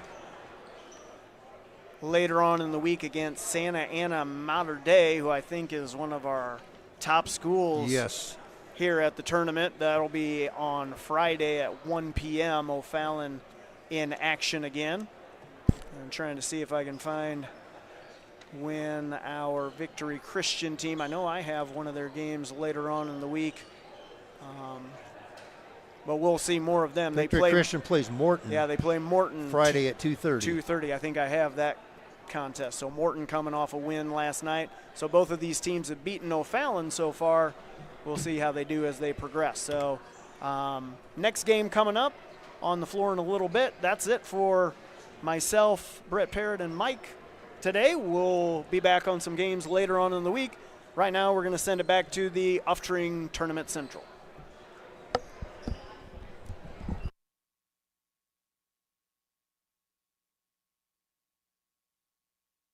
The 2025 Kevin Brown Memorial Tournament of Champions is brought to you by OSF Health Care Cancer Institute. Learning you have cancer can be a scary and confusing time, but the team at OSF Health Care Cancer Institute can be by your side throughout your journey, from diagnosis to treatment to survivorship. To request an appointment, visit our website or call 844-OSF-4HOPE. By Uftring Auto Group. Take advantage of outstanding savings during the big year-end event at every Uftring Auto Group dealer. Find the new car or truck you've always wanted at the Upstring dealer closest to you in Peoria, East Peoria, Washington, or North Pekin. Online at UpstringAutoGroup.com. And by your hometown community banks, divisions of Morton Community Bank. Local people, local decisions, local success. Everything you want in a community bank. Member FDIC. And by Teamworks, proud to be an official partner of the Kevin Brown Memorial Tournament of Champions.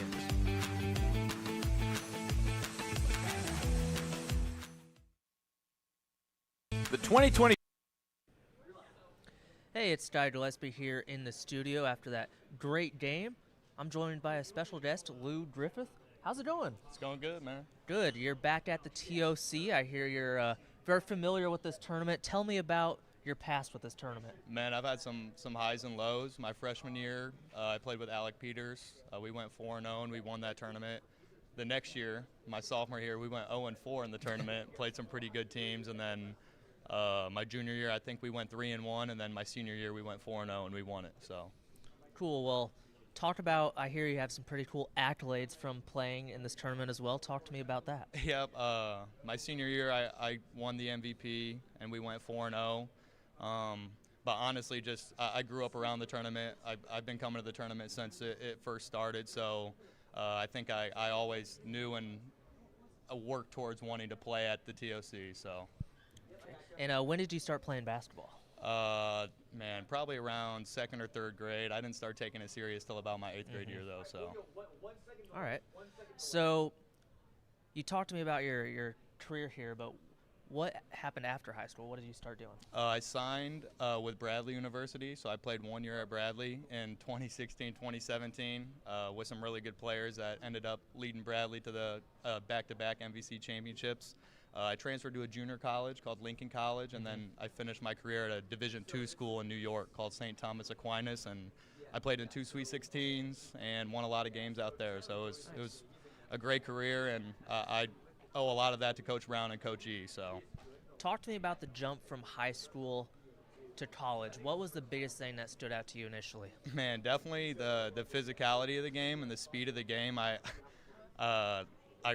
honestly am a little stubborn, so I thought I was ready for the Division I level, and it was really tough for me to figure out how to score at that level. But I knew from coming from Washington, I knew how to compete and play hard day in, day out, and by the end of my freshman year, I really felt like I belonged at the Division I level. But, man, just the strength and physicality of the game is just completely different. So, talk to me about you initially commit to Bradley, a D1 school. Talk to me about the change and what went into the decision-making to drop down to the JUCO level to play. So my best and good friend, Daryl Brown, he's one of the all-time leading scorers at Bradley, and I had kind of understood that he was going to probably be the starting point guard the next 4 years. And as much as I loved Bradley and would have loved staying to play there, I didn't necessarily think I'd play until later in my career. So decided to go junior college to try to work my way back to the Division I level. We had a pretty solid year. We were a top 2 team in the country all year, but didn't necessarily get the recruiting I wanted, so I ended up committing to a Division II school. But no, I wouldn't change anything. I think the junior college level, a lot of people think of it as a step down, but I coach at that level now, and I mean, I'm coaching against multiple Division I players night in, night out. So I mean, as much as the Division I is the level they're all trying to get to, there's really good basketball players just about at every level of college. So you've been around basketball pretty much your whole life, it sounds like. Talk to me about the transition from being a player into being a coach. What went into that, and how's it going now? I would always say I was an extension of the coach on the floor as a point guard and a lead guard. I knew I couldn't get away from basketball. I knew after my career ended that this is what I wanted to do, and my goal is to help these kids achieve their goals, whether that's play on a 4-year university or end up going to play professional basketball somewhere. And I believe I can do that. I believe I've been around the people that have done that, like Alec Peters and like Daryl Brown himself, and he's a Division I coach right now. But that's my goal, man, is to help kids, whatever they want to get out of basketball, is to get it out of it. So. Cool. And who are some of the guys you look towards, or you did look towards in your early coaching days for advice and whatnot? So Alec Peters' older brother, Austin Peters, coaches at Taylor University. I'm pretty close with him. I have a old teammate, Cam Morrell. He's a coach at Grand Canyon University. I'll talk to him quite a bit. Most of my coaches at Bradley are kind of all over the place: Indiana, Colorado State, Lincoln Memorial. So I talked to a few of those guys as well. But man, really, I just think back about the coaching that Coach Brown and Coach E put me through, and I mean, I learned a lot of things from a young age that even my college guys come in and struggle with. So I would say I got a really good jump on it early in my life. So cool. I'm going to put you on the spot here. First memory you think of when you think of the Kevin Brown Memorial Tournament of Champions? First memory, I mean, I'm not going to talk about how I won it my senior year. I'll go back to my freshman year. Alec Peters had a 40 ball against Notre Dame, and I think all of us kind of knew he was going to go on and have a big career, but I think after that game, people were more so thinking that this dude has a chance to play in the NBA and be a serious player. So I would probably say when Alec dropped 40 against them. So yeah, we're about 6 games into the tournament so far, and we already have had a 40-point game yesterday. Bryson Mossman, 42 and 10 threes. He was 1 away from the tournament record. Yeah, so. I was here for that record when it happened. Well, there you go. I feel like, do you know how many threes you've had in a game? I had 9 threes in a game before, yep. So I was talking about this yesterday. I feel like you do lose track, right? Oh, yeah. You had no idea you had 9. No, absolutely not. I had no idea how many threes I had made, but it's just one of those feelings where you just keep getting them up and you don't really know until after the game. So were there a lot of heat checks, or were they just open good shots? Honestly, yeah, some of them were heat checks, definitely. It was at the Pekin Holiday Tournament, and I honestly had no idea I had 9 threes. So there's honestly no better feeling than when you have a successful heat check, when you take what's probably not the best shot, but you're just hot, you're feeling it, and it just goes in. Man, I had some of those shots felt terrible. That's the best part, because you have the green light. You can take the worst shot ever, but it's a heat check. It doesn't matter. It's just that possession doesn't matter. But then it goes in, and there you go. Oh, yeah, best feeling. So for those who have never watched you play, and I know you're not playing now, but talk to me about kind of what your play style was like. How would you describe your game? Man, I'd set the tempo to every single game. I knew I wasn't the biggest, the strongest, the fastest, even the most skilled, but I really trusted my preparation. Like, I was in the gym sun up, sun down as much as I could, but I knew I was going to leave it all out there and play my butt off, and I think that was just the standard and expectation for the teams that I played on in Washington. So it didn't matter if you were a freshman or sophomore playing varsity, like, they expected you to really bust your butt and play the brand of basketball Washington was and is. And yeah, I would just say that teams had to keep up with us, you know what I'm saying? And it didn't matter. We were going to punch back. It didn't matter if it was a 10-point lead and late in the fourth quarter. Like, those leads were not safe here at Washington. So. And this is one of the biggest tournaments in the entire country. And I mean, not just biggest in terms of spectacle, but like tallest. We've seen so many 7-footers so far. How did this tournament shape you to go on to play in the regular season when you're battling up against guys from all over the country that are top standouts? Yep, so my senior year when we won it, we played against Little Rock Baptist. They ended up winning the state championship in Arkansas, and they had 2 7-footers. One ended up signing with California, and the other one with Central Arkansas. And I mean, you don't see that during the regular season, so it definitely prepared us. And then we played where did we play? Alabama, Huntsville, Lee, and they won state championship in their respectable state. And I mean, they had dudes, again, you just were not going to match up and see against every single day. So by the regular season rolls around, like, we were ready to go, and we weren't really worried about anything thrown our way. So tomorrow's Thanksgiving. What's your favorite Thanksgiving side dish? Man, I'm going to get a lot of heat for this one. I feel like an old head, but green bean casserole, man. I'm a green bean casserole guy. That's valid. And are you more of a turkey or a ham guy? I don't discriminate, man. I'll have both on my plate tomorrow. So. All right, so you obviously went on to coaching. What is your advice for somebody that either finishes their high school career or their college career playing and wants to move on to the coaching? I would just say keep your head down and keep working. I didn't necessarily want to get into coaching. I would love to keep playing, but my body was kind of catching up with me. And again, like, I know what it takes to play at that level, and it's tough. It's an everyday thing. I would say for the high schoolers, just know your best days are ahead of you, to be completely honest. Like, I thought I was really good coming out of high school and even my freshman and sophomore years at college, but I didn't realize how much better I was going to get by the time I was a senior. And even after that, like, those kids that are leaving college and are kind of on the borderline of playing, like, keep playing and staying in the weight room and trust your preparation and your training. And I've seen it happen, man. I've seen 23, 24-year-olds end up popping around that age, and their best basketball is right around then. So just keep going, man. It don't really matter. Awesome. Well, I'm Sky Gillespie. This is Lou Griffith. Yep. And TOC legend right here. We're going to take a quick break and get back to the action. The 2025 Kevin Brown Memorial Tournament of Champions is brought to you by OSF Health Care Cancer Institute. Coach Kevin Brown was a tough and gritty competitor both on the court and in his battle with glioblastoma. OSF Health Care Cancer Institute brings that same tenacity to the fight against glioblastoma and has already begun groundbreaking clinical trials in the area. By the City of Washington, which welcomes you to the 20th Annual Kevin Brown Memorial Tournament of Champions. Washington is a growing city known for its strong quality of life and a diverse mix of businesses and restaurants. We invite you to check out all that Washington has to offer during your visit to the city. Titan Industries is honored to sponsor the Kevin Brown Memorial Tournament of Champions, honoring Kevin's legacy, celebrating our community, and standing united in the fight against glioblastoma. Best of luck to every team in this year's tournament. Play hard, have fun, and enjoy every second.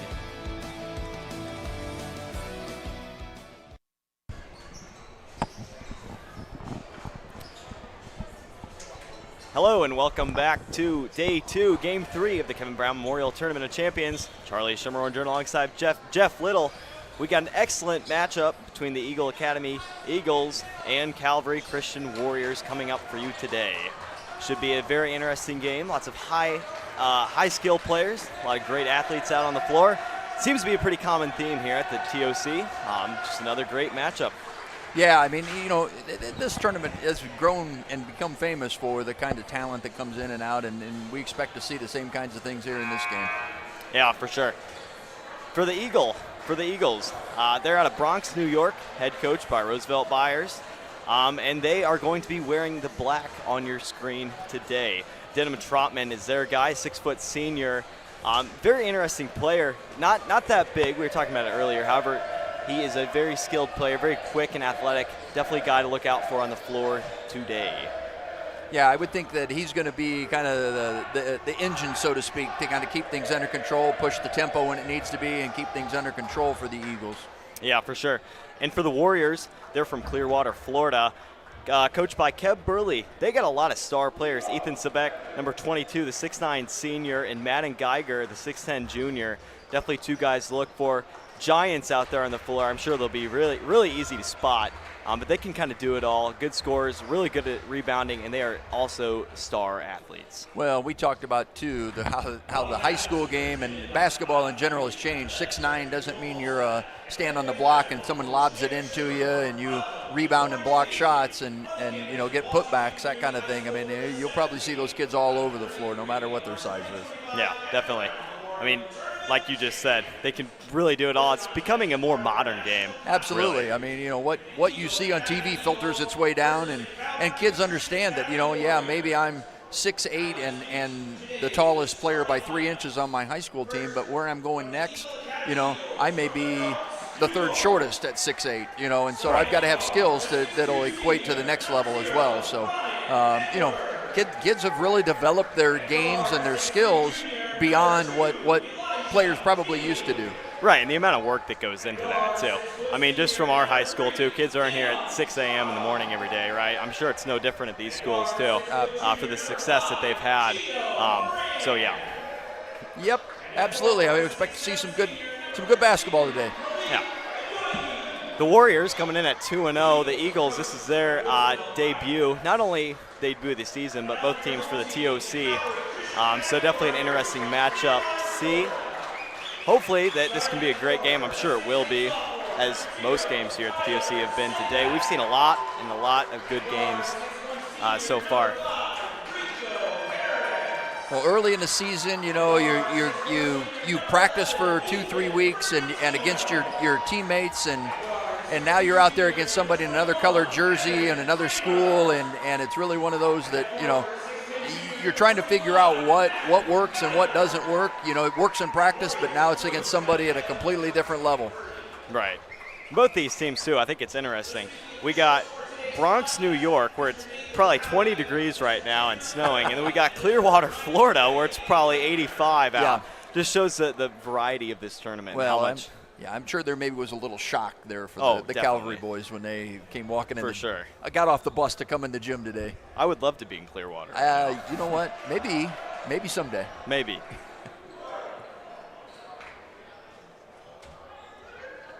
Taking the tip, 0, Tyler Sebeck, the 6'8" sophomore. And number 20, we don't have 20.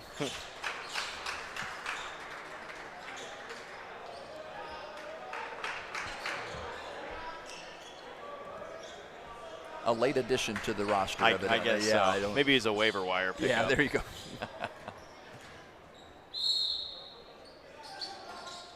Tip goes to the Warriors. No whistle. Quick hands, quick steal. Right. Moran, 6-foot junior, taking the ball. Top of the key, drives in. Corner three. Back to the corner, back to the wing. A lot of ball movement here early on. The shot is up, just off. Short, and the rebound by the Warriors, pushing the ball in transition. It's Ethan Bergatino, the ball. Swings out to the corner. And turnover on the play, steal by Elijah King. Moran dribbling, kicks it out. Shot is up by Edwards, it's off. And we got a foul on the play, on the rebound. Looks like that's gonna be on number 20 rather. Yeah, we'll try to get a name for you guys on him. He kind of went over the back there. Again, you know, in practice, you're going against a 6'9" guy. And, you know, just over the top. A little discussion by the officials here. We'll get this straight.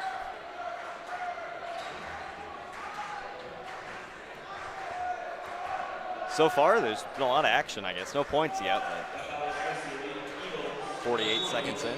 Eagle Academy with some full court pressure here. They try to go deep. Play. Third straight turnover for Calvary Christian. Shot is way deep, just short. Offensive rebound, kicks back out. That's Moran, it is good from 2. Nice little jumper from about the free throw line. Things weren't working from behind the arc, so they stepped inside. Hard foul on the play. Trotman goes down. Good to see he's back up quickly. Good drive by Bergatino. He's going to shoot 2. Good quick move. He had a shot fake at the three-point line, and players out of control as they close out. He makes a good, strong move to the basket and shoot 2. That foul is sponsored by the Washington Police Department. The first free throw is nothing but net.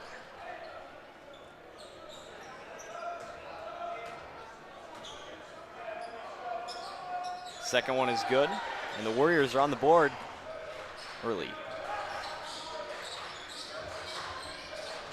Dribbling, nice drive, and we got another foul on the play. Looks like that's going to be on number 5, Rico Harris. It's going to be 1 on him, 2 on the team. Like Calvary zone the out-of-bounds play.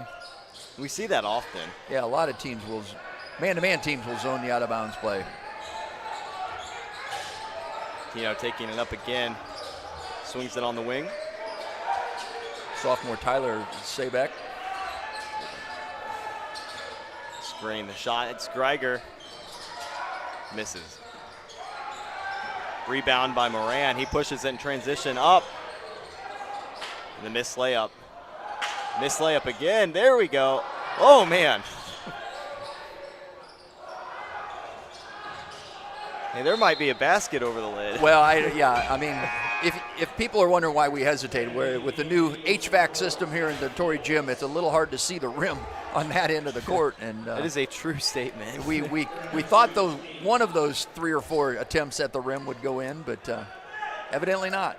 I'm sure Calvary Christian is going to want to clean up that offensive board situation and not give up so many opportunities each trip down.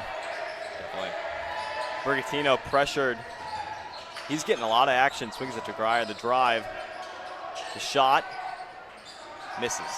Rebound again by Moran. Man, he's all over the place. Transition. The kick out. Trotman is good. Player to watch, and there we saw it right there. What a move. Good quick move from the 3-point line. Shot fake, dribble hard right to the elbow, pull up and shoot it. A lot of action so far. I don't think we've had to worry about the shot clock yet. Definitely I don't think that's come into play. So a lot of transition ball. Yeah.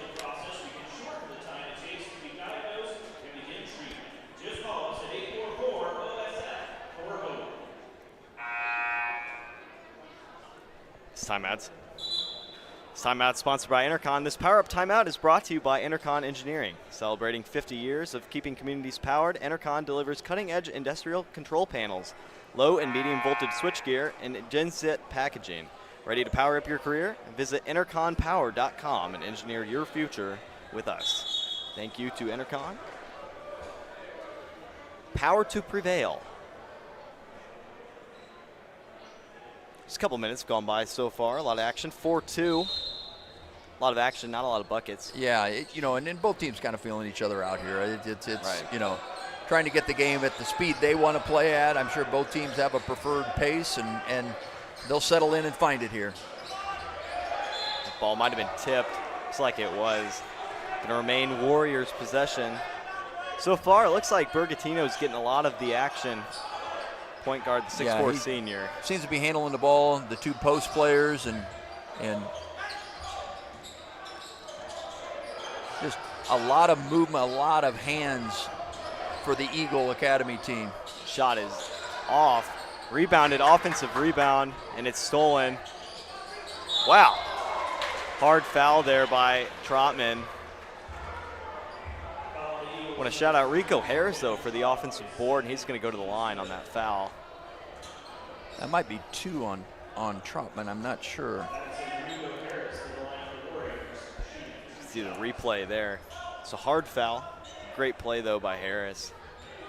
Called his name a couple times tonight, or this afternoon also. And, we saw last night with the opening night of the tournament, officials are doing a good job trying to keep the games under control but letting them play. Right. But, by the same token, you can't just – you got to call that. Right. I mean, around the basket's where somebody's going to get hurt. So, yeah, Trotman did come out, so I think that might be his second. If that's the case, that's a hard blow. And that second one is in. 4-3 now, the Eagles lead. Turned over. Once again, there's Harris. 2-on-1 the pass. Bergatino lays it in. Great play there by Harris to steal and drop it in. Bergatino, he's all over the board too. And now you see Calvary with a little bit of full court pressure. After the bucket too, that's important. No call. Geiger with the block and rebound. Outlet set to Bergatino. The kick, the wing. The corner 3 is up. It is good. Rico Harris from 3. Once again, there's full court pressure. And you kind of thought maybe while watching those first couple minutes before that timeout that the team that wanted to play at the quicker pace, the fast-paced game would have been the Eagle Academy team. But now shot is up and it is good. Ryan Edwards. Now that you see Calvary getting a couple of opportunities to score, and they've used their full court pressure to speed the game up to their level. That's why it's great to have a former coach in the booth. It's great to be a former coach up here in the booth because it's easy to see everything. Right. Replay there. You see Harris getting after on the offensive boards. We've called his name a lot. He seems to be everywhere. Yeah, he has. He has done a lot of good things.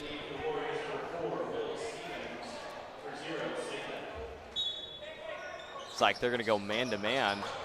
The inbounds up to Geiger. Bergatino pressured. The shot is up. Evan Kramer barely misses, in and out. Eagles pushing in transition. That ball just out of reach. You see the Eagles, they push it in transition really fast. You know, like to get up and play. And a lot of teams that, you know, have some type of secondary break or spots that people or players are supposed to get to. And that pass there, I think they thought instead of standing in the corner, they'd cut to the basket and it just goes out of bounds. I mean, the idea is good, but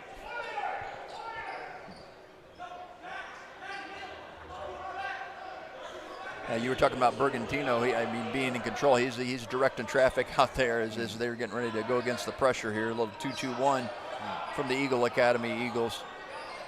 Seem to be handling it well up the court. Broke that relatively easy. Bergantino again. Wow. Strong layup, just barely misses. Almost had an and one. Strong move to the basket. I mean, his athleticism. I mean, you got some hard contact, but still able to get the shot up on the rim and get a couple free throws out of it. I just realized this. He's playing with a brace on his knee. Yeah. That makes this even more impressive. Yeah. You don't know if it's a past injury or a chronic condition or what it is, but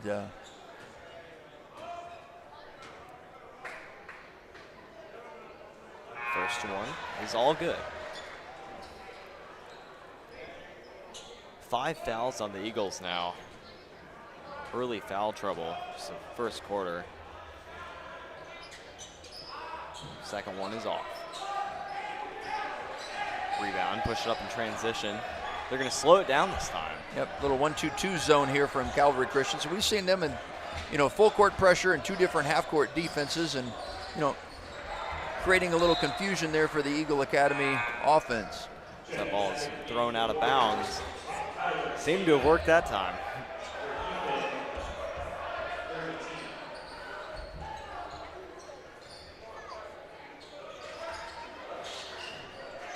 Inbounded to Kramer. Almost picked off. Bergantino took a seat, and we'll see how that translates into. He was kind of one of the primary ball handlers for Calvary. Hard foul, strong move by Taylor Noles. First time we've called his name tonight. Bergantino out of the game. We see quick turnover, and boom, they push the ball right up the court and take it strong to the basket, draw the foul.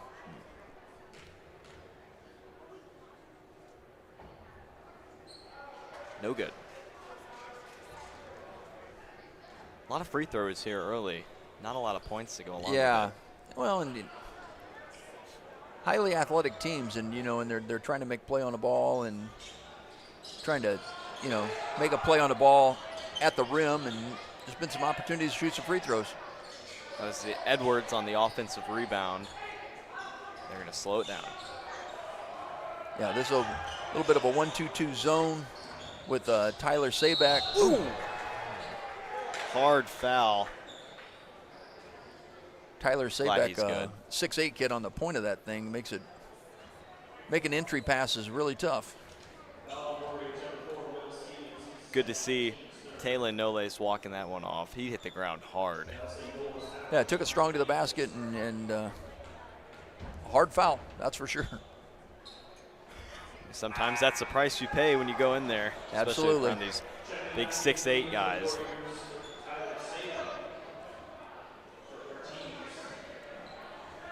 Moran checking back into the game. He was all over the board earlier.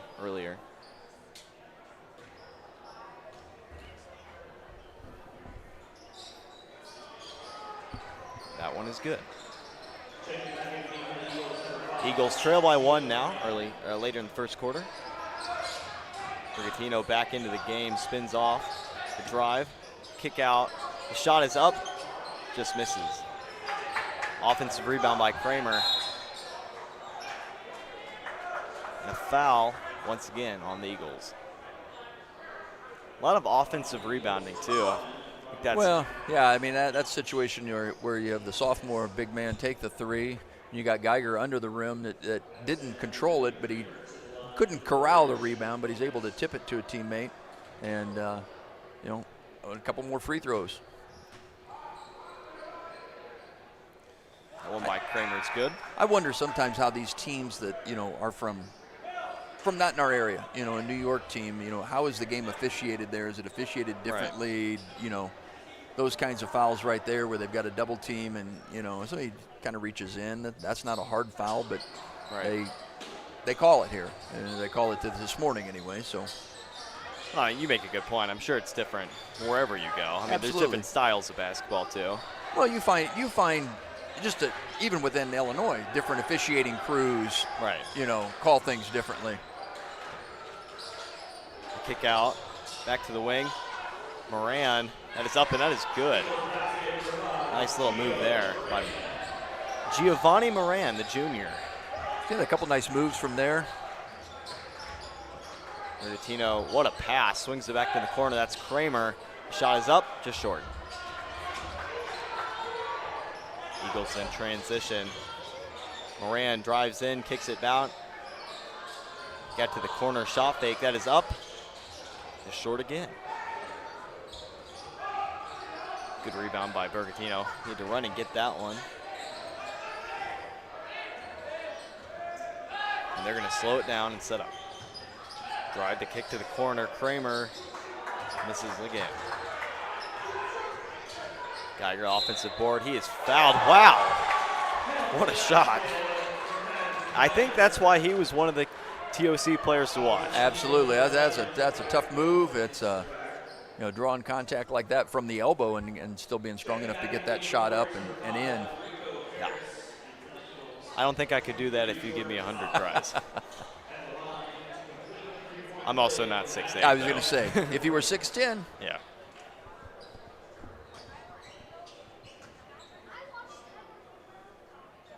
Free throw is good for Geiger, and they extend their lead by 3. Still a one-possession game for the Eagles. Chance to tie it up. Haven't been real consistent from the arc, but behind the arc, but rebound by Geiger. He didn't even jump on that. No. Kramer in transition back to Geiger. The shot is up. It is good. I think he found his hot spot. Yeah, that's and sometimes that's the kind of thing that gets you going offensively. You make a couple of those open looks, 15 a little farther away than maybe you want, not necessarily on the block, but then that gets your game going down there on the block. Right. So great to have a big man in basketball that can do it all. Great penetration by Moran and kickoff inside. It's Knowles again. Knowles. You can negate a lot of the size when you create mismatches, dribble penetration, and have to create help situations where big guys have to step up. Almost picked. Rico Harris back in the game to drive the shot. Just misses. Good interior defense by Ryan Edwards there. Stick his hands up, no foul. Moran the dish. The 3 is up, no good. Loose ball, offensive rebound. Once again, the shot is up, no good. Board. And it's possession Warriors for 3 seconds. The shot is up by Kramer. It is no good. Jordan Collins came in and got a good defensive rebound on the other end, and offensive rebound kind of gave the Eagles a little bit of a boost there on the last 2 possessions. And that's going to go ahead and conclude the first quarter of basketball. 15-12 in favor of the Calvary Christian Warriors. Yeah, good quarter. Both teams, like I said, kind of trying to feel each other out. So. Renewal by Anderson. Renewal by Anderson, where quality meets community. We're honored to sponsor the Tournament of Champions to help raise awareness and fight glioblastoma. And by Martin Tech. Need reliable technology solutions? Martin Tech Solutions has your technology needs covered. Specializing in business and residential, we keep the equipment you depend on running reliably to ensure your technology makes life easier, not harder. Call Martin Tech Solutions today at 824-3927 or visit www.martin.tech for your one-stop solution. And by PJ Hare. PJ Hare is a proud sponsor of the Kevin Brown Memorial Tournament of Champions and this year's Building for the Future All-Academic Team. We wish all teams good luck, and let's cheer them on as they play for a cure for glioblastoma.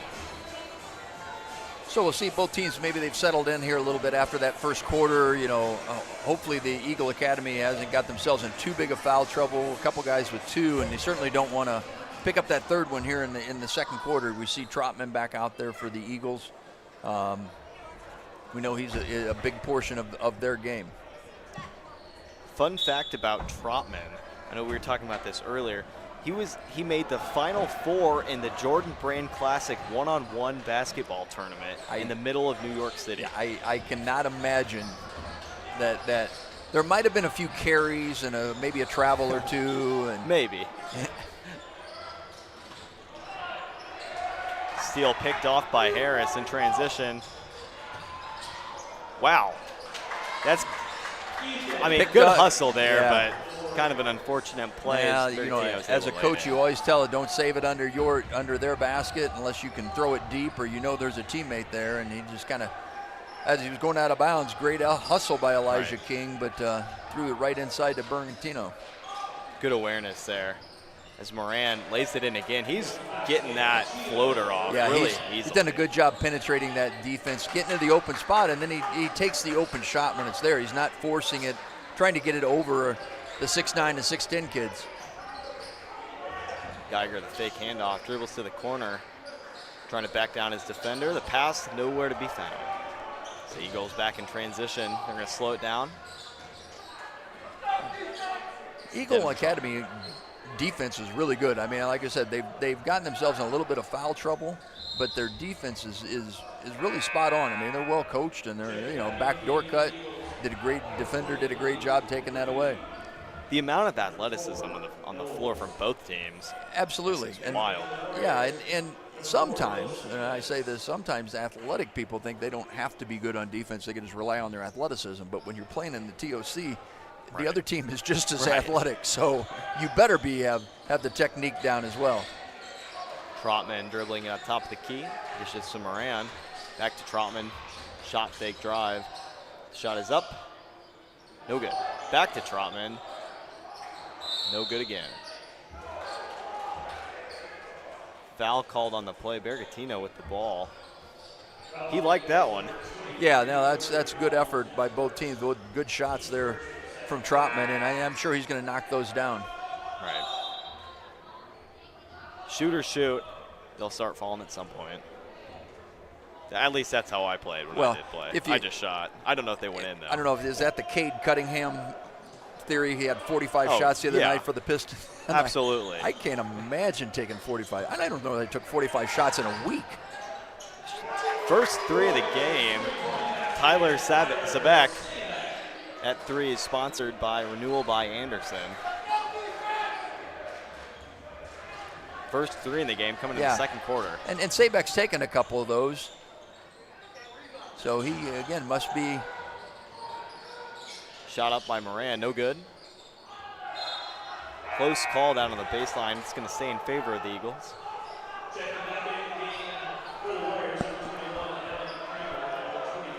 Couple of substitutions. Kramer checks in. Geiger back in. Hopefully help control the defensive glass for the Calvary Christian team. Shot is up. No good. Offensive rebound. 23, Jordan Collins. What a play. Collins did a nice job at the end of the first quarter. He's back in here at the beginning of the second quarter, I think for some foul reasons for Eagle Academy, but there he able to secure an offensive rebound, put it back up, and chance for a three-point play.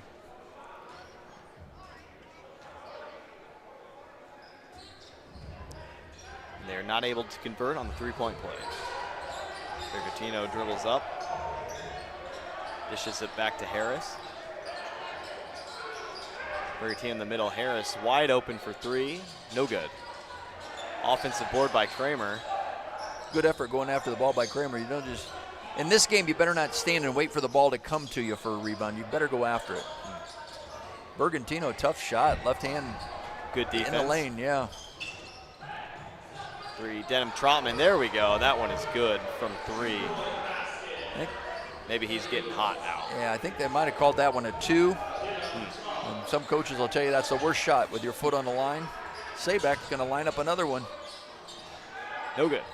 Kramer again on the offensive glass. He's all over the place. No good again.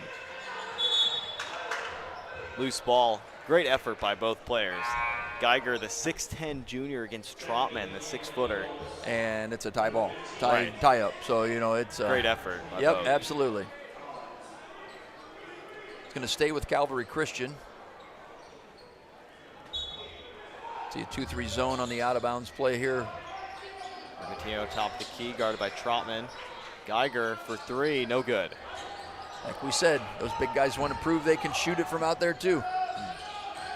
Trotman, mid-range jumper, no good. There's Moran. He's all over the place. Clean up that offensive rebound. So this timeout is sponsored to you by Intercon. This Power Up timeout is brought to you by Intercon Engineering. Celebrating 50 years of keeping communities powered, Intercon delivers cutting-edge industrial control panels, low and medium voltage switchgear, and genset packaging. Ready to power up your career? Visit interconpower.com and engineer your future with us. Power to prevail. That is interconpower.com. Thank you to Intercon for sponsoring that, and thank you to all of our sponsors making this possible. Great tournament. Pretty good showing here. Yeah, I think so many of those sponsors, you know, they gladly put their name on this tournament because of what it does, not only for the city of Washington and the high school here in Washington, but also just for high school basketball in general, and you know, kids from around the country.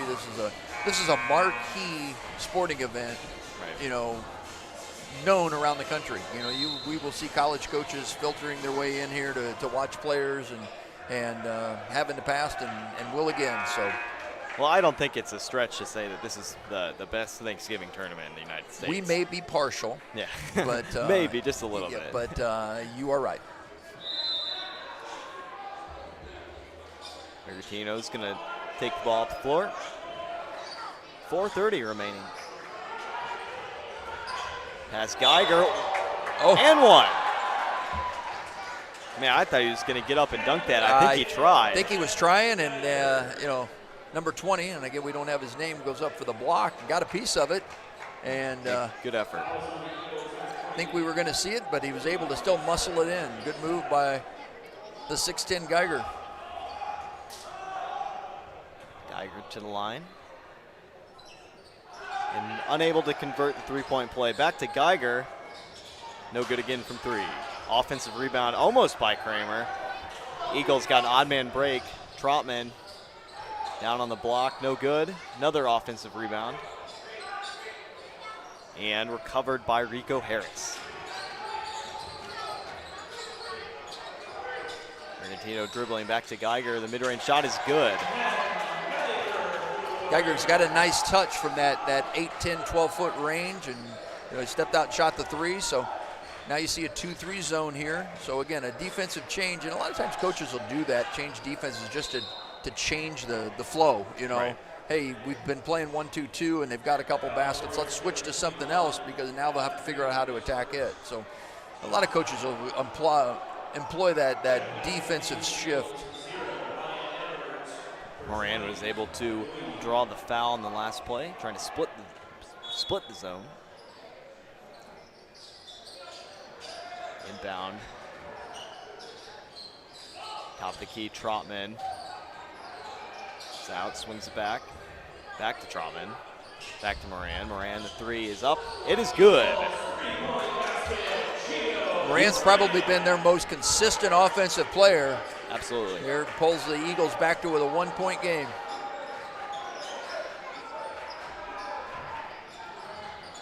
Saybeck, long 3. Harris with an offensive rebound. No good.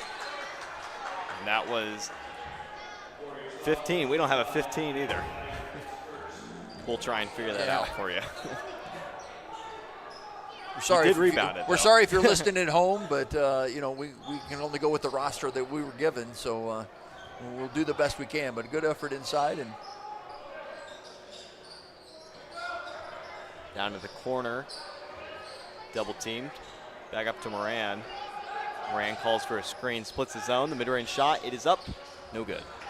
Rolled him and out. Good sequence there by the Eagles. I like that. Dribble against the zone and screen the zone. A lot of teams don't use that. Geiger wanted a foul. Instead, the Eagles are going to be in transition. That shot is up, no good. The kick back to Moran. Moran is up again, no good. Kramer with the board. Flying elbows. I think Moran caught one in the nose.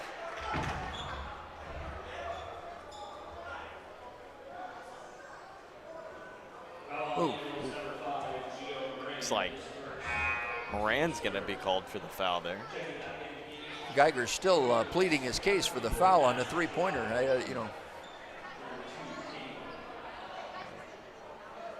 He's not afraid to shoot it, though. I respect that. Kramer dribbling it up. Sabek, Geiger from mid-range, no good. Bergantino, tough offensive rebound.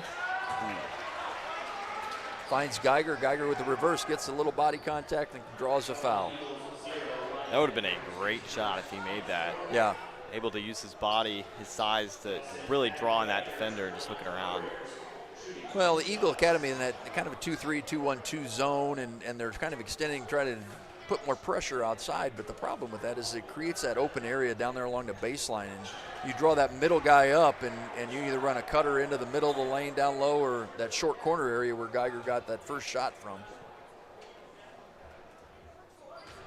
You know, I just saw this. I really like his shoes. Yeah, they just kind of stood out to me. They are. There's a lot of interesting shoes here at the TOC. Well, your Panthers wearing their neon orange last night. That's a neon yellow. Moran's going to slow it down. Trotman in the corner dishes it out. Shot fake, back to Moran. Volleyball line screen. And that ball's picked by Rico Harris. Harris up, and it is good. Great athletic play there by Harris. Not only to strip the ball, but also to finish. Well, Moran did a smart thing. He avoided the three-point play opportunity. And right.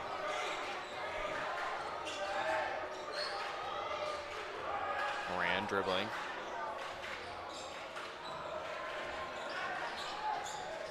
Trotman, the corner three is up. No good. Rebound almost by Harris. Going to remain Eagles' possession. 10, Wayne Lowe checks in for the game for Moran.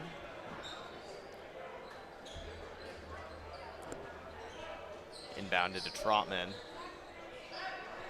Warriors still in the zone. Trotman the shot from three, no good. Offensive rebound, kicks it out. Well, the way Trotman elevates on that long-range three, I mean, how you can be a 6-footer and play against bigger people because you can get up off the floor. Harris ball in transition back to Kramer. Geiger, the steal picked off. Eagles in transition. Great defense. Whoa, what a throw by Bergantino. Sabek the dunk. Great hustle, Bergantino. That shows his athleticism and strength to be able to save that ball from going out of bounds and make a probably 2/3 of the court pass right on the money to Tyler Sabek for the dunk. See, that is when you save it in your own. Yeah, when you can do that. Yeah, if you can find a teammate or throw it long, you're right. Shot is up. No good. Short. Trotman. Splits the zone. Up. Kick out. Shot is up. It is no good. Short again. Back to Trotman. Good bounce pass. Just Bergantino a little too quick for him. Geiger. And one. Wow. What a transition play there. Geiger able to elevate and finish. Almost took a charge. Yeah. I mean, I tell you, I do respect the effort, though. I mean, I wouldn't want to get in front of that. Well, yeah, that's a train coming at you. But that's a good play. And that's, again, that's a testament to the Eagle Academy. That's not just a play where I'm going to try to block it or steal it. I'm going to make the right play and try to take a charge here on you. And doesn't quite get the call, but it was close. We are nearing the end of the second quarter here. It's like about 1.7 on the clock here. I know it's showing 0 Geiger on the converts. screen, but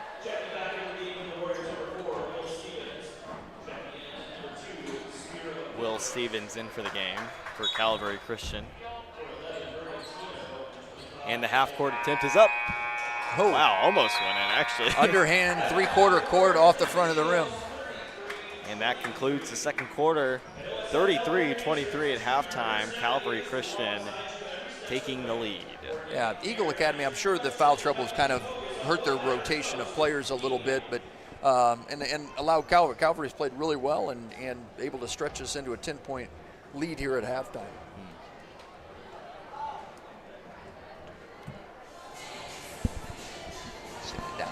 And we're going to go ahead and send this down to break. After that, Upstream Auto Group Tournament Central at halftime for you. But go ahead and thank you for tuning in for us for the first half, and we're going to send it to an ad break.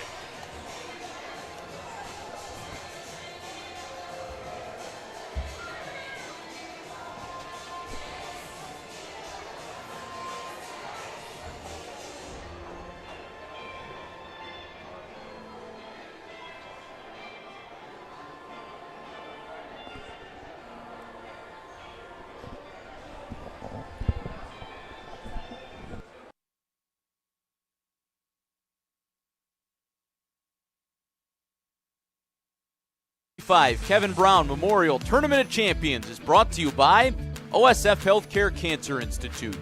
Learning you have cancer can be a scary and confusing time, but the team at OSF Health Care Cancer Institute can be by your side throughout your journey, from diagnosis to treatment to survivorship. To request an appointment, visit our website or call 844-OSF-4HOPE. By Upstream Auto Group. Take advantage of outstanding savings during the big year-end event at every Upstream Auto Group dealer. Find the new car or truck you've always wanted at the Upstream dealer closest to you in Peoria, East Peoria, Washington, or North Pekin. Online at UpstreamAutoGroup.com. And by your hometown community banks, divisions of Morton Community Bank. Local people, local decisions, local success. Everything you want in a community bank. Member FDIC. And by Teamworks, proud to be an official partner of the Kevin Brown Memorial Tournament of Champions.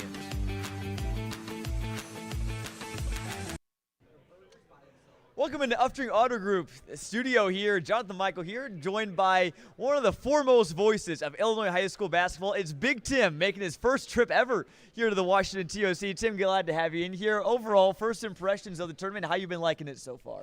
Oh, I love it. Every part of the tournament has been great. The basketball so far has been good.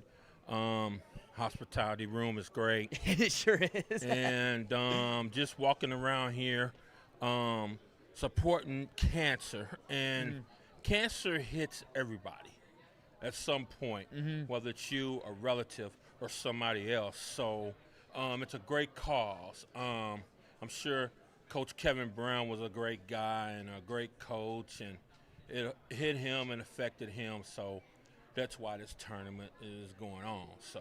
Exactly. Well, again, there's so many good tournaments around the state, but I feel like that's the main differentiator, right? This one is for a great cause, obviously supporting the KB Strong Foundation, obviously in his honor. Again, Kevin Brown, again, suffered from glioblastoma, a rare and aggressive form of brain cancer, and this tournament now being held in his memory each and every year. So many great tournament volunteers help put it on, and so much money raised. I know some check presentations last night. Our team's already raising some money. It's going to be even more throughout the week. Again, you can visit kbstrongfightingthefight.com for more information. So definitely can't overlook that. But Tim, again, I know you're obviously watched a lot of the basketball. I know. Just tell first off, people, tell people what you guys kind of do. And I know you're kind of all across the state covering high school basketball. Yeah, I mostly do Illinois, covering boys basketball. Of course, I started out in the Chicago area where I'm based. Yep. I try to go to as many places around the state as I can, at least once a year, once a season. So that's what I do. I do write-ups, Big Tim's HSB Ball Review on Wix account. Got to go visit it. Yeah, I put it all on my it's on my Twitter page at TDC 200. I had to get that right. So yeah, at TDC 200. So that's where my Twitter stuff is. My Facebook page is actually Timothy Shabazz. Okay. So Timothy Shabazz, TDC, and then your website too as well. Right. So I put all of that on there. I do top 25s in the Chicago area. I might do top 5 out in the state. Sure. And I also do top players in the state, 2026, 2027, 2028, 2029. Like I said, top 25 in the Chicago area teams. Sure. Every week. And I also do top performances every night. I'm up to 12, 1 in the morning. Yeah. Kids' performances.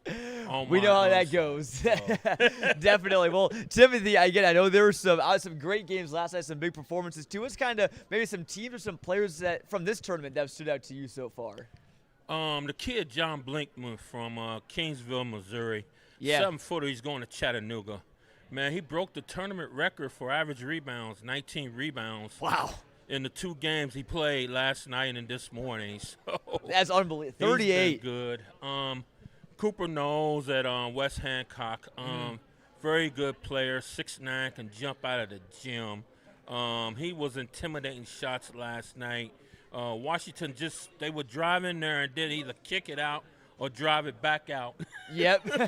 It's a big guy down there. But, yeah, that was a thrilling win for Washington. A lot of close games yesterday, too. I mean, were you here for that Morton O'Fallon game? Yeah, I was going to say Alex McKee hitting that last-second 3 with the 3 masked man left. And then the kid, Patty, the junior, hit a big 3 to cut it to 2. Yep. To get them in that position. So, some good games yesterday. The girls' game was great. Oh, that was a good one, too. Washington winning by 3 over Waukee Northwest of Iowa. Yep. So there was some good games yesterday and some great national talent in here today. So it's a wonderful event. I'm glad I drove down. I usually don't because I visit my mom in Atlanta for Thanksgiving usually. Okay. Yep. So we decided not to go this year. So I was like, well, let me go down to the Kevin Brown Tournament of Champions. I've been wanting to go. And this is the first year I've had the opportunity. So I'm here. Well, Tim, we're glad you're here and glad you took enough time to stop by the studio with us again. Glad to have you here just in the studio and the tournament as well. And glad you got your first taste of Central Illinois and the KBMTOC, one of the best Thanksgiving tournaments around. Again, Big Tim, everyone can find him again on Twitter, TDC200, a must follow for Illinois high school basketball. We'll send it back to a quick break and then second half here of this one on Clutch Sports Media.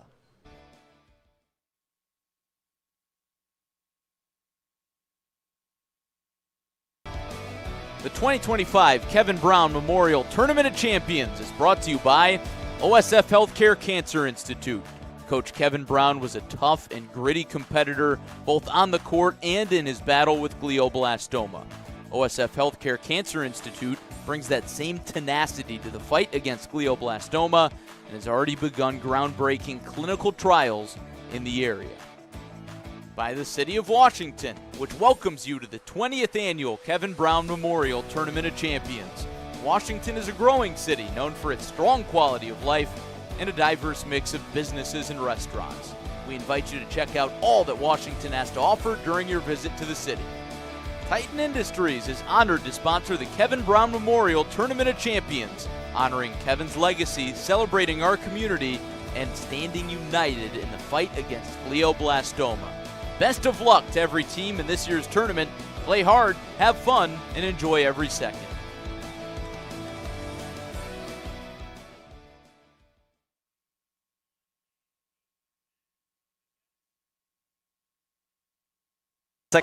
Welcome back to the second half of this entertaining matchup between the Eagle Academy Eagles and the Calvary Christian Warriors. Calvary leads 33-23 at half. Charlie Shermore and Jeff Little back at you. We've seen a lot so far.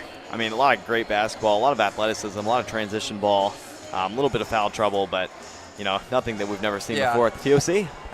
I'm sure that Eagle Academy, they're trailing by 10, but they've gotten good shots. They just haven't been able to knock down very many from outside the arc at all, and their shooting percentage is probably pretty low here in the first half. But if they can get some shots in here and get themselves back in the game, we know they can create some havoc. They had, I think, the sequence to start the game. I think they had created turnovers on the first 3 possessions for Calvary Christian. So I'm sure this is a situation where they're ready to battle back here in the second half, and the foul trouble, that's behind them now, and hopefully they keep that under control here in the second half. Right. I mean, great defensive showing, both teams. But yeah, you can't rule them out. I'm sure Coach Roosevelt Byers has a lot to say at halftime, and they're going to come out and make their adjustments. But I'm certainly not ruling out them. Yeah. And I understand that maybe you went and got some different lineup changes, numbers. Yeah, there are some number changes from what we had on our roster. We had the players' names, but maybe had wrong names with wrong numbers, so we apologize for anybody listening at home, and we'll try to get those straightened out here in the second half. But quite a few changes for the Eagle Academy team from the roster that, like we said, we had to work with in the first half. So, Well, I think we can agree that Denham Trotman's number 3. I mean, he's all over the place. Absolutely. He and Moran. Moran was their most consistent offensive player, I think, really for the whole first half. So we'll see how this one goes. And there he is, Moran, up the court. Some music still playing. There we go. Warriors come out man-to-man as they were playing zone pretty much the whole second quarter. Shot is up, mid-range, no good. Offensive rebound. Back to Moran. Moran kicks it out. Doyle with that offensive rebound. We didn't know who 20 was in the first half, but good offensive rebound against the bigger Geiger. Moran, top of the key, ball screen. Going to reject it. Step back 3. It is up. No good. Warrior ball. Tough matchup there. Moran going against the 6'8" sophomore Tyler Sabeck up on top, and chose to try to shoot the 3 over him. And something about shooting over 6'8" guys will make it come up a little short. I would have to agree with that. Geiger, kick out to Harris. Harris, the 3, no good. Kramer bats it to Bergantino. That one is good. Again, Kramer with his effort, couldn't handle the rebound himself, but is able to tip it right across the lane to Bergantino for a basket. Kramer, really a high motor guy. Absolutely. So far from what I've noticed. Well, and he's such, he's probably one of those guys that his team probably plays better when he's out there. Right. Edwards, the dish out. Elijah King, no good. There's a Doyle again battling on the offensive boards. Up by Moran. He loves shooting inside the paint.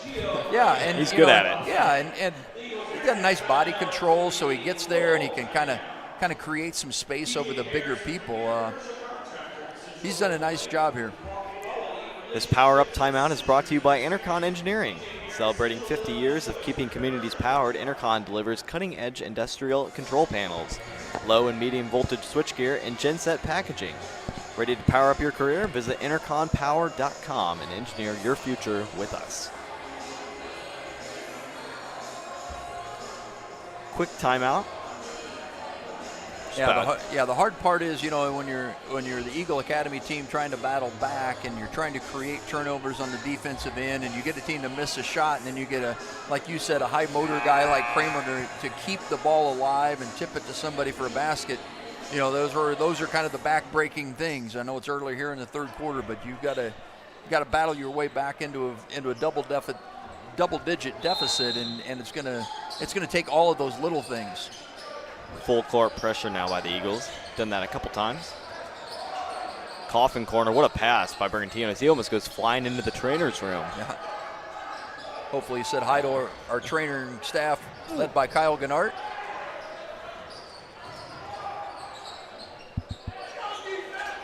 Shot is up, no good. Moran, offensive rebound, back out to King. King the drive, dish out to corner 3, it is up, no good. Another offensive board. That one is good and one. Malika Doyle there. He's done a nice job on the boards here in the second half. Started the game early, and then he'd make more of a presence here in the second half. Looking to convert, stretches down to a 7-point game. I mean, that's what you got to do if you're the Eagles, right? I mean, just chip away. Well, and especially 3-point shots aren't going in, and you got to get them. You got to get your points somewhere. So when the good teammates don't necessarily just stand around when somebody else shoots it. You do what you can and go to the boards, and like you said, a 3-point opportunity there. So there's a steal by Doyle almost. Oh, and he almost had a fast break. Yep. Probably would have broken the rim on that. I don't think that would have been a right-handed layup. Probably not. Geiger in the corner. Backing his man down. Bergantino for three. It is up. It is good. Yeah, that's a part of his game we didn't see a lot in the first half. We saw a lot of him drive into the basket and so on, but there he makes that three. Story for Calvary has pretty much been Kramer Bergantino with the steal. Good layup. And there he is. High motor guy, gets the steal, breakaway layup, lays it in. Every team needs a guy like that. Yeah, I mean, they just make your team play better. Moran dishes out in the corner three. Elijah King, it is good. Back-to-back threes. Those threes are sponsored by Renewal by Anderson. You said shooters keep shooting, and Elijah's definitely going to cut it loose. He's had good looks here in the second half and the third quarter here, and got that one to go in. King, defense on Bergantino, dish out. Zabek, good. For three, that's three in a row. Wow. Maybe things are heating up from behind the arc here for both teams. Maybe. Moran, dribbling. Uses a screen, dribbles off, shot is up, no good. Tipped out of bounds by Adoyo. Warrior ball.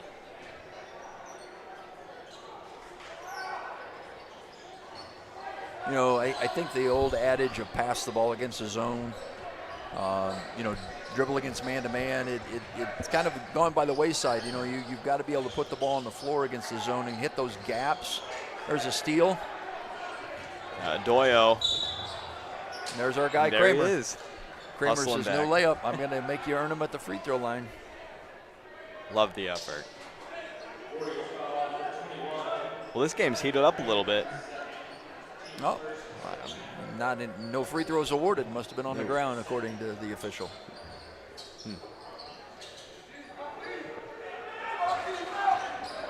Warriors look to be back. Ball's off the side of the backboard.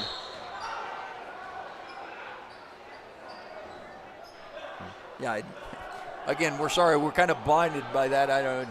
Maybe the monitor showed it better. I don't know if it hit the shot clock, or I think that's what some of the Calvary Christian players are saying, that it hit the shot clock, and it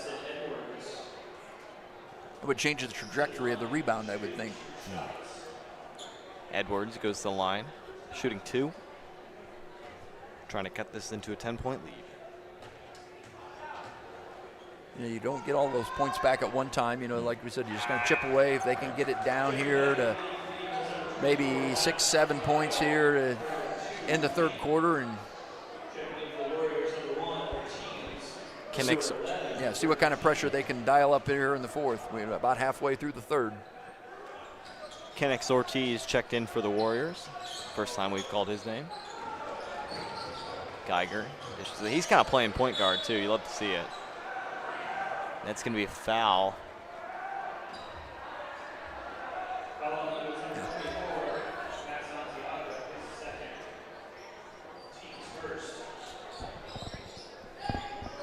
Sabek in the corner. Geiger, he just reached over him. Nice out of bounds play there by Calvary Christian. Just a good defensive effort to knock it away. Good finish by Moran there. Once again, I mean, he's all over the place. Defense, rebounding. Probably their leading scorer. Kramer to the corner. Will Stevens, no good. That's Edwards, and they're going to call a foul. Will Stevens called for the foul. And Bergantino and Harris check back into the game for the Warriors. And you see Coach Burley, he's going to go right back to a couple of starters here and get Harris and Bergantino back in the game. You're getting a little bit of a flow to the game for the Eagle Academy Eagles here a little bit. Warriors back in his zone. It's a long three, no good.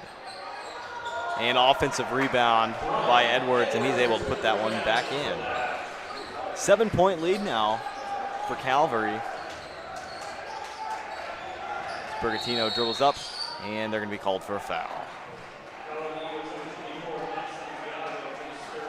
And Bergantino's just strong enough to be able to. Is that the fifth? Looks like we're going to shoot here. Nope, still out of bounds over on the side. Ortiz, the inbounder. And he's just going to dish it to Harris. Back to Ortiz. And he's out of bounds. Caught that ball out of bounds. Going to be Eagles ball. Maybe a little momentum switch here. Yeah, you're kind of sensing it, and the pace of the game seems to be a little bit more at the Eagle Academy's favor right now. Corner 3, Trotman. First time we've called his name in a while. And they're going to call travel on Moran. And Moran says it's hard not to travel when I get hit in the face. But right. Glad to see he's okay.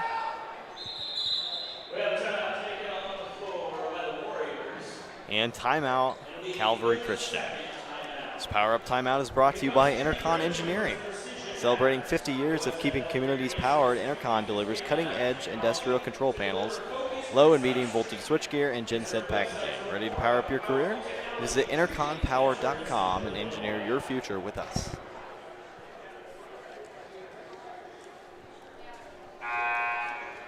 It's also brought to you by Culver's. Culver's is proud to sponsor this year's KBM TOC and is the official pre- and post-game stop for butter burgers and fresh frozen custard. Culver's strives to make a difference in their community and is giving back in a big way. $1 for every concrete mixer purchased this week will be donated back to the fight against glioblastoma. Stop by one of their 5 locations in Washington, East Peoria, Morton, or Peoria and let Scoopy know we sent you. I like Culver's. I do too, and I might have to help partake in that $1 concrete mixer. Maybe. Do my part. Anytime I can eat ice cream and donate to a great foundation. Sounds like a win-win for everybody. Bergatino stumbles. And that ball looked like it might have been thrown out of bounds. Bergantino kind of took the pressure, took a fall, got it to Sabeck, threw it up the sideline, and tipped out of bounds by Eagles.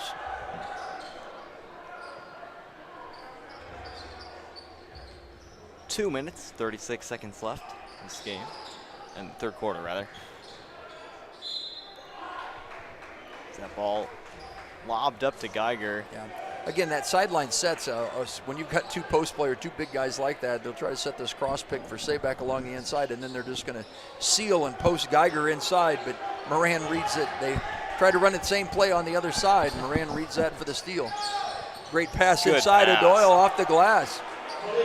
And here we go, 5-point game now. Giovanni Moran really has done a great job for the Eagles, both scoring and taking care of the basketball. Fun player to watch. He dishes out. Ortiz couldn't snag it.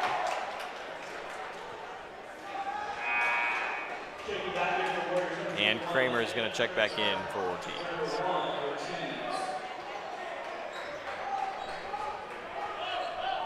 Moran dribbling the ball up the floor. Calvary Christian still in the zone. But their zone's not a standstill. It's a very active. They extend that pressure and will pressure the ball handler. Need a foul on the play. 21, Kramer gets the foul there. And the Eagles will inbound it. Oh, rather, they're going to shoot 2. That's 5 fouls on Calvary now. Again, the rule, for those of you that aren't aware, the 5th foul in each quarter sends the teams to the foul line for the rest of that quarter. So for the next minute 56, any non-shooting foul is still going to award free throws here to the Eagle Academy Eagles.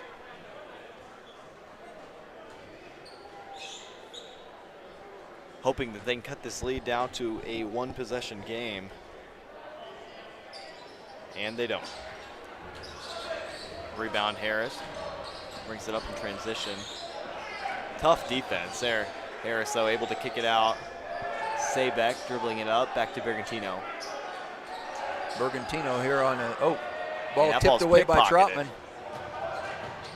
And that's Edwards laying it in. And we got a 2-point game now. Just like that. Basketball's great when the momentum can just switch like that in a heartbeat. Yeah.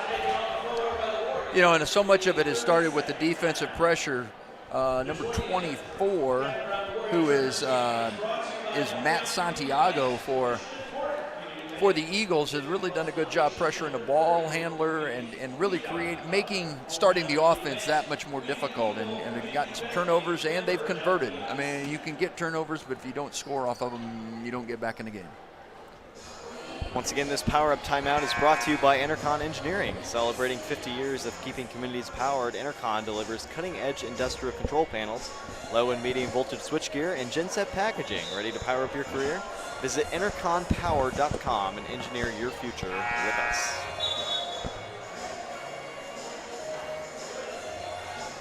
Yeah, I think it was. I think the lead for Calvary Christian early in the third quarter got up to about 10 or 12 points, and it was definitely, we know it was 10 points with double digits at halftime, but I think they maybe built it up to 12 or 13 here to start the third quarter early, and now back to Kramer.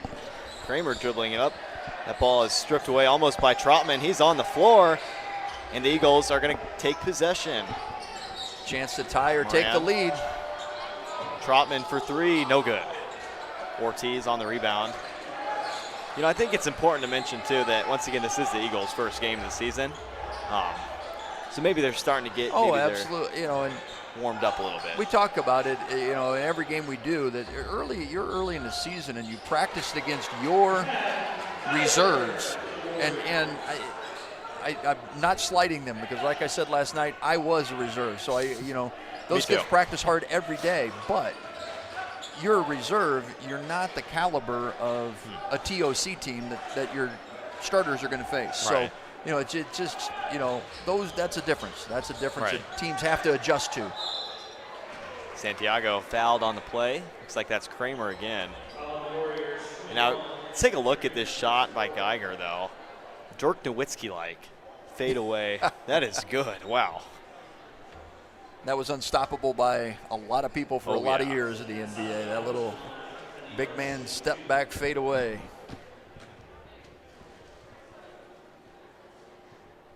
Santiago, the free throw is good.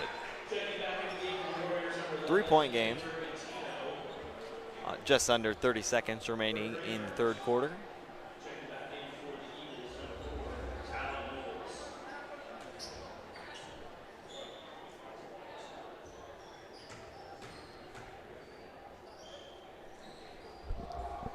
And the second one is up and good.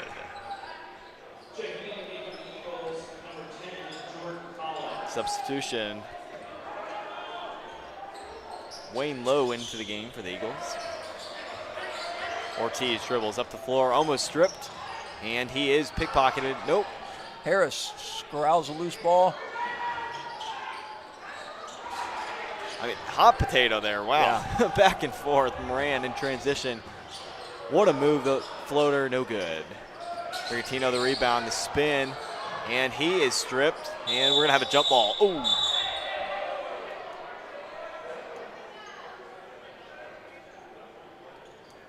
Little extracurriculars, but some guys don't like to give it up.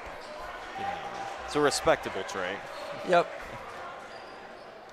Tried to push a spin move out of there, and looks like Calvary will retain possession on the tie-up. It's a big jump ball, too. Have the chance to put this game in a two-possession game now. Sometimes coaches don't like to get this one at the end of a quarter like that because now you're not going to get the one you were planning on getting to start the fourth quarter. Ooh. Oh, my goodness. Bergantino with a 360 three-pointer that almost went in.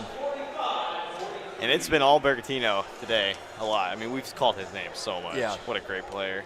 He can really do it all. Take a moment to recognize some of our sponsors.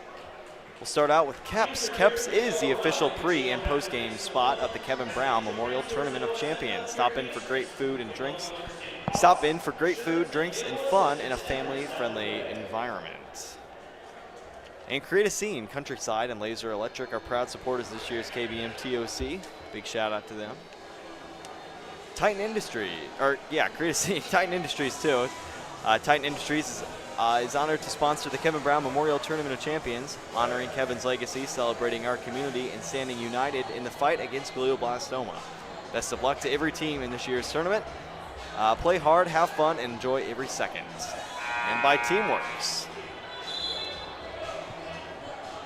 Go get some nice apparel at Teamworks. And by Uftring, take advantage of outstanding savings during the big year and during the big year-end event at every Uftring Auto Group dealer. Find the new car or truck you've always wanted at the Uftring dealer closest to you in Peoria, East Peoria, Washington, or North Pekin. Online at UftringAutoGroup.com. Charlie, you mentioned Teamworks, and Roger and Kathy Holzhauer down at Teamworks do such a great job supporting this tournament. There's been big supporters of it from the very beginning, and we congratulate them and thank them so much for their efforts here. Absolutely. Start the fourth here. We got a 2-point game. Looked like maybe Calvary Christian was going to pull away in the third quarter, but the defensive effort from Santiago for 3, no good. Friendly fire there from Rico Harris. The defensive effort was able to get Eagle Academy back into the game here and a chance to take the lead here to start the fourth. Defense wins championships. I think Michael Jordan said that. We'll say that he said that. It sounds like something he would say. Santiago dribbles in the kick. Edwards. But I think Michael Jordan said defense wins championships and get me the ball. Probably that. Steal by Geiger there on the dribble penetration. Foul by Santiago. You can just feel the energy mounting in this game. Well, it's like so many of the... Sayback, no good. And that ball's going to be tipped out of bounds. Bergantino, good penetration. And again, his strength to be able to penetrate and find Sayback out on the three-point line through all kinds of traffic and put something on that pass so it doesn't get picked off. And then the shot's off the mark and out of bounds. So we've seen him dribble into just the middle of the lane where it's crowded and just jump up and just chuck it over his head. But he knows where his teammates are, and court awareness is through the roof. The wing, the corner 3, Moran, no good. Rebound by Ortiz up the floor. I like this move by Calvary Christian. They've kind of gone to a 2-3 zone, and they're going to force Eagle Academy to make some of those outside shots. Right. Geiger, the corner 3 is up, no good. Sayback, back to Bergantino. Sayback again, no good, but he is fouled on the play. That's going to be Ryan Edwards, and he'll go to the line. Again, don't give him an easy one. Make him make a couple free throws here. Sayback, only a sophomore. But man, is he good. Yeah, his brother Ethan, we know, is one of their key contributors. We think we saw him in a walking boot here during pregame warmups, and this will be an interesting team to see with another 6'9" guy out there that's a 20-point-a-game scorer, how differently they might play. Yeah, Ethan last year, he averaged 22 points a game and did not shoot under 50% in any game. Yeah, crazy. Geiger, big, strong rebound. Jump hook, gets it up and in. Build that lead right back up to 5 points. Feed the big fella. He is. Santiago, 3, might have been fouled, no call. He was trying to draw a foul on that, and they're taking quick ones, and I know shooters need to keep shooting, but they need to. I think times you can get a better shot if you're just a little more patient against that. Elijah King back into the game. And they're going to call a quick foul on Moran. Phoenix Ortiz there tried to split the double team, and again, maybe it's the different kind of officiating, but just the hand check and the hand control, they got to call it. I mean, you're moving him off the ball, and inbounds. Rico Harris taking it up. He had a monster first quarter. Quiet since, but he'll get it back. Bergantino. Pressure, driving into the lane, dish out. Sayback. Corner. And Bergantino went flying through the doors. Tried to save it. Good effort there.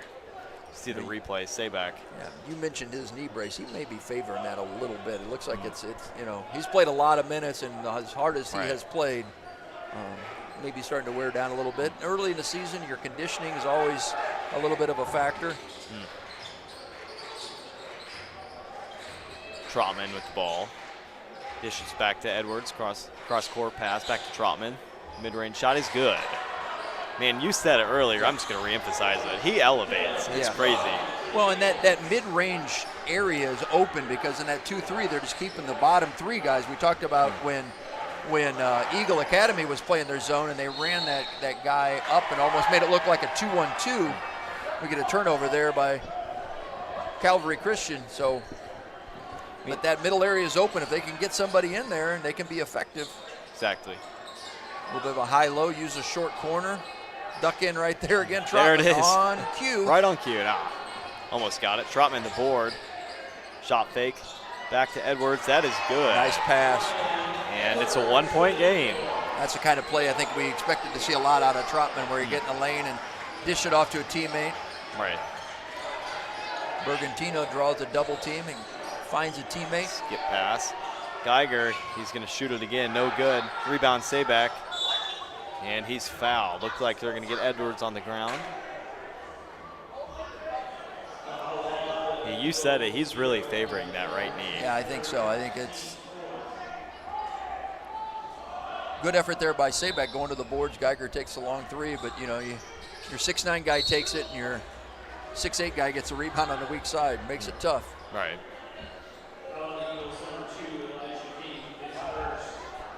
Elijah King, first foul of the night for him. And we're going to have 5 fouls on the Eagles in comparison to the Calvary 0. We saw that a little bit in the Panther game last night where West Hancock didn't have many fouls and didn't foul right away and didn't get to the foul limit, and the Panthers were able to run some time off the clock. So, you might say, we don't want to foul, put them on the line, but you're also in a situation where now at the end of the game, you don't have to continually foul. Moran dribbling up the floor. Warriors still in the zone despite the late surges from the Eagles. Back to Moran. Calls for a ball screen. Uses it in the middle. Drips it down to Edwards. It is good. Great pass. Again, they use that little bit of a screening action at the top. You screen one of those top 2 guys and you can get some dribble penetration against the zone, which is such a killer. Bergantino strong to the rim. Didn't go. Transition basketball picked off. Harris, great play. Rico Harris back to Geiger. It is up. Good. Hard foul and one. He loves it. He had the one from the elbow earlier, and that's another hard foul. And boy, he took that strong to the basket, and big strong kid can get it up and in. Good pass Rolls by in, Harris, yeah, absolutely. What a play. Fundamentals on a fast break, it's so important that the ball get in the middle on a primary break like that, and you stop at the free throw line or get yourself under control at the free throw line, get people running the wings and dish it off, and these are the kinds of things that can happen. Geiger's able to convert 3-point play. Moran back up the floor. Still in the zone. Moran back to the corner. Pushes it down. Shot is up. No good. Rebound by Harris. Good defense by Geiger, not fouling there. They get it inside and makes the shot tough. Over a 6'10" kid, and then you get the rebound. Good defense there by Edwards. Remains Warriors ball, but like the pressure though. Just under 4 minutes left. This game is going to come down to the wire, just like a lot of these COC games. We've had a lot of good games. There's that out-of-bounds play from the side again. Geiger tries to post up, and they call an offensive foul. They try to throw that lob, and Geiger just kind of gets that arm extended, and I think they call the push-off.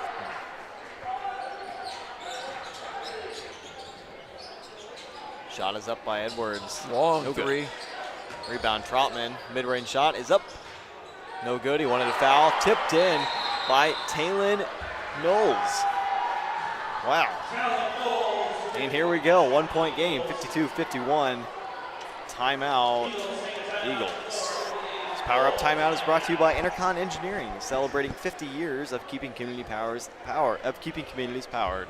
Intercon delivers cutting-edge industrial control panels, low and medium voltage switchgear, and genset packaging. Ready to power up your career? Visit interconpower.com. Also want to shout out City of Washington. City of Washington welcomes you to the 20th annual Kevin Brown Memorial Tournament of Champions. Washington is a growing city known for its strong quality of life and diverse mix of businesses and restaurants. We invite you to check out all that Washington has to offer during your visit to the city. And by Washington Community Bank. Brought to you by your hometown community banks. Divisions of Morton Community Bank, local people, local divisions, local success. Everything you want in a community bank, member FDIC. Once again, thank you to all of our sponsors for making this possible. Absolutely. Good game. We thought we would have it. You know, it kind of was maybe lacking a little offense there early, and now the offenses have really picked up because of the way the defense has really picked up. So, you know, 3 minutes to go, 1 point game. We couldn't have asked for more. Absolutely. I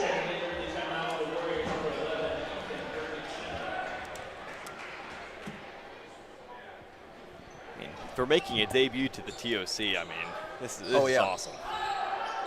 Well, and how hard it is. Oh, long pass, Bergantino. Bergantino's able to save it. Back to Harris. Got to Sabek. Tried to break that full court pressure by the Eagles by screening and bringing everybody up and screen and send Bergantino deep, and he was able to save it. And he's stripped. That's Trotman on the fast break. Up, no good. Almost got the N1. Shout out though to Ryan Edwards for like sealing that guy out there. Yeah, I've seen that called a foul, moving screen kind of thing before, and Bergantino doesn't think he fouled, but the officials disagreed. You know, Geiger had that ball and was kind of trying to back his way down from the three-point line, lost his balance, stumbled, and the turnover. Trotman comes out of there with it. Free throw short, so I have a chance to tie here. 2:54 left.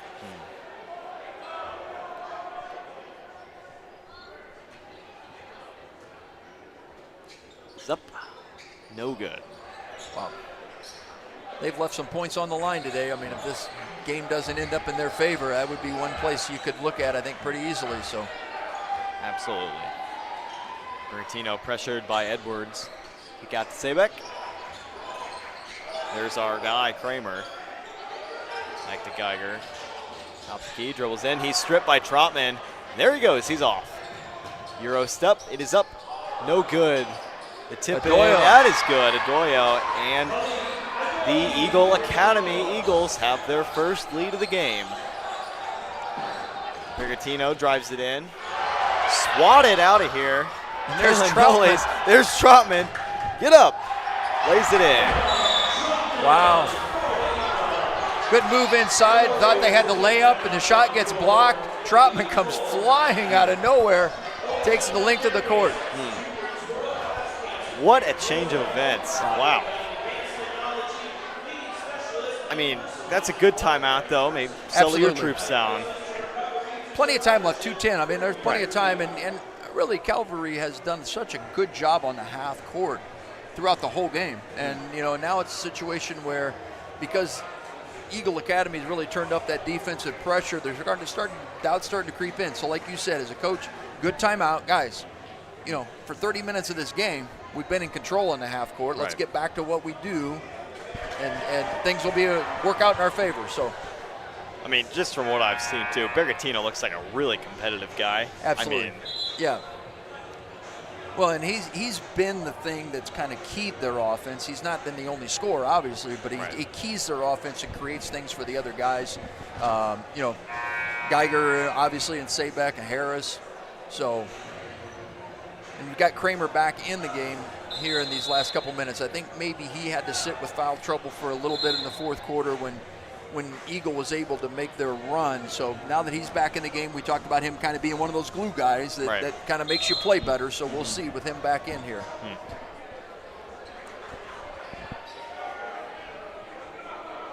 You can feel the momentum.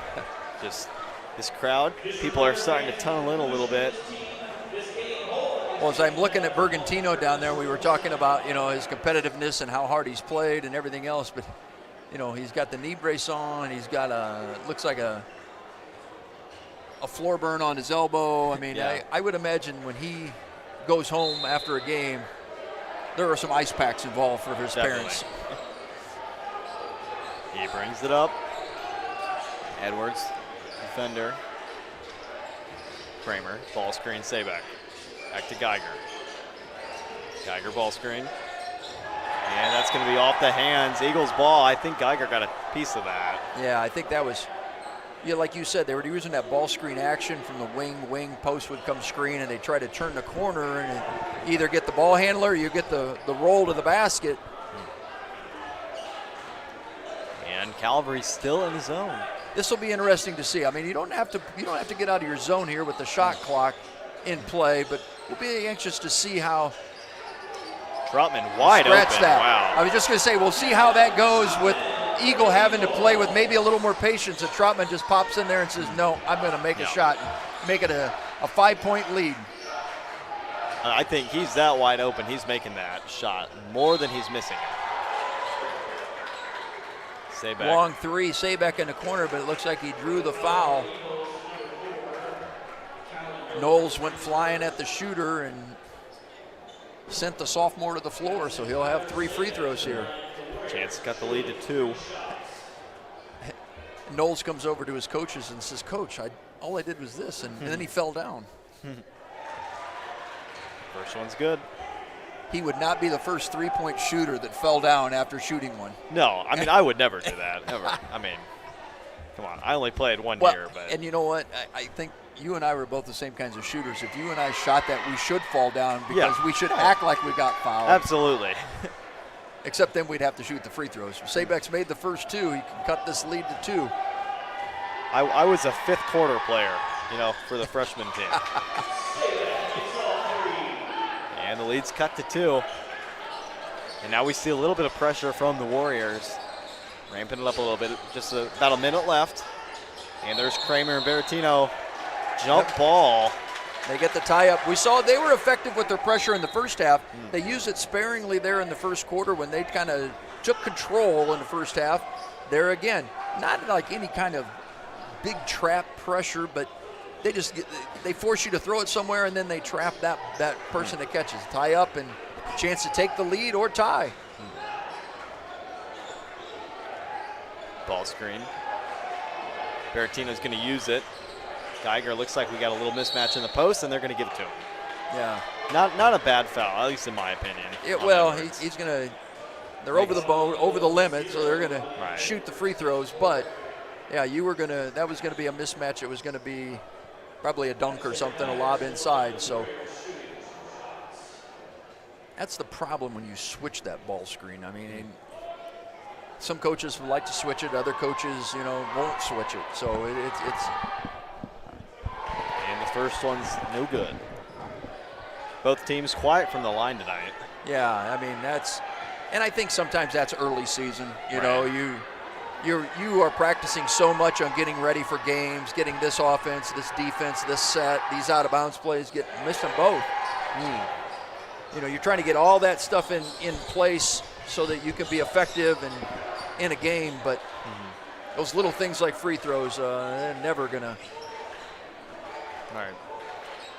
Moran, top of the key, the volleyball line. Looks to get inside. He doesn't. Instead, Trotman. Back to Moran. Moran dribbles in. Trotman. Shot fake. Mid-range. No good. Might have been kicked. Yeah, pass a little bit short. Kind of short hopped. Sabek for 3. No good. Big rebound to Doyo.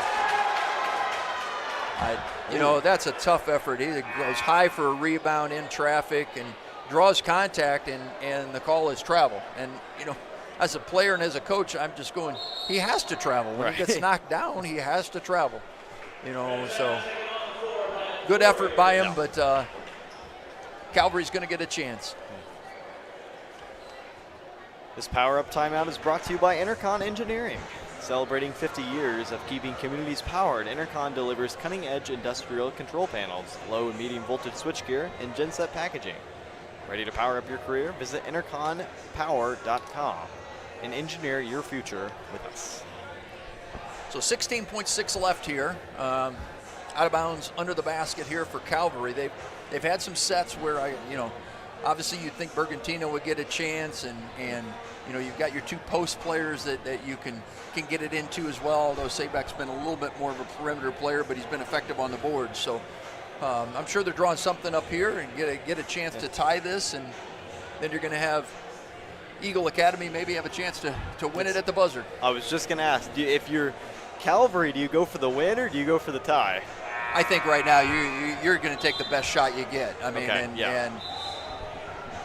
you'll tie. You'll take your chances with your defense. Your defense has been good, right? Although Eagle has seemed to figure out a few areas where they can attack it. But I think I take whatever shot I can get here. Kramer, the inbounder. I'm sure maybe an inbound play that has some options off of it, whether it's a lob, fake lob, nice diagonal screen, pop Sabek out. for the. Oh, and he takes the lead. Wow. Sabek for three. It is good, and he is fired up. The sophomore, 58-57 Calvary, 11 seconds left. That is basketball 101, the screen-to-screener. Sabek set a back screen for Geiger. Geiger didn't get it on the weak side, and here comes Bergantino. We talked about him doing everything. He just set the screen right there to get Sabek that three from the wing. Just when you need him, he answers. I mean, wow. Couldn't really get a better look than that. They went for the lead. 11 seconds left. This game's not over. Yep. A lot of time. Well, we know that Eagle will be able to get the ball up the court and get a shot. And, coaches, I think, like to take this shot with maybe 3-4 seconds so that you get an opportunity to, if they come down with it, maybe foul, maybe even 5 or 6 seconds to give them a chance to foul if you can't get corral, or your teammates have a chance to go get an offensive rebound. So I'm surprised we didn't see a little bit of extended pressure here from Calgary. Just going to say. They inbound and clock starts. Here we go. Moran taking his time down the floor, crosses over. Troutman for three. It is up. Good! Troutman. There he is. Bertino for half court. No good. Wow. What a game. Wow. Big players make big plays in big games. He hasn't made a lot of threes, but boy, that was huge. He was a player to watch. KBMTOC, one of the top 10 players in this tournament. He answered when his name was called. What a game. Great game, two really, really good teams. Well-played game. I mean, both teams execute down the stretch, and, team with the ball last wins. Not a lot you could do there if you're Calvary. Well, Bergantino's, we're watching the replay. Bergantino runner from half court rims off. I'm surprised it didn't go, and great effort both teams. Great game.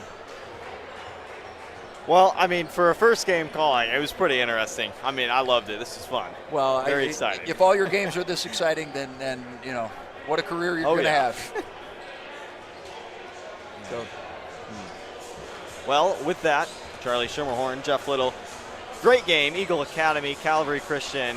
Eagle Academy wins 60-58 in exciting fashion as they go 1-0 on their season. Calvary's going to finish 2-1. But for Charlie Schermerhorn and Jeff Little, we're going to head and send it to an ad break and then down to your Uptrain Auto Group Tournament Central. Thanks for tuning in.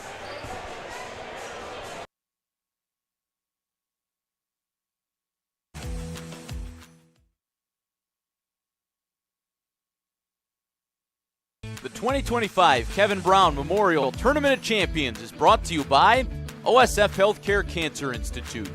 Learning you have cancer can be a scary and confusing time, but the team at OSF Health Care Cancer Institute can be by your side throughout your journey, from diagnosis to treatment to survivorship. To request an appointment, visit our website or call 844-OSF-4HOPE. By Uptrain Auto Group. Take advantage of outstanding savings during the big year-end event at every Uptrain Auto Group dealer. Find the new car or truck you've always wanted at the Uptrain dealer closest to you in Peoria, East Peoria, Washington, or North Pekin. Online at UptrainAutoGroup.com. And by your hometown community banks, Divisions of Morton Community Bank. Local people, local decisions, local success. Everything you want in a community bank. Member FDIC. And by Teamworks, proud to be an official partner of the Kevin Brown Memorial Tournament of Champions.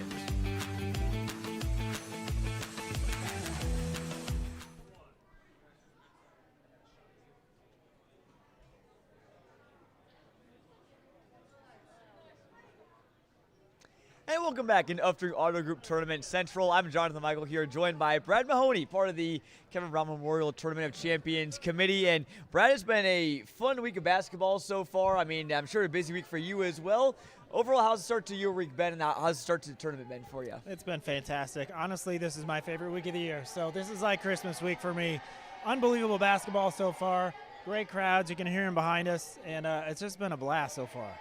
Yeah, you see just over there to our left, the Calvary and some Eagle Academy players walking by, getting a lot of cheers here from some of the younger fans in attendance. I'm sure they'll be signing some autographs here as well. That's kind of a newer part of the tournament. Been around for the last few years. They started doing those autograph sessions, all really cool. But again, Brad, you're part of the board of the committee. I mean, tell people a bit about what you do and just the work that goes into putting this tournament on each year. I know it's probably a year-round thing. Sure, absolutely. So I'm on the board for the tournament. So there's a board, there's a committee. The committee, I mean, they are unbelievable. They do so much work for this tournament, all for this week. So it's a year plus in advance. So part of my role is to help with the financial part of it. So Sure. counting cash, I'm running around helping out with credit cards, things like that. But our bank also. So I work for the community banks, and we help sponsor the clinics. Sure.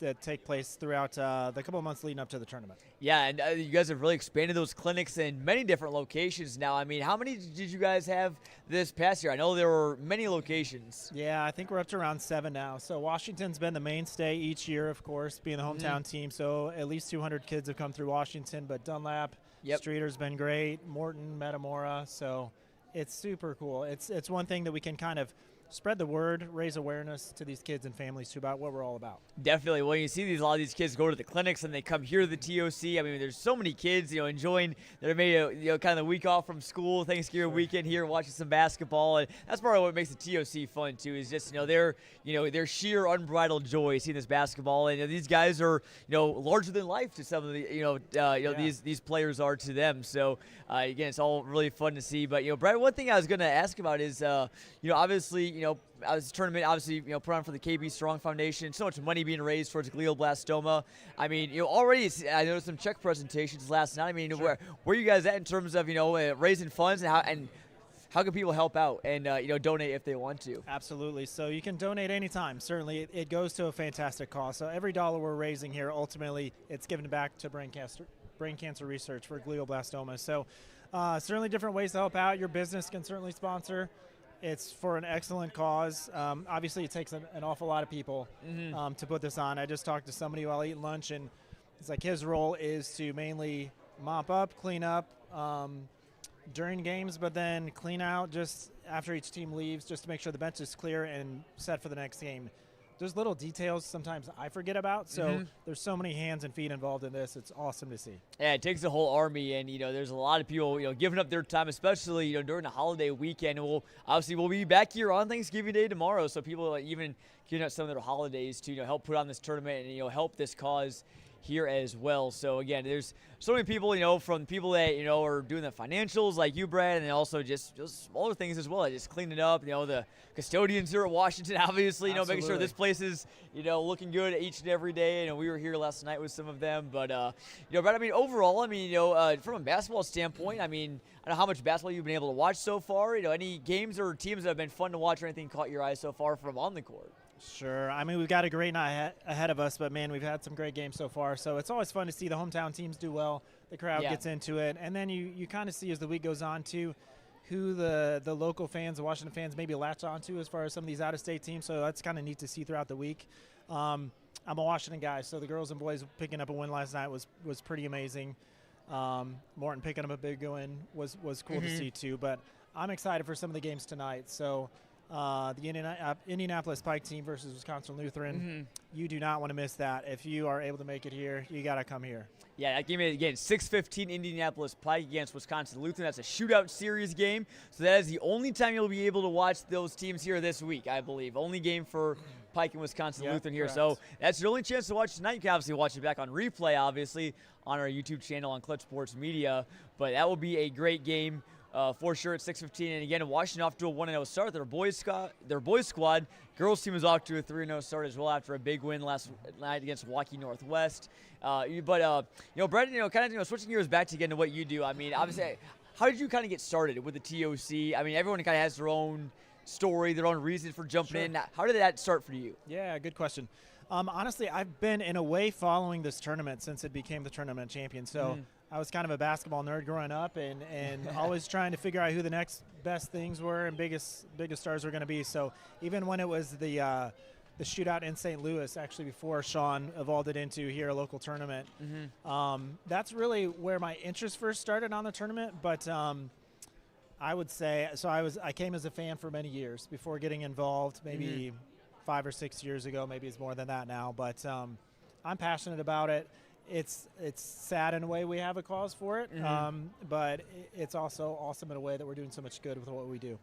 Definitely is. And again, Jody Brown, obviously, part of the KB Strong Foundation, who's, obviously a huge part in putting this tournament together as well. She said it in the TOC banquet we were at, a few years ago. Again, that the tournament was obviously around beforehand, and they said that, hey, we wanted a cause, and it's not the cause that they wanted, but obviously, but they have one now. Again, so much money being raised, and I think what the goal is, I think over the course of the next few years, try to get to $1 million for the KB Strong Foundation. Yeah. So through, I think it's been, 3-4 years now, it's over $500,000 have been raised and given to glioblastoma research, which is just unbelievable. Big numbers. Last year, the tournament, we gave through the tournament a little over $103,000 from this week. So it's amazing. Blessed to be a part of it. Definitely. Well, Brad, again, I know you're obviously going to be here a little bit of this weekend. Tell me what your Thanksgiving week looks like. I know, what does your Thanksgiving day look like? You're going to be able to go home and spend it with your family at all? Sure. Or, how busy are you the rest of the week? Part of the agreement is if I'm up here pretty much all week, taking a week off of work, that I do spend some time with my family. So I got 3 kids, married here, live really close by, which is nice. I can kind of come and go. Sure. Going to be spending some family time a little bit tomorrow. And but they'll come up to the tournament too. So I've got a daughter who's a senior cheerleader here for Washington, so that's exciting.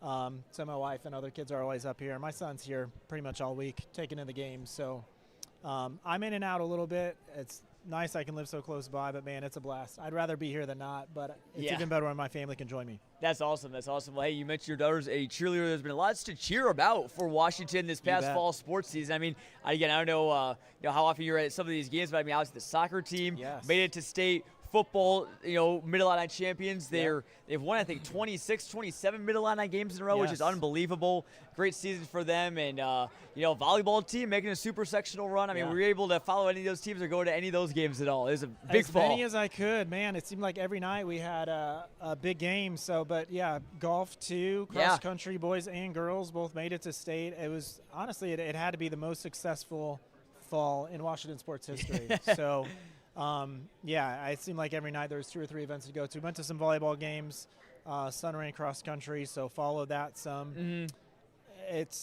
There's almost too many to track. Pretty much every team had great success. Our swimming team is doing well now too. I think going to state. So, and thank you to Clutch. You guys followed and covered a lot of it. So for the times when I could only make it to one, it's nice to be able to rely on Clutch to help us out. Well, hey, we appreciate that as well. It's it's easy to cover when there's teams that are succeeding and doing well, and we have a lot of good things to write about them. So again, I appreciate that as well. You can find more of our local sports coverage here from Central Illinois teams on Clutch Sports Media Overtime. You can find it at clutchsportsil.com/overtime. We'll have plenty of written coverage during the season of basketball, also some wrestling as well. Washington wrestling, talk about a dynasty year in and year out. They're going to be really good again this year and everything. So again, obviously we have all of our broadcasts at CSM. Again, that's where you can find lots more of our coverage for all of 39 Central Illinois teams here around the area all season long, fall, winter, and spring as well. We're going to send it back to a quick break and get ready for our next game. Going to be a good one. Let's send it back into Torrey Gym right after these messages. Brad, thanks for stopping by the studio, and good to have you back. Thank you. Appreciate it, guys.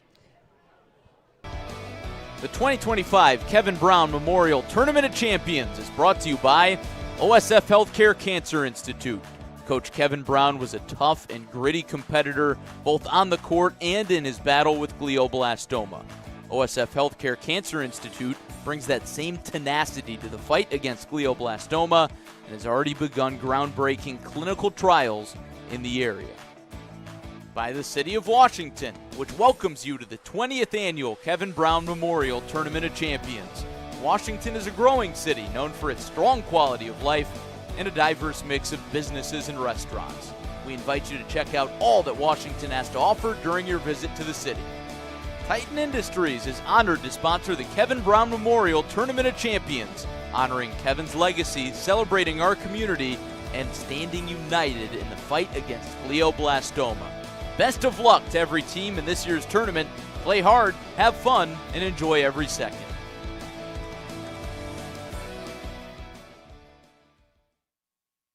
The 2025 Kevin Brown Memorial Tournament of Champions is brought to you by OSF Health Care Cancer Institute.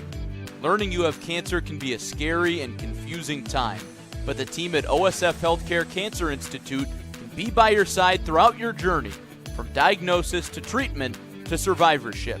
To request an appointment, visit our website or call 844-OSF-4HOPE. By Uftring Auto Group. Take advantage of outstanding savings during the big year-end event at every Uftring Auto Group dealer.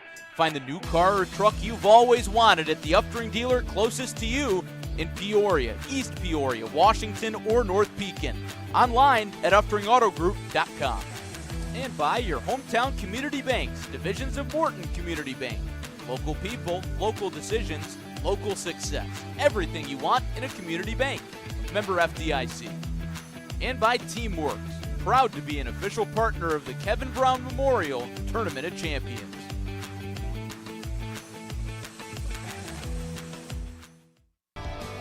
The 2025 Kevin Brown Memorial Tournament of Champions is brought to you by OSF Health Care Cancer Institute.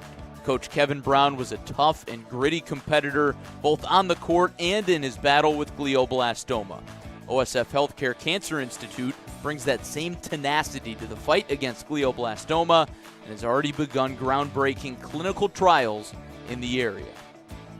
By the City of Washington, which welcomes you to the 20th Annual Kevin Brown Memorial Tournament of Champions. Washington is a growing city known for its strong quality of life and a diverse mix of businesses and restaurants. We invite you to check out all that Washington has to offer during your visit to the city. Titan Industries is honored to sponsor the Kevin Brown Memorial Tournament of Champions, honoring Kevin's legacy, celebrating our community, and standing united in the fight against glioblastoma. Best of luck to every team in this year's tournament. Play hard, have fun, and enjoy every second.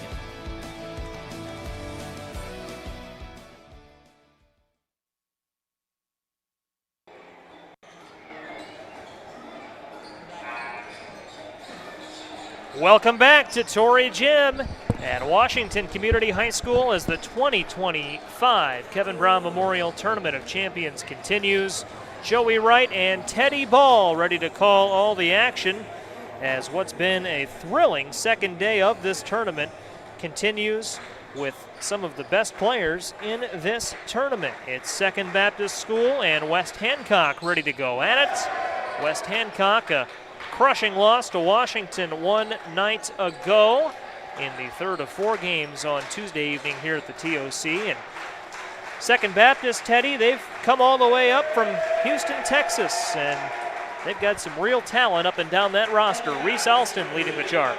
Yeah, Reese Alston is the one that's going to get a lot of looks nationally. He's the number 23 player in the nation according to 24/7 Sports.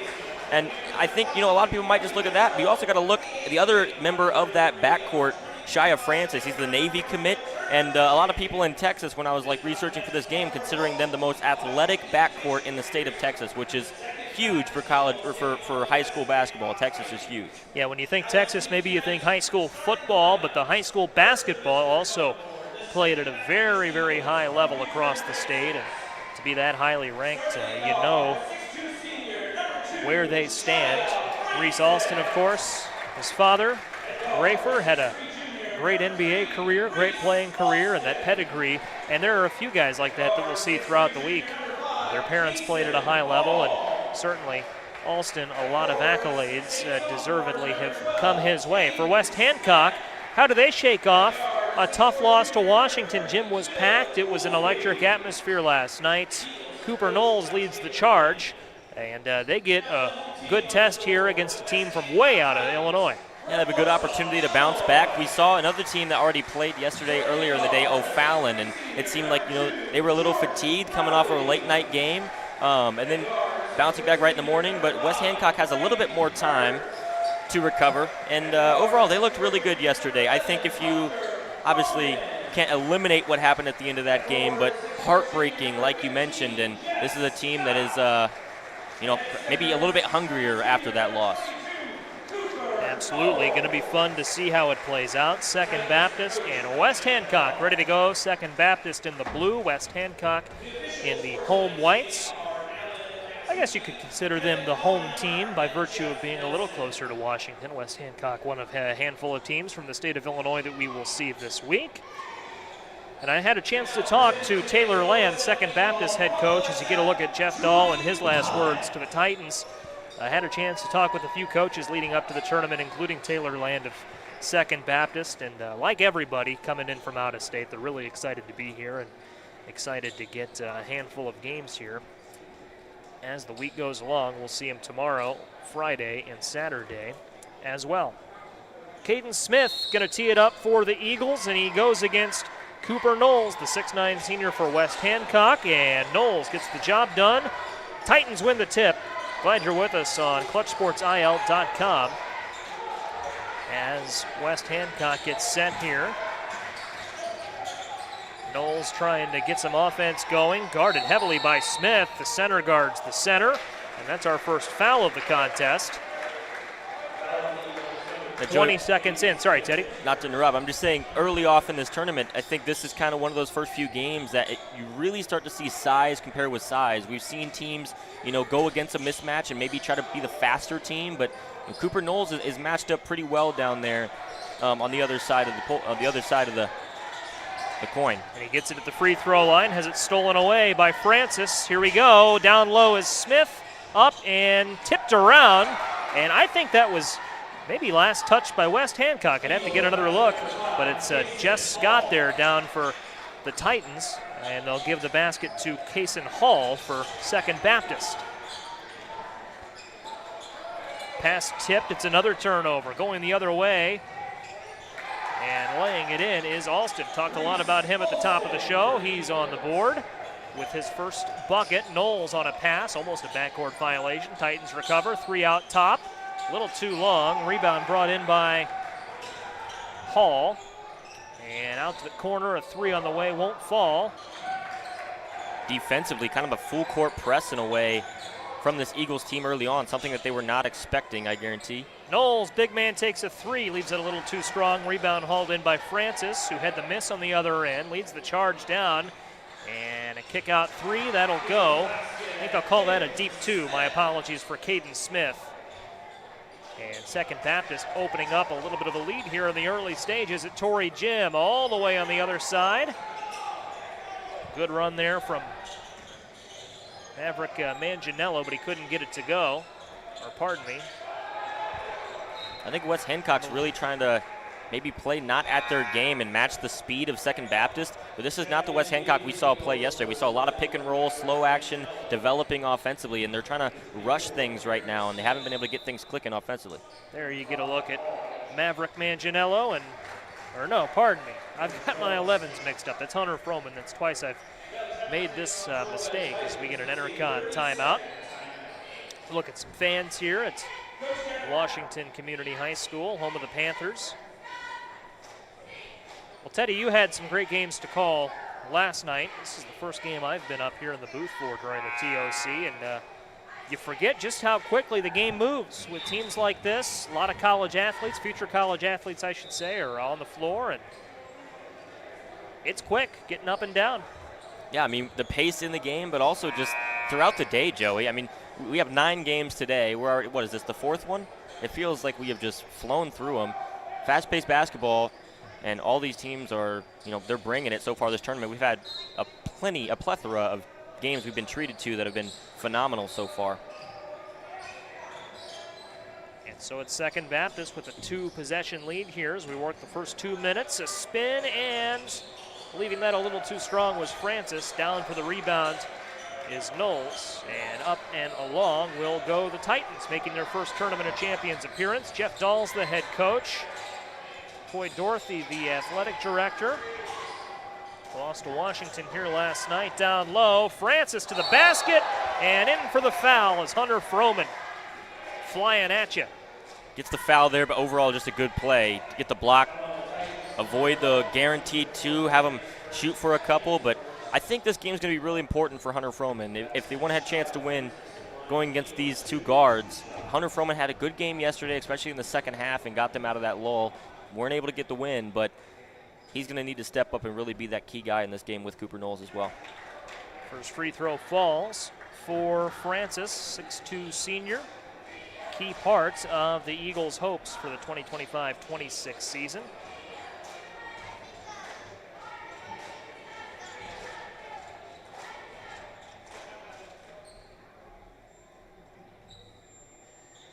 Fouls this weekend, by the way, brought to you by the Washington Police Department. There's a rebound for the Titans.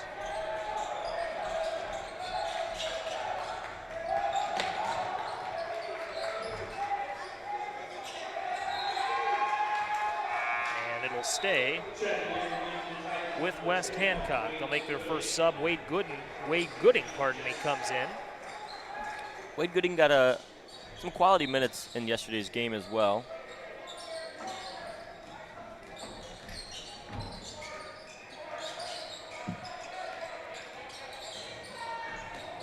Floater, that'll fall, and West Hancock is on the board. It's Braden Hurt. And Teddy, that's a big basket for the Titans. Definitely, just get something, going for you offensively, get some momentum in your favor.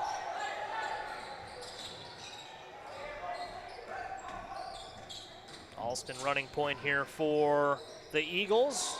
Nifty move, but he couldn't get it to fall. Rebound's going to be pulled in by Froman.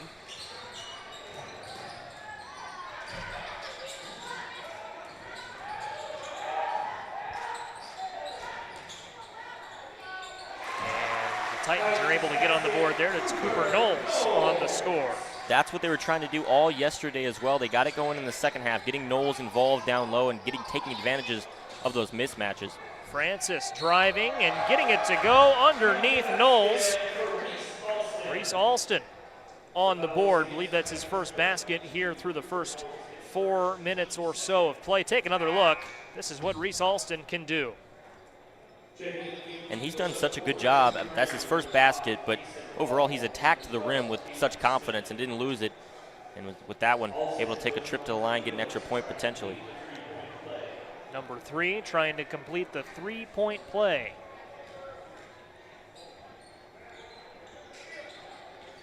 Can't get it, and the rebound brought in by Knowles.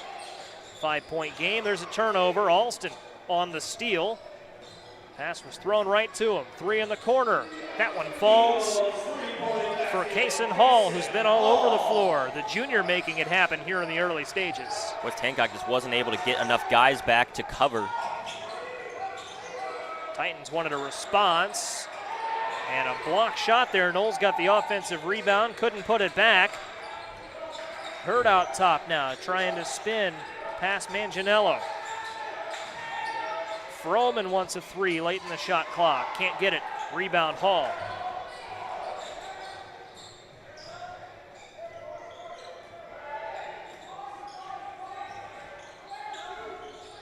There is a 30-second shot clock in play at the Tournament of Champions. It's been a few years since the tournament implemented that, and it's coming to Illinois on a full-time basis next year. Still optional in regular season games if both teams agree, as well as tournaments and shootouts. Alston all the way, and he can't finish, and he's down but pops up.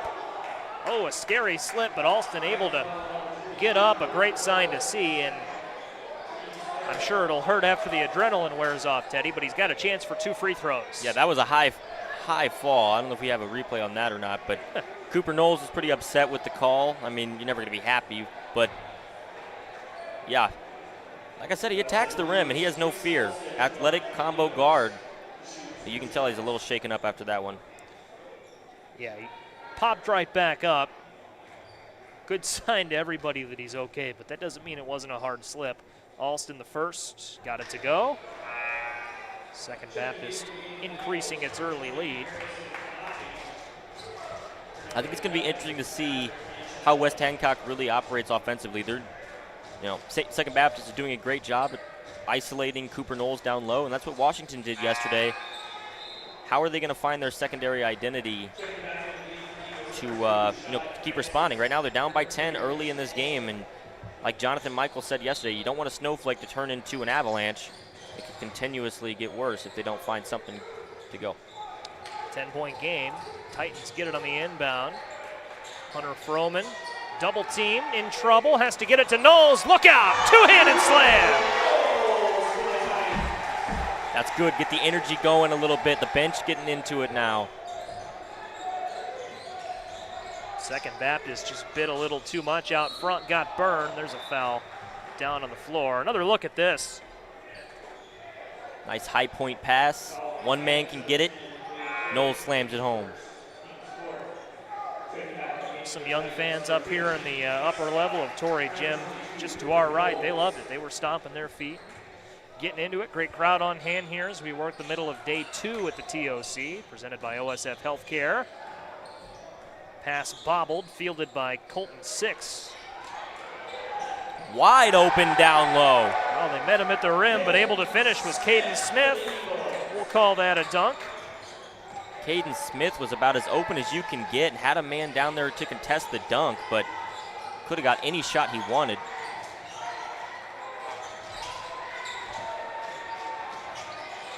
By the way, our dunks this week are brought to you by Martin Tech. Almost got another one.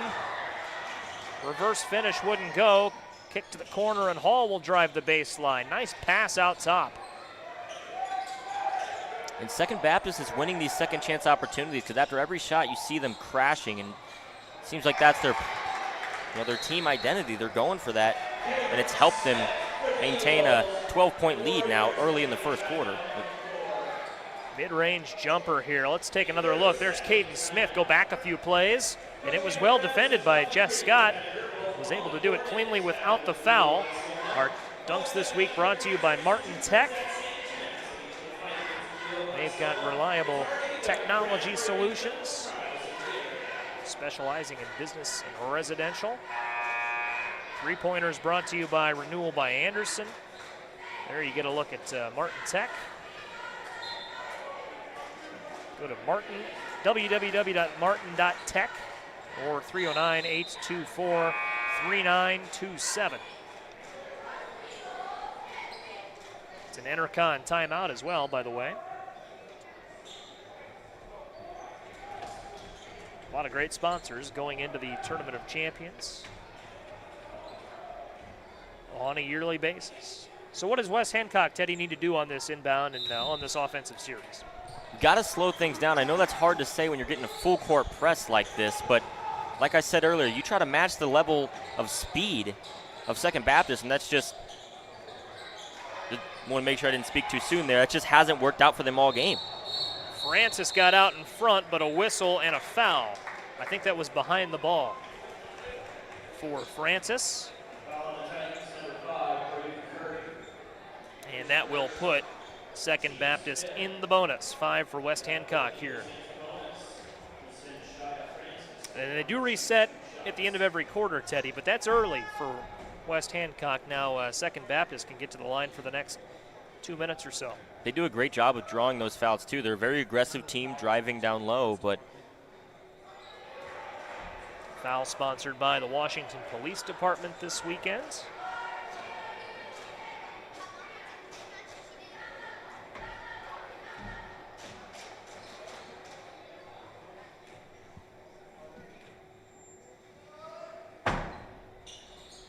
And Francis hits the second. Ball tipped right away. Froman there to field it.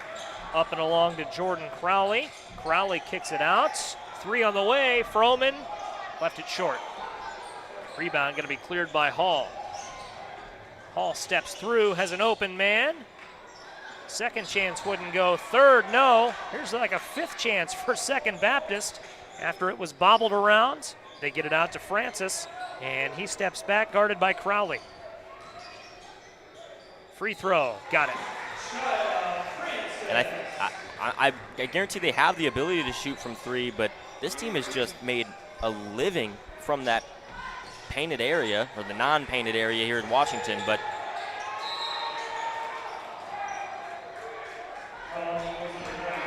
Shia Francis has been very good so far, as has his teammate Reese Alston, Kason Hall as well. Caden Smith had the dunk. And the Second Baptist team from Houston, Texas, they came to play. They have no holes in their game right now.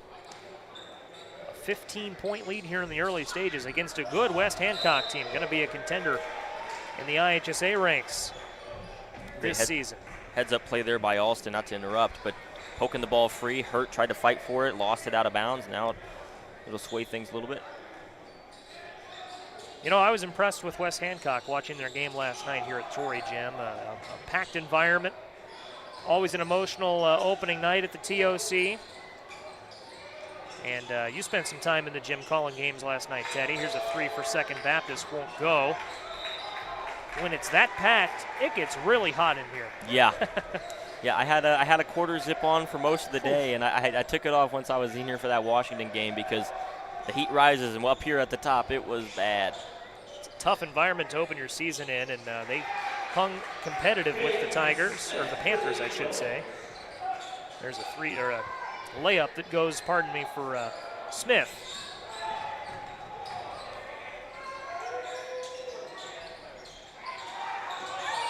West Hancock responds with a three.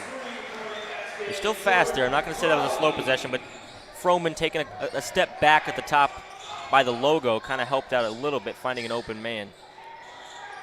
Crowley had hit the three. There's a foul on the rebound. We get a look at some young fans in the background there. Got their programs. That last game, Teddy, came down to the wire, and we were out in the multi-purpose room here at Torrey Gym, and our broadcast was on but a little delayed, and came down to some shots in the last seconds of play, and they were going crazy. Here's the last few seconds of the first quarter, and a foul on the way up the floor. They're going to call that an offensive foul against the Titans. So Second Baptist with 2 on the clock. They've got a chance for one more play here. To inbound is Lewis. Lewis gets it to the corner. 3 won't go. Good look for Harrison Nape, but he couldn't get it to fall as the buzzer sounds, and that is the first quarter of play here in Washington. 23-9 is Second Baptist's lead. And a good opportunity to work in a word for our sponsors, starting with PJ Hare, a proud sponsor of the Kevin Brown Memorial Tournament of Champions and this year's Building for the Future All-Academic Team.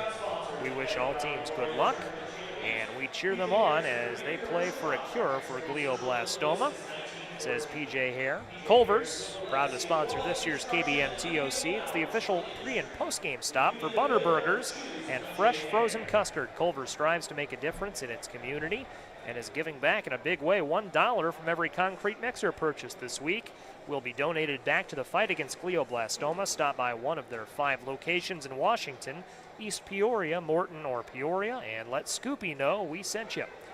And by Keps, the official pre- and post-game spot of the Kevin Brown Memorial TOC. Stop in for great food, drinks, and fun in a family-friendly environment. Also, every foul this week brought to you by the Washington Police Department. Every three-pointer brought to you by Renewal by Anderson. Every dunk from Martin Tech, and every timeout from Enercon Power. A lot of sponsors, a lot of volunteers, a lot of people that go into making this, Teddy, such the event it is year in and year out. Yeah, we talk a lot, in the studio segments, even up here in the booth, about, how good the basketball is. But there's a bunch of national basketball tournaments that have, very high level of talent, but few in the nation that are as, put together and community-driven as the Washington Tournament of Champions. It takes a village. We see it every year. Here's an alley-oop and a slam. Finishing that one, Reese Alston. Oh, what a play. What a setup. Sneaking from behind the defense, going all the way out to the right wing, and then coming back for the oop. Reese Alston. One of the highly touted players in this year's field. Here's a drive and a response, and one for Cooper Knowles. really good play by Knowles there. Finally just kind of taking it, getting a one-on-one opportunity. He's been doubled a lot down low and just taking advantage of his size. Alston about pulled that rim down. What a play. But Knowles finishes with one more point on his drive to the rack. Gets the and one. Sometimes, Joey, the energy from those highlight plays can be a little bit more valuable than maybe the extra point. I know it, obviously the points are the most important thing, but getting the team rallied up, which they don't really need it with a big lead, but Reese Alston, as Knowles pulls in the rebound, has got a lot of opportunities to continue his playing career at the next level. There's a foul out top. Will he play college basketball right down the road at Illinois? Will he play at Texas in his home state? Those are two of his offers. He's got all kinds of offers on the table. Kentucky, LSU, Purdue, Washington, Florida State, just to name a few. Pretty much every school in the country. Yeah, take your pick. 6'3" junior, and he's got plenty of time to decide where his future will take him. Knowles spins and scores, and that's now 2 baskets in a row that will result in a free throw for Knowles. Potential 6-point in back-to-back possessions. If he hits this free throw, Knowles is really heating up now, and that's exactly what this West Hancock team needs. He has been, in that first game, their offense entirely flows through him. He had 17 points, 13 boards, and 3 blocks, a couple defensive stats in there too, but just he was the key guy for them. Didn't come up with the victory, but when he was hot, this team was playing their best ball. And he's getting hot now. Gets the free throw to go. 6 points in the last 2 trips down the floor for Knowles, and just like that, it is a 9-point game. 10-point game, my apologies. Now top 3 will fall, and there's a nice response for Second Baptist, knocking that one down from range. And you see the celebration there, fired up down the floor. It's Will Goolsby. Great shot by Goolsby. How about the assist, though, from Alston? I mean, he driving inside, looks like he had eyes in the back of his head. Maybe a little peripheral vision, but boom. Passing right behind him, open man. Good response coming off that 6-point swing. Will Goolsby is not a player we've talked a lot about, Teddy, but he, along with several players on this floor right now on the TOC's annual preseason 30 intriguing players to watch list. Reese Alston is on the tournament's Dandy Dozen list, but Will Goolsby heating up. He's really come on in the last few minutes for the Eagles.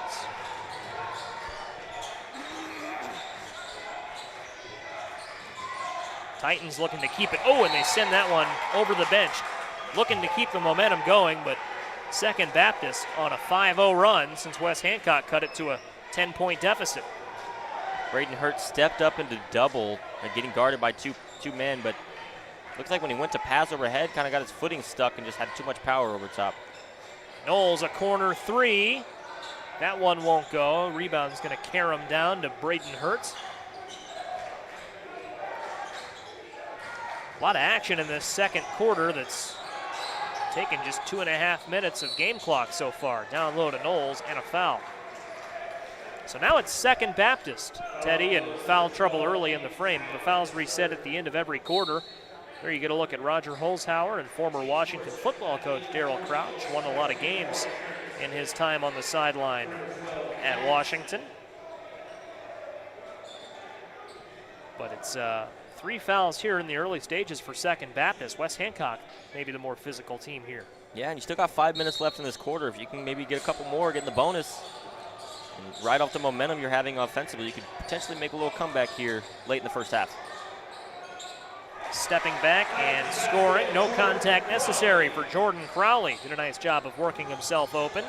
13-point game again. Alston, nice maneuver, but he left it a little wide there at the rack. And the Titans take advantage, driving all the way as Hunter Froman, and a timeout is called. Now I think they can benefit a little bit from this in terms of Second Baptist has released off that full court press that was working with them so much. I'm sure it was exhausting them, but now you're starting to see things open up offensively for West Hancock. Maybe if you're Second Baptist, you go back to that. It's an Enercon power-up timeout. Jeff Dahl goes to work on the clipboard.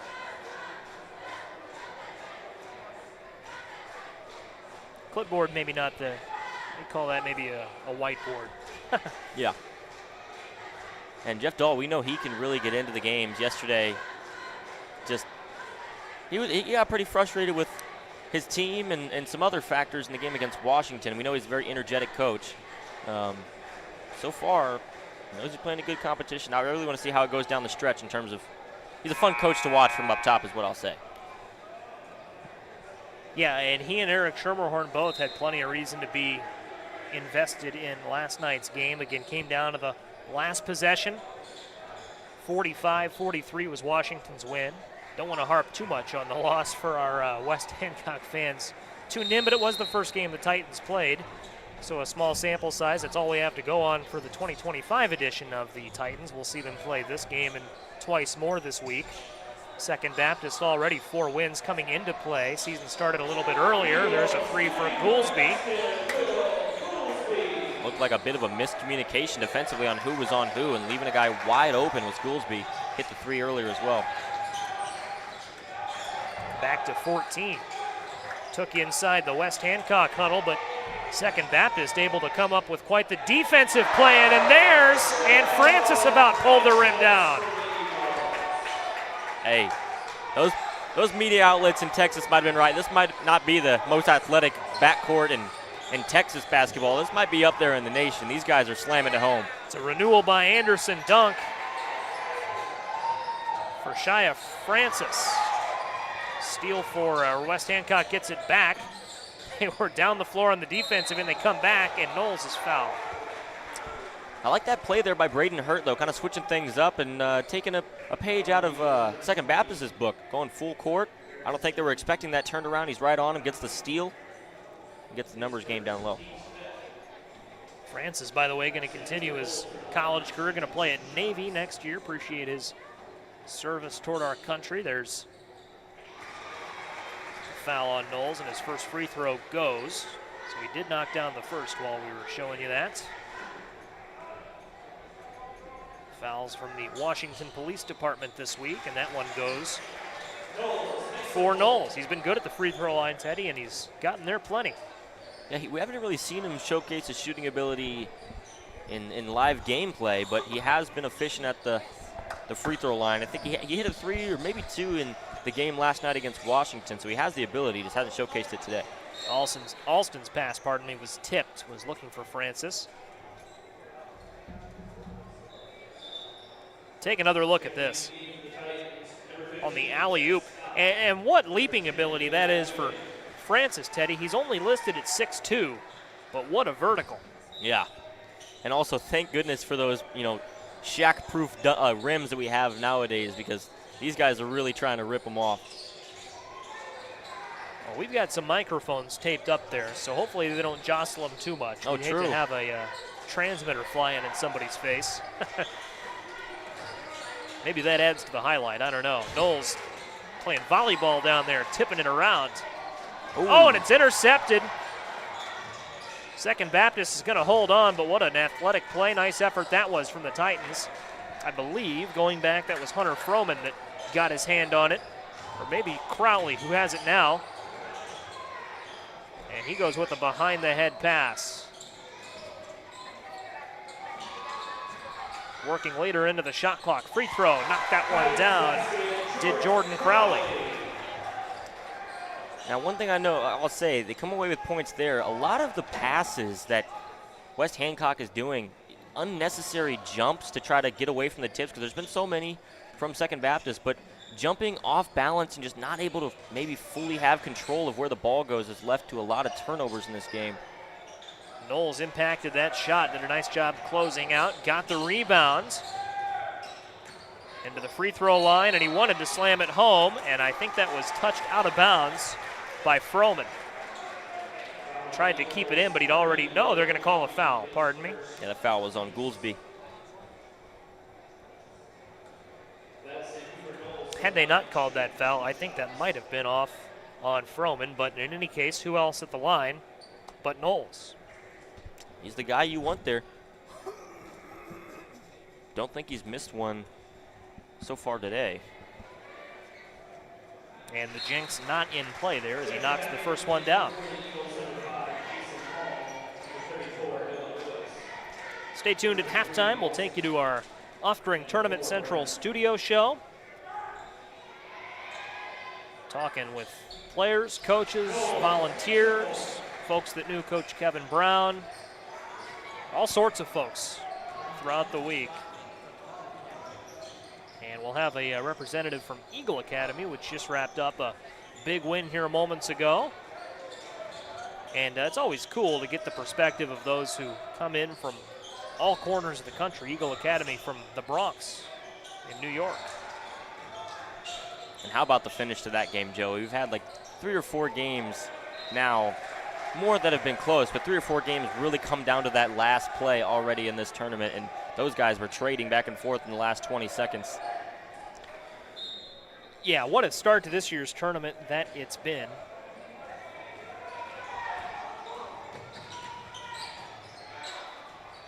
And there's a 3 that falls for Jordan Crowley. It's a renewal by Anderson 3-pointer. Just like that.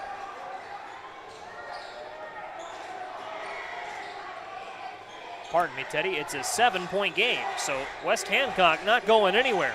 They've really battled their way back in the second quarter. Huge block by Knowles as well. Blocked by Knowles, and they kick it out. West Hancock.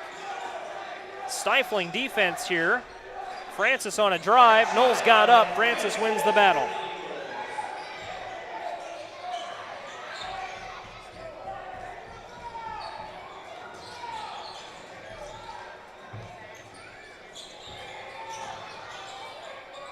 Top 3, or in the corner, I should say, won't fall for Knowles. Like the inclusion of him in the deep 3 range as well. That one's short. And Knowles flies in for the rebound. Chugging on the offensive end, getting down to the block. And a foul there. Braden Hurt will go to the line. West Hancock's brought a nice contingent of fans. And they've got a chance to cut it back to 7. Goolsby on the foul. They've done a great job at really drawing those fouls down low, and not to say that that's the reason or the only reason they're coming back, because they're attacking aggressively. They're consistently maintaining their confidence from beyond the arc, but free throw line trips have sneakily caught them back in this game. And like I was going to say before that, the 7-point lead 4 or 5 minutes ago, I wouldn't have predicted it. Second free throw off the mark. Fouls by the Washington Police Department this week, sponsoring all the fouls. 5 for Second Baptist, still none for West Hancock. They played a very clean second quarter. Here's a drive and a kick. Francis goes to work. It's almost stolen away. Ball still loose, and it will be a turnover. Shot clock and game clock not quite matching. So Second Baptist will get another opportunity here. Trying to trap down to the block or thereabouts. Out top 3 on the way. Falls. West Hancock getting it going on the offensive end. It's Hunter Froman. Yeah, I believe it was Crowley on the other side originally with the ball, and I love what he's doing. You're getting heavily pressed, but you hold on to it, wait till you find a man, don't force a pass. Second Baptist wants a 3 at the buzzer. It won't go, and it's a 6-point game after a half of play here in Washington. What a start to this one. Huge second quarter by West Hancock, taking the edge in that second quarter, getting outscored by quite a bit in the first and really battled their way back. Remember our dunks today brought to you by Martin Tech. Our 3-pointers from Renewal by Anderson, our fouls from Washington Police Department, and our timeouts from Enercon Power. We've seen plenty of action here in this first half of play. We'll get ready to send you to our Offering Tournament Central studio show. We'll have a representative from Eagle Academy in the Bronx, New York City, on the other side of this break. Joey Wright, Teddy Ball, out for halftime, back for the second half. You're watching Clutch Sports Media's coverage of the OSF Health Care Kevin Brown Memorial TOC. The 2025 Kevin Brown Memorial Tournament of Champions is brought to you by OSF Health Care Cancer Institute. Coach Kevin Brown was a tough and gritty competitor both on the court and in his battle with glioblastoma. OSF Health Care Cancer Institute brings that same tenacity to the fight against glioblastoma and has already begun groundbreaking clinical trials in the area. By the City of Washington, which welcomes you to the 20th Annual Kevin Brown Memorial Tournament of Champions. Washington is a growing city known for its strong quality of life and a diverse mix of businesses and restaurants. We invite you to check out all that Washington has to offer during your visit to the city. Titan Industries is honored to sponsor the Kevin Brown Memorial Tournament of Champions, honoring Kevin's legacy, celebrating our community, and standing united in the fight against glioblastoma. Best of luck to every team in this year's tournament. Play hard, have fun, and enjoy every second.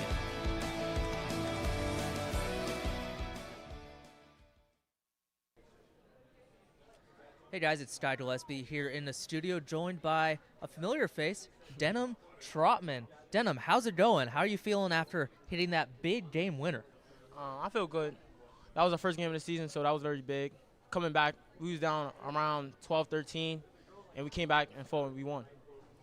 So, talk to me. Calvary Christian hit that big three. You guys are down 57-58 at the time. What was it like in the timeout? What was going through your mind? The previous play, we was up 1, and then I turned it over. I think it was up 2, actually, and I turned it over. So I was thinking about that turnover, but then we went into the timeout, and our coaching staff, they was telling me, just forget about it. We're going to win this game. So, and they believed in me, and they trusted me. So then next play down, I came down, make the shot. So that was good. Yes, sir. Denham Trotman just hit that big game-winning three, 60-58 in their first game of the season. They're still going to stick around, play some more ball games here at the Tournament of Champions. And Denham, you guys are from New York City. What's the basketball scene like up there? Very gritty, very competitive, shifty, crafty, guards especially, and just like we all hustle. So it's like a dog mentality. Mm-hmm. And I'm sure you've been asked this question a lot, but you met Luka Doncic, one of the best NBA players right now, probably top 3 for sure. Talk to me about the event and what it was like meeting him. The event was amazing, especially in the summertime. It gave me a lot of momentum coming into the season. So that was actually great. Actually, I played my teammate Elijah in front of Luka Doncic. Nice. So that was good. At Dykeman, a great environment, so that was great. Awesome. You scored 14. You had 7 boards, and you had 3 steals as well. You kind of described it as that's kind of how the New York style guards play. They play on both ends. They're very scrappy players, but your team also very balanced scoring. You had 3 players in double figures. Talk to me about the balanced scoring and just the team chemistry in general, even in just your first game of the season. I definitely feel like the team chemistry this year is way better than last year because we all abide with each other, we love each other, and we have fun with each other. So that's definitely a plus. So that's what adds on to the balance of the team. Awesome. So you're a senior now. What are your goals for this season? A city championship. That's it. Awesome.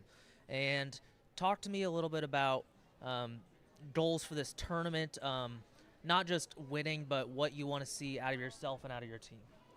Any accolades this tournament have, I want to be on it. So me and Elijah especially, we talked about it. But if we could get Gio, Matthew, anybody on the team to be on any of the accolades, that would be good.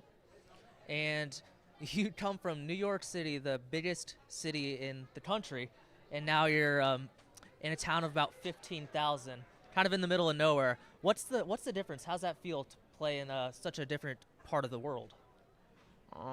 It doesn't really faze me. I just focus on playing basketball and just being here with my teammates and having fun, especially on the holidays. Mm-hmm.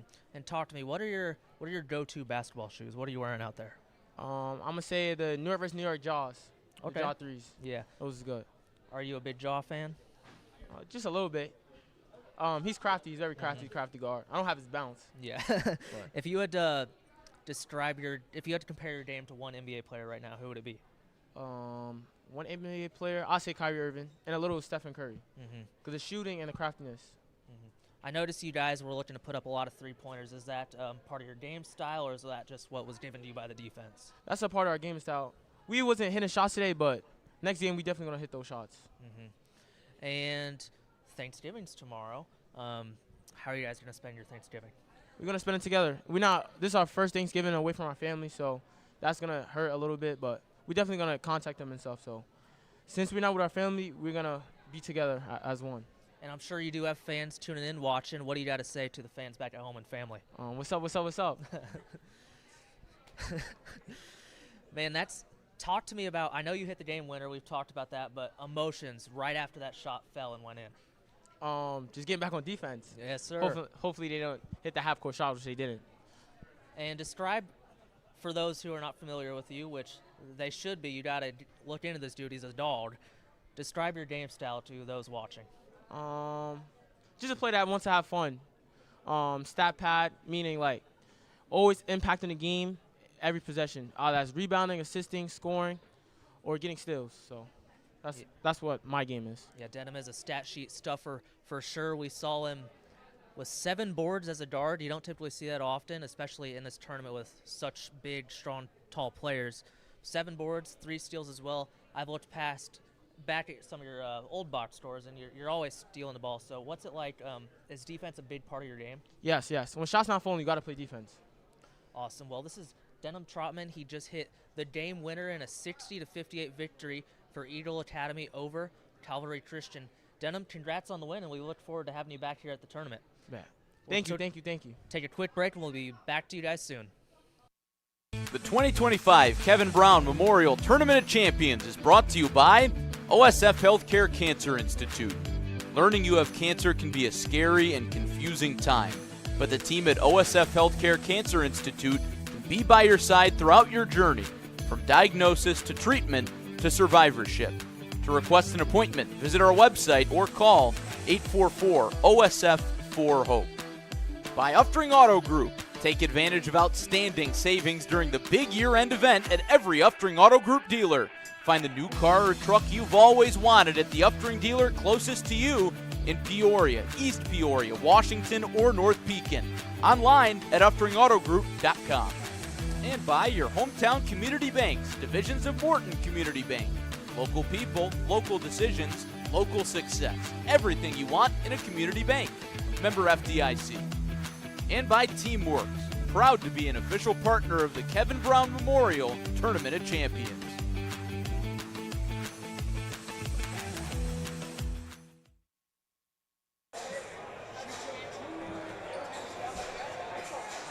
Back at Torrey Gym at Washington Community High School, Joey Wright and Teddy Ball hanging out with you. And what a ball game we've seen here as Second Baptist out of Houston, Texas has a 6-point lead on West Hancock from Warsaw, Illinois, and Hamilton, and a collection of small towns. It's a 6-point game at halftime, 37-31. But Teddy, what a second quarter from West Hancock. You know, it looked early on like Second Baptist, I mean, you never want to say, you know, had enough to get the job done, basketball game or runs and punt, but I mean, they got off to a really good start in the first quarter. West Hancock, how did they respond in that second quarter to hang in this ball game? Well, I think it's clear their main point of emphasis is getting Cooper Knowles the ball, and they have a team of guys that can score and can play all facets of the game, but he really is the key to their offense. And early on, he was getting doubled down low. He was getting, you know, a lot. Anytime he got the ball, he was getting swarmed. He tried to kick out, and they were Second Baptist was doing a great job at getting to their man, and it was just really hard for him to get going. In that second quarter, though, Cooper Knowles was able to have the fresh right. Kicking things off with a 6-point swing, 2 back-to-back and ones, hitting both free throws, and that really just got things going for this West Hancock team. And this is similar to what they did yesterday. They started off slow against Washington, especially with Cooper. He wasn't able to really get the ball much, and then finally they start opening things up around the perimeter. It gets Cooper Knowles more one-on-one opportunities, and they all took advantage of it. They sure did, and you know, for West Hancock, going against guys like Francis, Alston, Smith, they haven't had a problem thanks to the work of Cooper Knowles, doing a great job of getting to the line. Braden Hurt, Hunter Froman, Jordan Crowley, all kinds of guys factoring into play here. West Hancock playing its second game of the year, Second Baptist in its 5th. Second Baptist looking to go home. Happy ball club here. Potentially. And what a fun team they are, Joey. Yeah, they absolutely are, Teddy. And, Alston, we mentioned all the offers he's got, and Francis is obviously committed to play at Navy. Something Taylor Land told me, though, the Eagles head coach before the tournament, a lot of youth, and, a lot of guys that maybe can get buried under the spotlight of those key contributors, but, are just as good and just kind of need that spotlight to shine. They only have 3 seniors on their roster, so a lot of guys that can step up in a big way the rest of the season and continuing on their high school career here next year. Absolutely. Just underway, third quarter. Second Baptist getting a chance offensively all the way to the rack and laying it in. Reese Alston having a great game. The speed off the drive is something just you don't see too often at the high school level. He has no fear. Even after the foul earlier on where he took kind of a hard tumble, he has not backed off the gas. Eagles back ahead by 8 points. Here's Crowley, lost it. Second Baptist looking to run. Titans slow him down. Swung out to Hall. Here's Alston driving. Alston with a little contact, in. Got it to go. So all 4 of Second Baptist points in this third quarter have come from Alston. Alston favoring his elbow there. I'm not sure if it's something from earlier. He keeps grabbing onto it. I hope he's okay. Well, here's Knowles. Remember, Alston earlier in the game took a hard fall on a foul. Knowles, nice move, turnaround jumper, gets it to go. But Alston took a hard foul on that dunk attempt earlier, got to the line, popped right up, didn't appear to be in a great deal of pain, but there's a nice finish from Francis. I speculate maybe it hurt just a little more than his initial reaction led on. He's leaving it all on the line. Got to give him respect. He's playing through it.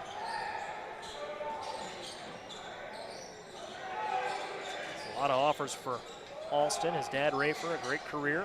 There's an alley-oop to Knowles, and he left it just a little bit short, but an offensive rebound. Looks like a miscommunication there between Jess Scott and Hunter Froman. Thought Froman was going to cut up to the top of the key and just dip corner. Pass went out of bounds. Miscommunication. There's Alston. Take a look at that last basket. Did a nice job of moving under his man and getting it to go, and then Knowles just almost had the alley-oop slam on the other end. Affects that shot, almost got the rebound, out of bounds. Titans get it back. And look at what the offensive possessions early on from Alston was able to do in terms of now he can control this defense with his mind almost. They're swarming. He knows when he goes in, they are going to try to stop him at the rim. And he's dishing out. Last 2 possessions didn't result in points, but he finds the open man, and eventually that's going to contribute to something on the scoreboard. On the wing, now out top. Braden Hurt has had the ball in his hands a lot this afternoon for West Hancock. Down though, and Second Baptist looking to force a steal. It'll be a foul. They'll call a foul before the jump ball. Fouls brought to you this week by the Washington Police Department, supporting this local tournament. Something we've seen a lot of, Teddy. I remarked on this yesterday when Jody Brown, the late Kevin Brown's wife, was in our studio, but we've seen a lot of, I feel like, charges. We've seen a lot of players diving for loose balls, things of that nature. Kevin Brown, those teams were known for their hard-charging style of play. There's a 3 for Crowley. It's brought to you by Renewal by Anderson. And a foul on the other end from the Washington Police Department. But, yeah, Joey, like what you said, I think players realize, especially with, there might not be at least visible right now college scouts out there, but, seeing it live, seeing it on the broadcast or somewhat way, there's so much attention that you get brought to you in tournaments like this. And getting those extra plays, those gritty plays, that's what a lot of coaches want at the next level. Absolutely, especially on a stage like this. Basket wins for Second Baptist. It's back to a 9-point lead. There's a pass to Crowley. Crowley to the corner, and a 3 just off. Rebound's going to be cleared by Caden Smith on this newly minted hardwood surface at Torrey Gym. Deep 3, and knocking that one down is Alston. He was way behind the line. That's where he'll shoot him from in college.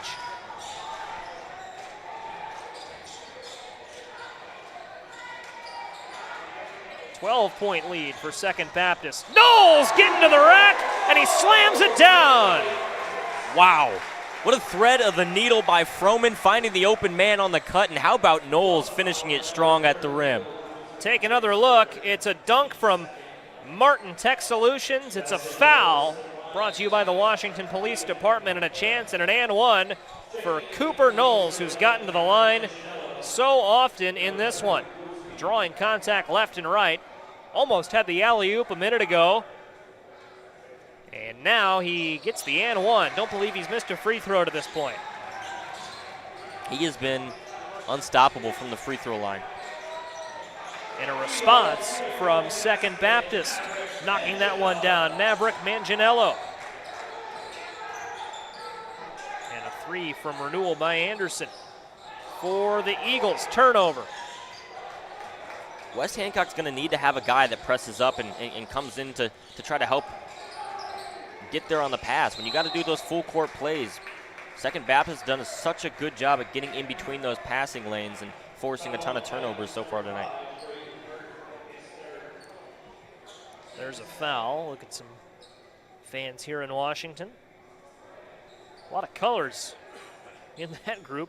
A few Notre Dame fans. I like that purple hoodie. Front and it's almost like a Marlins man. Front and center there. And then there is someone wearing orange 2 rows behind. 4:16 left here in the third quarter. Titans will get a chance to inbound. Teddy, it's still only a 12-point game, and West Hancock has proven, pardon me, a few times that they've been able to cut into that deficit. Here's a three. Couldn't get that one, but momentum has not been hard for West Hancock to obtain in this one. And especially what we've seen so far this tournament on a couple of comebacks, one of them being West Hancock yesterday against Washington, despite the loss. I'm not going to count anything out right now. We still have a lot of time left. Down low, Francis gets up, and it's a dunk. Martin Tech brings that one to you. I mean, Alston's really the real deal. I'm thinking about plays in my mind that he's done on pretty much everything. He's been able to shoot the ball from beyond the arc. He's had several steals. Passing has been elite, and he can finish at the rim with the best of them. Got the assist there, and there is a foul. Up and along, that's going to be whistled against Crowley.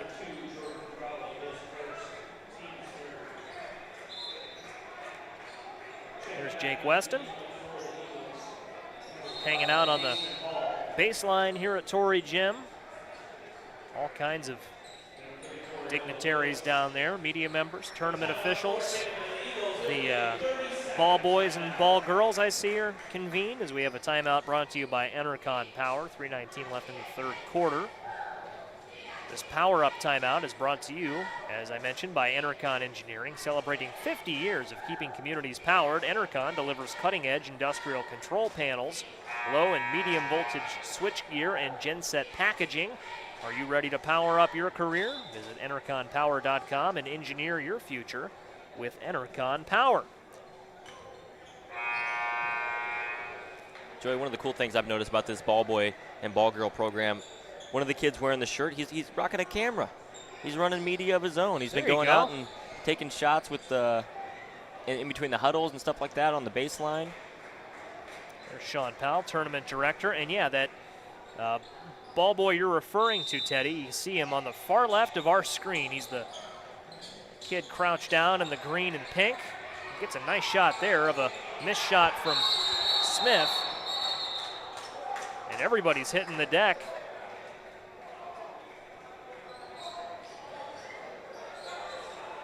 Take a look here on the rebound. Knowles. Everybody tangled up. Yeah, just got tripped up a little there with Smith. And the floor crew comes out, wipes up the moisture. But yeah, look at that photographer there, just behind the tee on the baseline. That's high-level stuff. He's down in a crouch, working the angles. That's the future. Yep. And I believe there's 3 ball kids for this game. Here's a kick to the corner and a 3 from Manganiello, knocks it down. Knowles came out to play defense, but Manganiello was able to knock it through. And Second Baptist opens up its largest lead of the game. Floater and a response not to be. Three-pointer brought to you by Renewal by Anderson.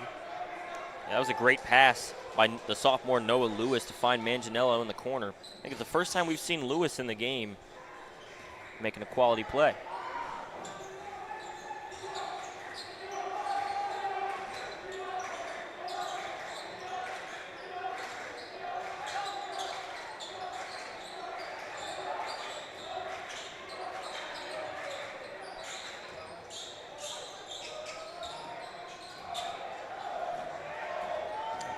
It's a turnover. West Hancock takes over.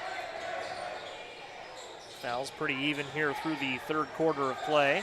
And there's a turnover, looking for a fast break. Second Baptist couldn't get out in front of it.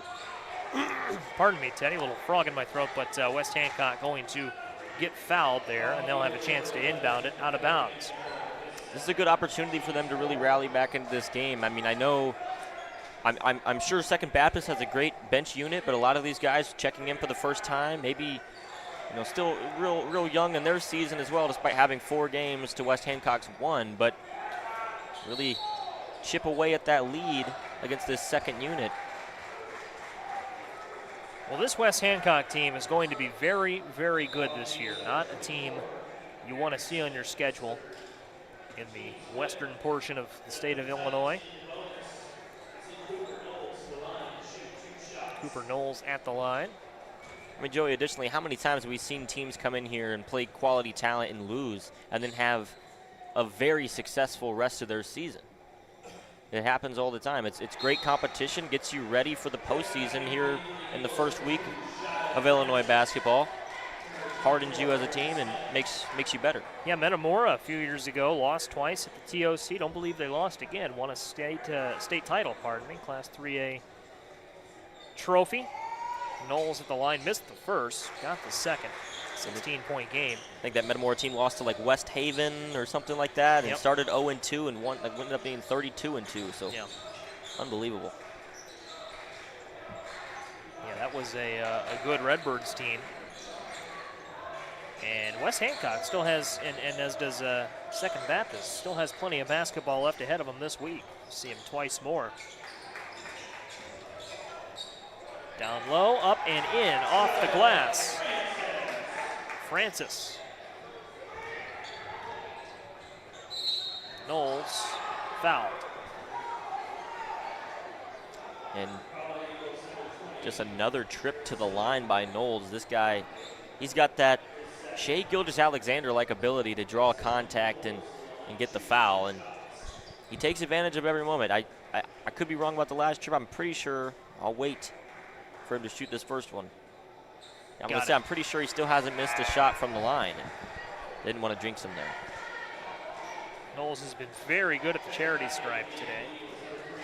You know, one thing, Teddy, in talking with so many coaches here at the TOC over the years, you know, it's really beneficial early on in the season. Well, I guess at any point in the season, but maybe especially so early on, to play teams from out of the state of Illinois or out of your state, you know, in Second Baptist case from Houston, Texas, but Austin gets that to go. You know, it's just, you run into so many different styles of play from all corners of the country, and, you know, a team from Illinois and a team from Texas, they're going to get up and down the floor a little differently, and, you know, extrapolate that to all the different states we have represented at this year's tournament. So you learn a lot about your team, and it really prepares you for the different kinds of opponents you'll see in your own state. There's a shot from Knowles.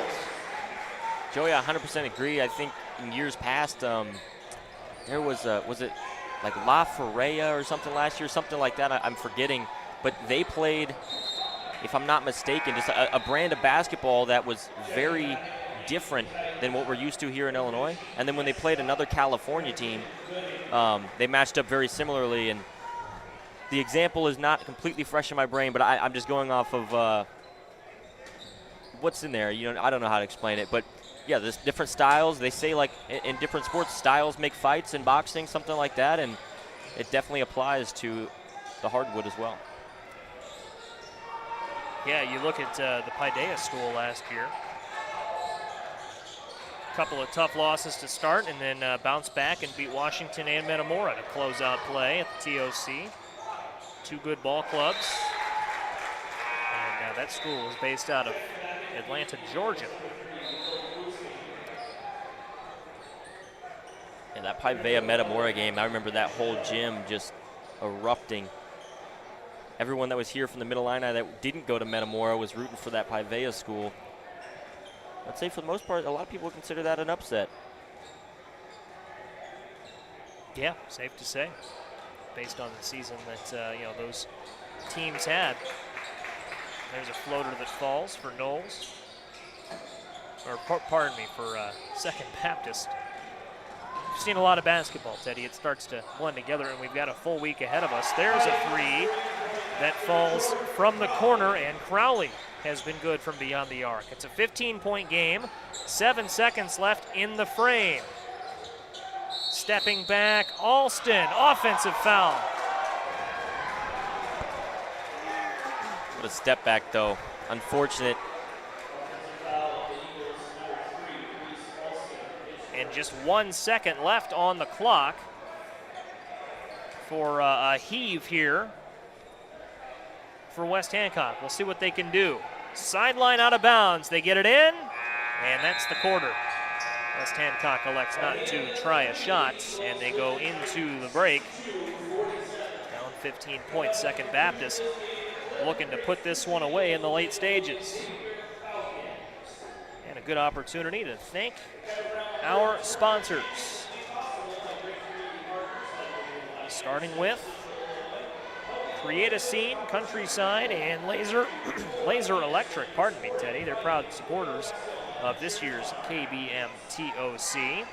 Renewal by Anderson is where quality meets community. They're honored to sponsor the Tournament of Champions and help raise awareness in the fight against glioblastoma.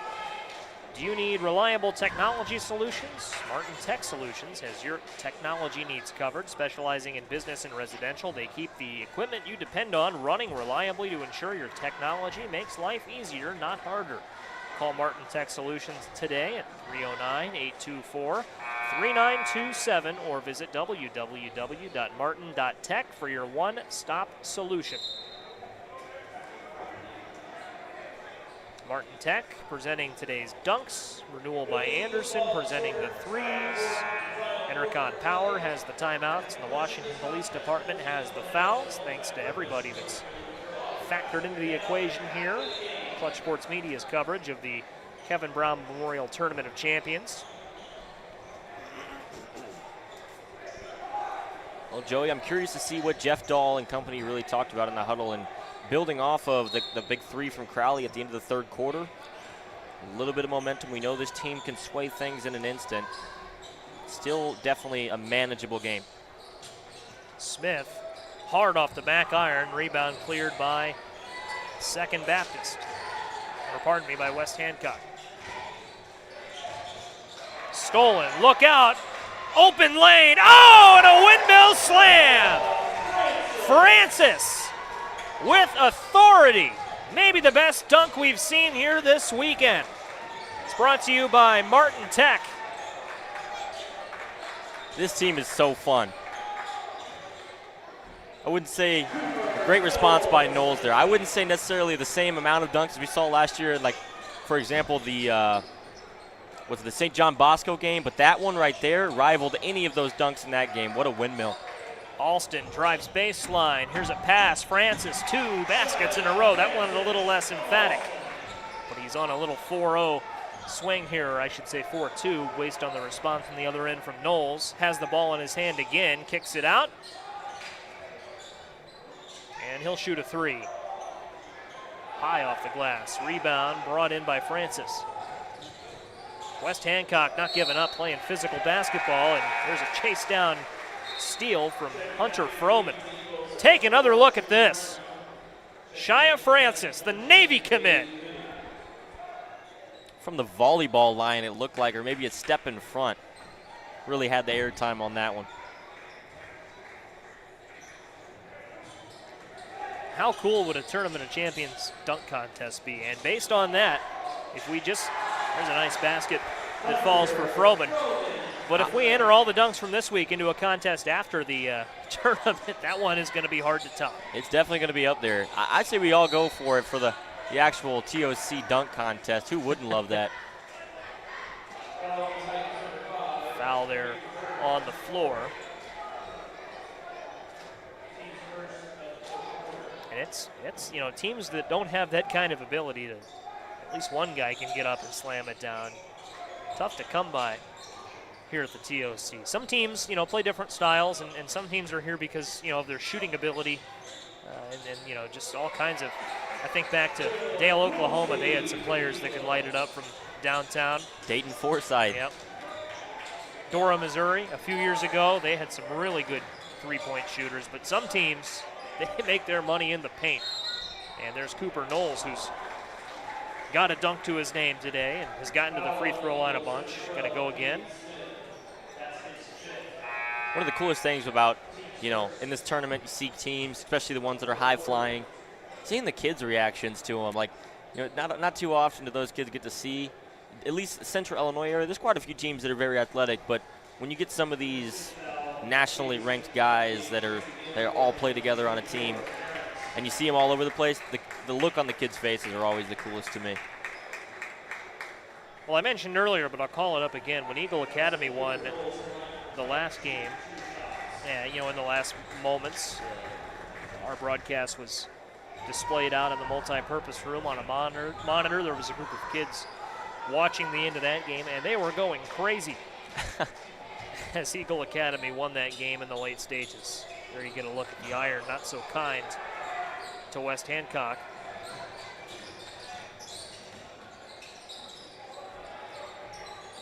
As Second Baptist maintains a 17-point edge. Alston, they're going to foul him and give him a chance at a three-point play. Guarded by three guys down low, too. Didn't shy away from it.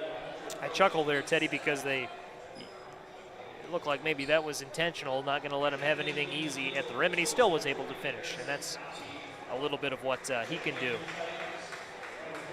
Sneakers have been, sorry to cut you off, Teddy, but sneakers have been fun to take a look at all week. Some really good kicks out there. Oh, yeah. I'm really excited to see some, later on, we start talking about the really good jersey matchups once we see a couple of them throughout the tournament. Got a decent one here. I will say Second Baptist kind of reminds me of Bloomington Central Catholic in our coverage area, but overall, hopefully we can see some pretty wild jerseys this week. Yeah, and it's fun to see all the different looks that come in. John Michael doing a great job as our director. John, if we could get a shot of Harrison Nape's kicks here as he takes it up and gets blocked, but I think he's got probably my favorite pair of shoes on the floor. West Hancock's going to clear the rebound. You see the bright orange shoes for number 20 in blue. Oh, yeah. Three on the way. That one falls. Big response in the corner there for West Hancock. Knocking it down is Wade Gooding. And a response won't go for Will Goolsby. Both teams going back and forth down the court, high pace. Reminds me of that first quarter where everybody was just shooting. Here's Hall out top. Crowley. That one's not going to fall for Knowles, but an offensive rebound and the foul. Jess Scott goes up and has an opportunity for two free throws.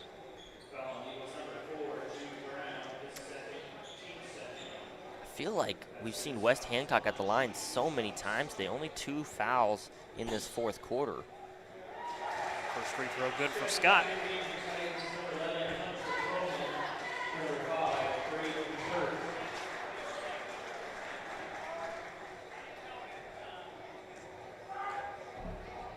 Mentioned Jonathan Michael, our director, a moment ago. I want to thank our entire Clutch Sports Media production team, everybody working hard and helping us put out a quality product. Sydney Barnes with John Michael in the production truck, as we call it today. Sky Gillespie, Andrew Crawford. I mean, if I start listing people, I'm going to get into the dangerous spot, Teddy, of leaving someone out, so I'll stop there. But plenty of people to thank as Francis knocks down the three. And Second Baptist continues to add fuel to the fire. I think 100 is probably out of reach for the Eagles, but They've got 74 points. They're getting into pretty high territory here, are the Eagles.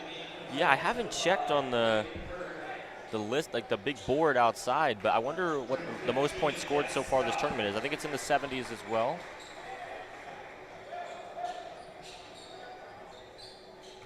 I know last year and the years past, we've seen a couple games into the hundreds.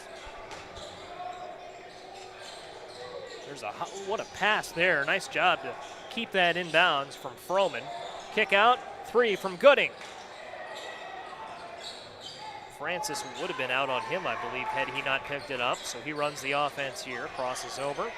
4:05, almost lost it. Good defense from Brayton Hurt. Francis to Jude Brown, starting to see some new faces for Second Baptist. Francis looking, steps back. What a dime by Francis. And a better finish from Goolsby. Reverses it for a 20-point lead.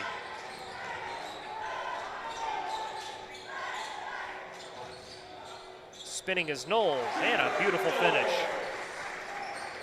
I like that we're seeing, and that's a great bucket there by West Hancock, but I like that we're seeing Second Baptist really showcase their ability to slow down the game. I think a lot of teams that play at a high pace, you look at them, and if they get stopped for whatever reason, they lose a lot of their, game plan, and it kind of shuts down. But right now, I know you're seeing they're kind of trying to waste that clock down, but they're still playing at an efficient rate right now. Rebound for Knowles. In the opener, 17 points and 13 rebounds, had a double-double. And we won't know for sure as he lays that one in. I know he's got more than 10 points. We won't know official totals here until we've signed off and sent it to our Uftring Tournament Central studio show, but I would think a double-double for him is it's a strong possibility he's got more than 10 rebounds. I definitely think he's been all over the board so far today. Francis passed it up. Goolsby will take it. And almost said he knocked it down, Teddy. Looking at a perfect line. Just left it a little bit short and clanked off the front iron. So we approach 2 minutes to play. Here's Goolsby.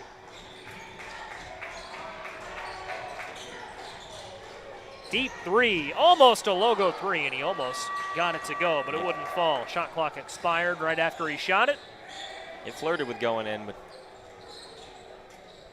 down low, high low, Knowles finishes with a Martin Tech dunk, and a timeout is called. And West Hancock will take a timeout to talk things over here with 115 seconds left.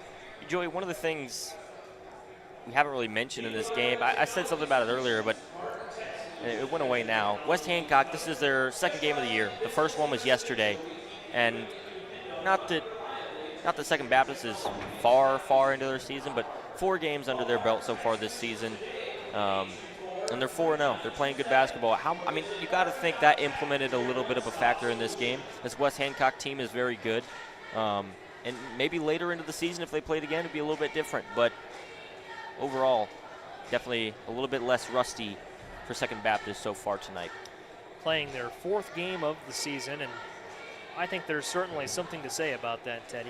It's easy to come in, when you kind of know what you've got. You know what it's like to go through the pregame warm-up line a few times, and you know how these timeouts are going to go, and you start to build a little bit of that confidence. And obviously these guys play a lot of basketball year-round. These teams at the TOC, so it's in a lot of cases not all that difficult to snap back into a rhythm, but nevertheless, always good to go through the process of repetition, and I think there is certainly something to say about that.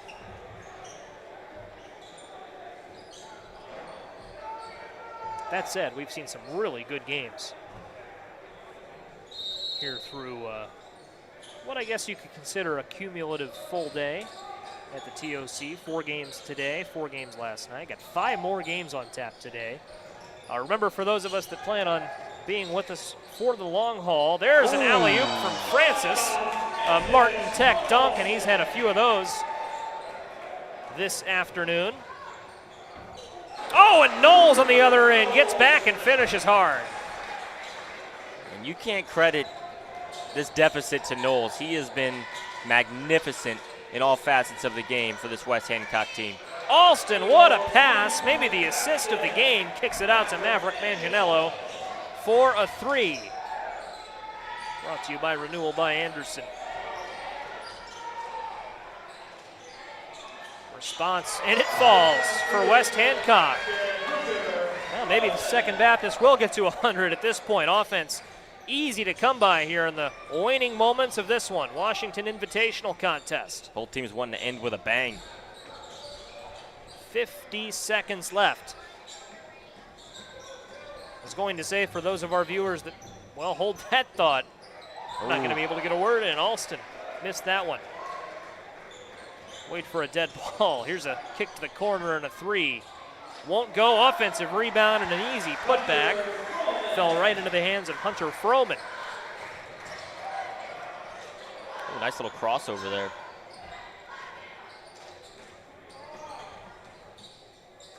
Out to the corner. And Second Baptist can dribble it out. And they will. West Hancock brought a great crowd. They'll be a fun team to watch as the week concludes here in Washington, but they'll fall to 0-2. Second Baptist is 5-0, an 81-69 winner over the Titans here at Torrey Gym.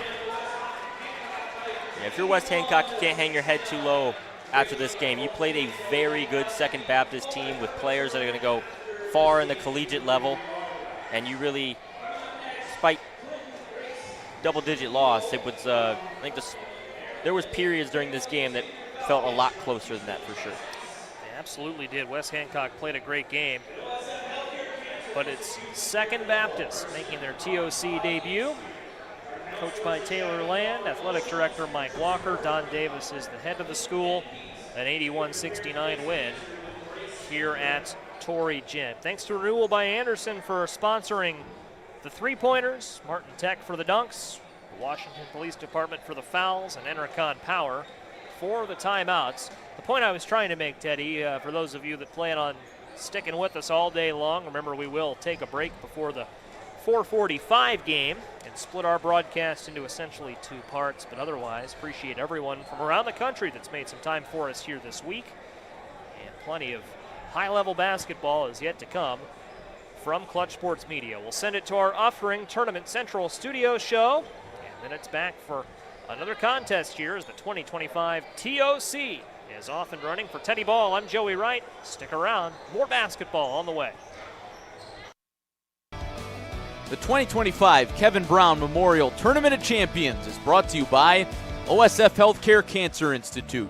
Coach Kevin Brown was a tough and gritty competitor both on the court and in his battle with glioblastoma.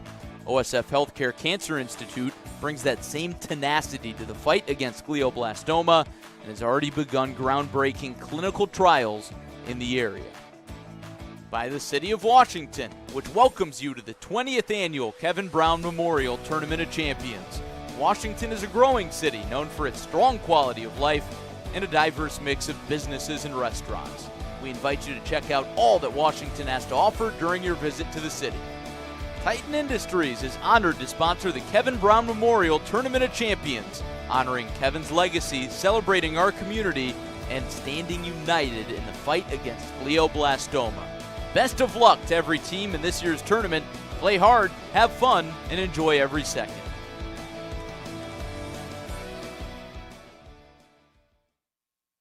The 2025 Kevin Brown Memorial Tournament of Champions is brought to you by OSF Health Care Cancer Institute. Learning you have cancer can be a scary and confusing time, but the team at OSF Health Care Cancer Institute can be by your side throughout your journey, from diagnosis to treatment to survivorship. To request an appointment, visit our website or call 844-OSF-4HOPE. By Uftring Auto Group. Take advantage of outstanding savings during the big year-end event at every Uftring Auto Group dealer. Find the new car or truck you've always wanted at the Uftring dealer closest to you in Peoria, East Peoria, Washington, or North Pekin. Online at UfteringAutoGroup.com. And by your hometown community banks, divisions of Morton Community Bank. Local people, local decisions, local success. Everything you want in a community bank. Member FDIC. And by Teamworks. proud to be an official partner of the Kevin Brown Memorial Tournament of Champions.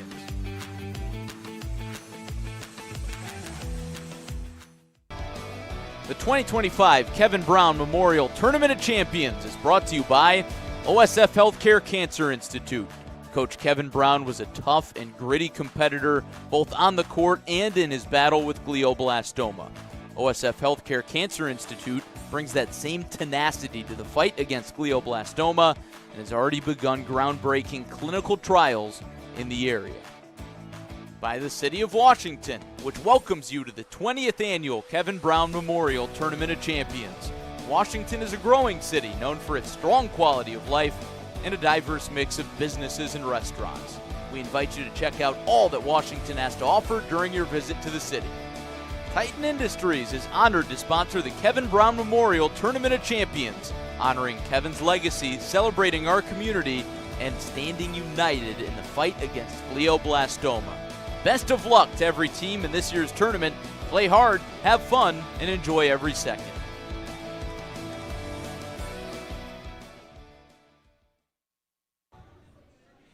What a win by Second Baptist. Great showing and a lot of slam dunks from both sides in that game. That windmill dunk was crazy. But I'm Sky Gillespie here in the studio, joined by a special guest in the Washington area, Daryl Crouch. How's it going? Very good. Seen some great games, some unbelievable talent roll out on our floor. So it's been a very good start to the TOC. As a longtime member of the Washington community, talk to me a little bit about the Kevin Brown Memorial Tournament of Champions and what that kind of means to the community. I think it means a lot to the community in many different ways, but the most is, really the cause that this all goes for, which is, been a great brainchild of what it's morphed into from being the Tournament of Champions when it first came here to memorializing Kevin and then the fundraising efforts that go into it. It was great last night. Our girls and boys, the gym was packed for that game, great support, and that just brings more money into that venue as well. Of course, all funds raised from this event do go to support glioblastoma research, which is awesome. We're rapidly approaching the 1 million mark, which is phenomenal in year 20 of the Kevin Brown Memorial Tournament of Champions. So for those who are not familiar with Daryl Crouch, a longtime coach in football, we're here with the basketball tournament. He's still supporting. Talk to me about your playing days and what kind of led you up to coaching. I think a big part of it was definitely my high school coaches that I'd had were major influences on me. Played at Normal Community, so Dick Tharp was my head coach, who was a phenomenal guy. Gene Chrisman was my line coach, and both those guys were excellent teachers and then coaches on top of that. And then the college coaches I had at Illinois State, same thing, were outside of my dad, those are probably the biggest male influences I had in my life, and led me to want to do, the job of education and the job of coaching. My father always talked about don't do a job you hate to go to, and I can truly say, I never had days where I was like, God, I hate going to work. You hear people that say that all the time. Great friends and colleagues that came out because of that. It's funny, Kim Barth's our girls coach, doing a great job. Met her at first when I was coaching at Eureka College. Knew Kevin a little bit from Eureka College. And then Kurt Barth, it's our assistant football coach right now. So just the things that I've been blessed with that came into my life because of athletics and sports all started because of those guys that were, foremost in my life. Awesome. And I myself, I'm new to the Washington area. This is just the second time I've ever even been to this gym. So just driving around the town, I'm seeing a lot of signs at local restaurants saying, "Go Panthers." So what does that aspect of community mean to a school, especially when community is in the name of the school? Right. I think that's a huge moniker. Instead of being Washington High School, we are Washington Community High School, as you said. And our town bleeds orange and black.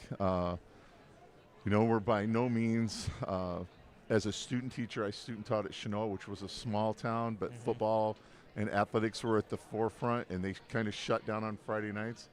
Well, if you come out to our sports on a Friday, Saturday night, Thanksgiving week, you see the orange and black just like pour out in our community. And like you said, signs that are up. Football season, I love driving down the streets and you see 12th man flags, or you just see our Scroll W flags, and then you'll see the school logo flags. Those are all just things that you don't get everywhere else. I think sometimes it's tough for our kids as they go on in athletics.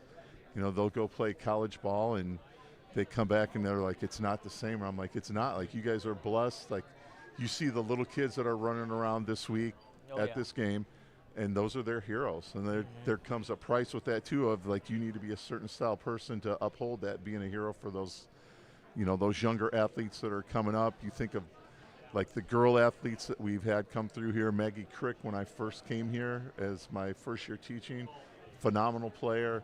Now you have Tibbs, Avery. I look at pictures of her, like Kim's daughters, that are, when she was tiny, sitting at the end of the bench at girls games and Tournament of Champions as well. It's just like a super special place. I don't know many places that could, you know, bounce back from a tornado the way we did in 2013, and then put on the Tournament of Champions. You know, we had just lost in football the chance to go to the state championship game, and a few days later we're playing this tournament here, and you know, Kevin and the community like rallied around our football team, and then everybody rallied around that basketball season as well. In the Tournament of Champions, people still came, and you know, all the guys that are involved with the Tournament Champions today, how they've been able to pull it off year after year, and like you said, nearing that $1 million mark. It'd be interesting to hear that final total, but really blessed community that we are in. For sure, and this is definitely one of the premier tournaments, not just in Illinois, but in the entire country. We've seen teams from New York City battle teams from Florida in Washington, Illinois. It's a little crazy, but you touched on it a little bit, but talk to me about the importance and how special it is to see just how many people are supporting the women's basketball team and how great they've been so far. Correct. And I felt like last year I was disappointed that I didn't feel like girls got the respect they deserve. Like, I come to some of the games, and instead of being a full gym like it was last night, like, they're ranked in the state. Phenomenal program over the, you know, from the Maggie Crick years all the way through Kim's years now. So to see that last night and see the place full for the girls game and the boys game, it just makes you feel those girls are appreciated for what they are, and they're phenomenal. That was a great game. Two really good teams, 10 plus good athletes that were on the floor at different times. It was very well deserving of being involved in this, and it would be great if that ever expands out to where we have the girls play multiple times within here. Yep, Washington Community High School, certainly a community. I'm Sky Gillespie. This is Daryl Crouch, longtime football coach with Washington Panthers.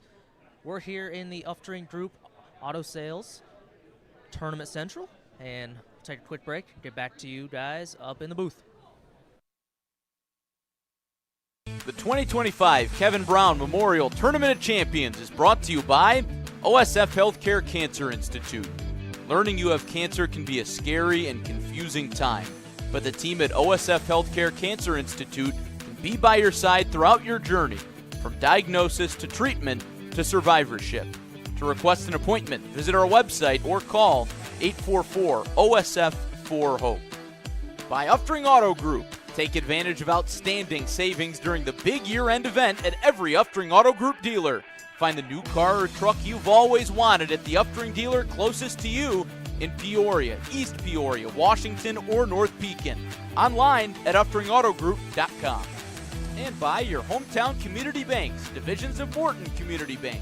Local people, local decisions, local success. Everything you want in a community bank. Member FDIC. And by Teamworks, proud to be an official partner of the Kevin Brown Memorial Tournament of Champions.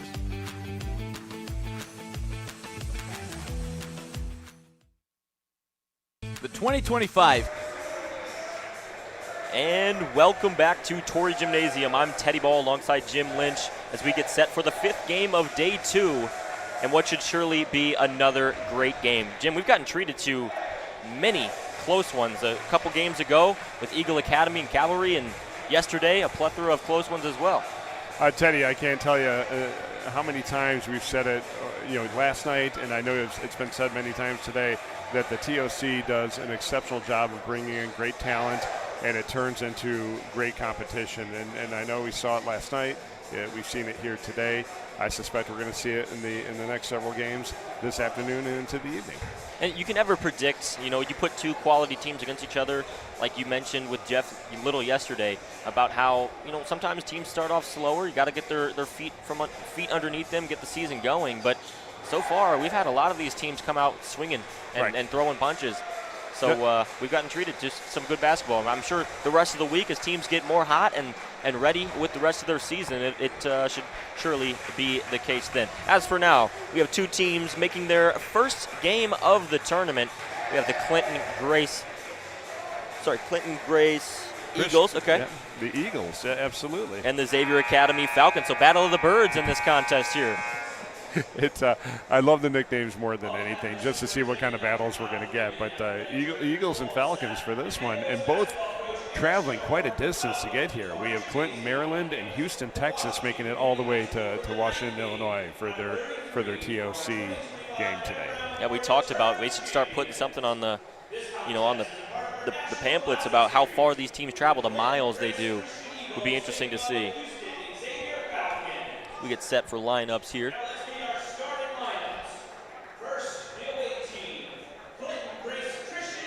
Let's start off with the away team, the Clinton Grace Christian Eagles.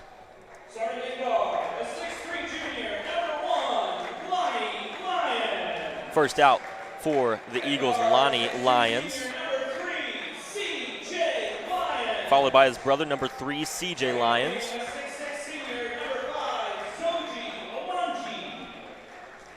After that, followed by Zoji Owonji and Isaiah Carpenter. And rounding it out with number 23, Naz Abraham, the freshman. I tell you, we're not going to see many much bigger than Naz Abraham out there this week. He brings size as a freshman. On the other side of the coin, first thing out, number 0, Martin Alice. Followed by number 2, Lincoln Wheeler. Number 9, Apafine Afi. I really hope I'm not butchering that one. As well as number 21, McAdoo Diouf as well. And Amir Bryant rounding things out, number 23.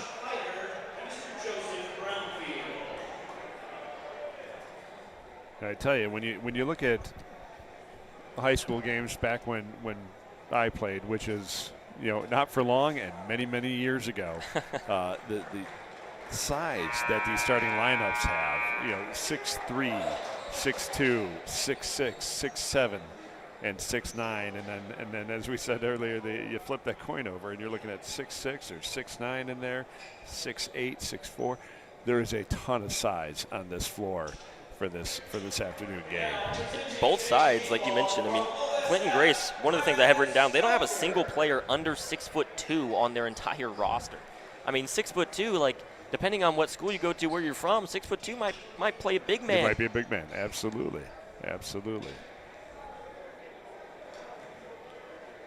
Set up for the tip-off is McAdoo Diouf, the 6'8" senior for Xavier, and on the other side, the Isaiah Carpenter, the 6'7" junior.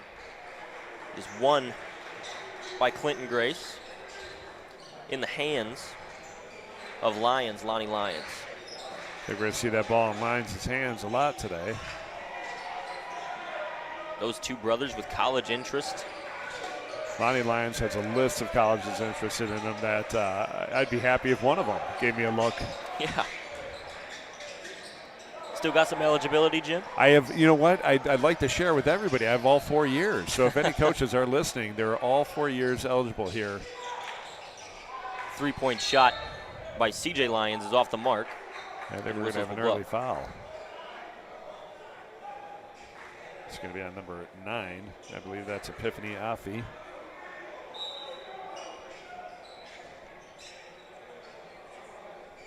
Yeah, I'm glad the referees are down there because that ball's getting tipped around. I don't know what they saw. Yeah, again, we are kind of ducking down to see down there on the floor, so if we can't identify the correct number right away, the referees will surely help us out.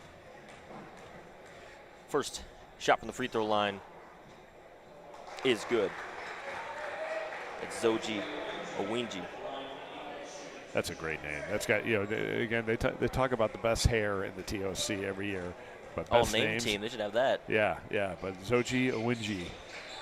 And he goes 2 for 2. My front runner. So Eagles are on the board to get things going here.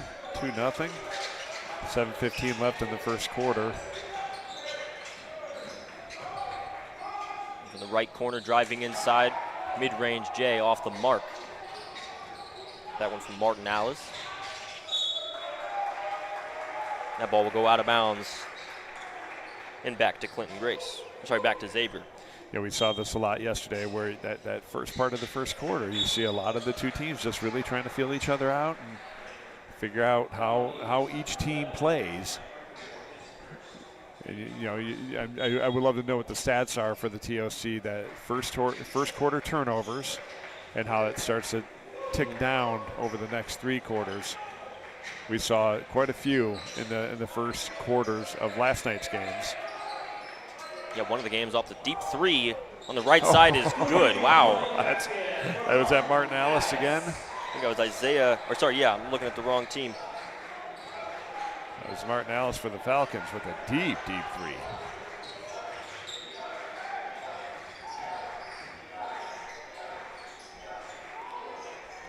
Top wing, another 3-point opportunity. Bobbles around, won't fall. Rebounded by Xavier. It's funny, Martin Alice is listed at 6'6", but amongst everybody else out there, he just looks, he doesn't look 6'6". He looks kind of average out there. Yeah. With all the other height out there. Looks like a college or even a professional lineup with the height that both these teams have. Goes down low to the big man. Little spin move in the post off the back iron. That's a strong rebound there. Oh, great move on the interior. A handoff, another deep 3. Gets wedged. I think it's the first one of the tournament. I haven't seen one yet, and there it is. It's Martin Alice. Forced to jump ball, it'll stay with the Falcons.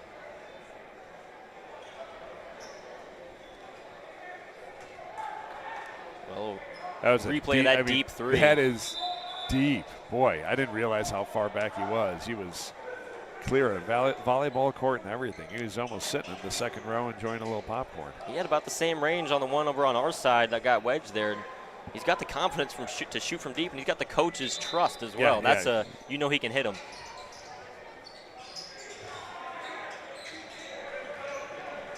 Lincoln Wheeler driving, gets double poked out of bounds. I'll tell you, Wheeler's got a shiftiness about him that I'm going to enjoy watching this afternoon.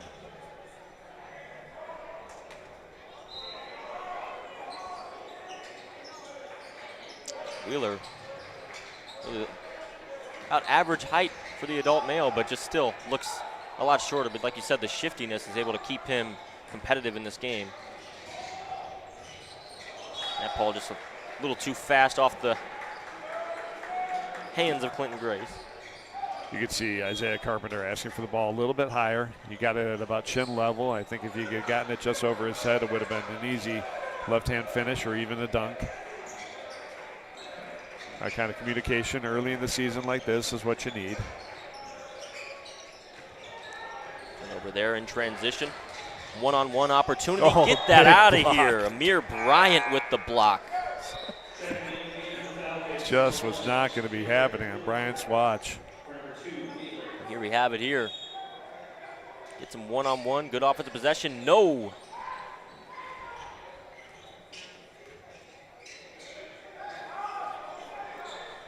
Another deep three. Shot on the left side, off the mark, rebounded by Xavier. Wheeler has it. I'm sorry.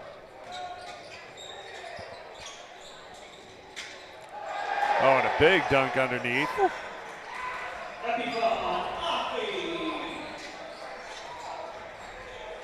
I think they're pronouncing it downstairs, Epihani.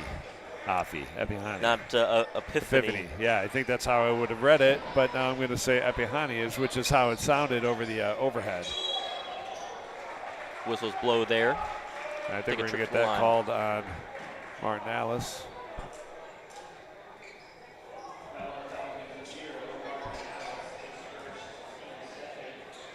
And that puts number 11, Carpenter, to line, shooting a pair. Again, Carpenter, one of those guys, has the speed and the mobility to play like a guard, but he stands at 6'7". Like you mentioned, this whole team just able to stretch the floor. And that size has really done a good job of keeping Xavier out of the lane. I mean, they just can't penetrate at all, especially when you're anchored by Abraham in the middle there with his size and strength. Driving inside. Abraham going to get the foul. And yeah, like you mentioned, he's definitely one of the bigger guys we've seen in this tournament, not just height-wise, but he's got a solid frame to him. It's going to be hard to move down low. Right. It's and again, you can see there, he simple wall up, might have adjusted it, maybe not gotten the foul, but he wasn't going to have any of it. He wasn't going to get the basket. He was happy to put him to the line. Reminder, all the fouls in this tournament brought to you by the Washington Police Department. Checking in for Xavier, number 11, Elijah Gorel, 6'2" senior.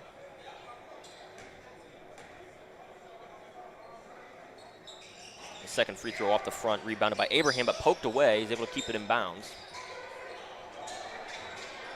To the hands of Owinji. Over to Carpenter, he slashes inside, puts his head down, gets the tough contact, or the tough bucket through contact. Carpenter has no problem putting his head down and going to work. We've seen him do that a couple of times, and that one resulted well. A three-point opportunity off the board. McAdoo Diouf with that rebound. Unfortunately, it didn't turn into anything for the Falcons, but and that one stripped in transition behind the back pass. Wow. I'm surprised we didn't get more of a reaction from the crowd. That was a great pass. Nice finish there for Alice. That was sweet. Ja'Kendrick Clevenger with the pass to Alice. Deep mid-range shot off the ball.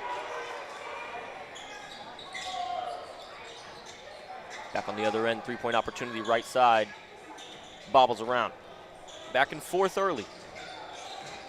You know, one thing we heard Falcons coach Teddy Wheeler say when they got their last rebound is get it moving, transition, get that ball down the floor.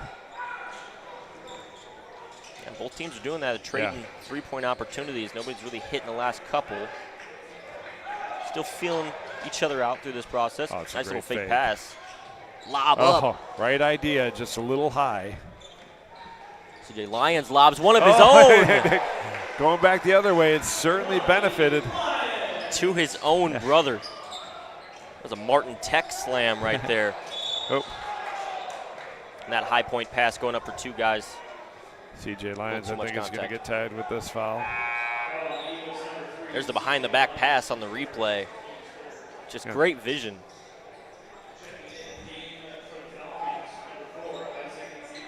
Got a close one, 8-7. Xavier with the narrow lead. But you can see both teams calming down a little bit from what we saw in the first couple of minutes with more of the turnovers, some rough shots. But they're starting to get settled.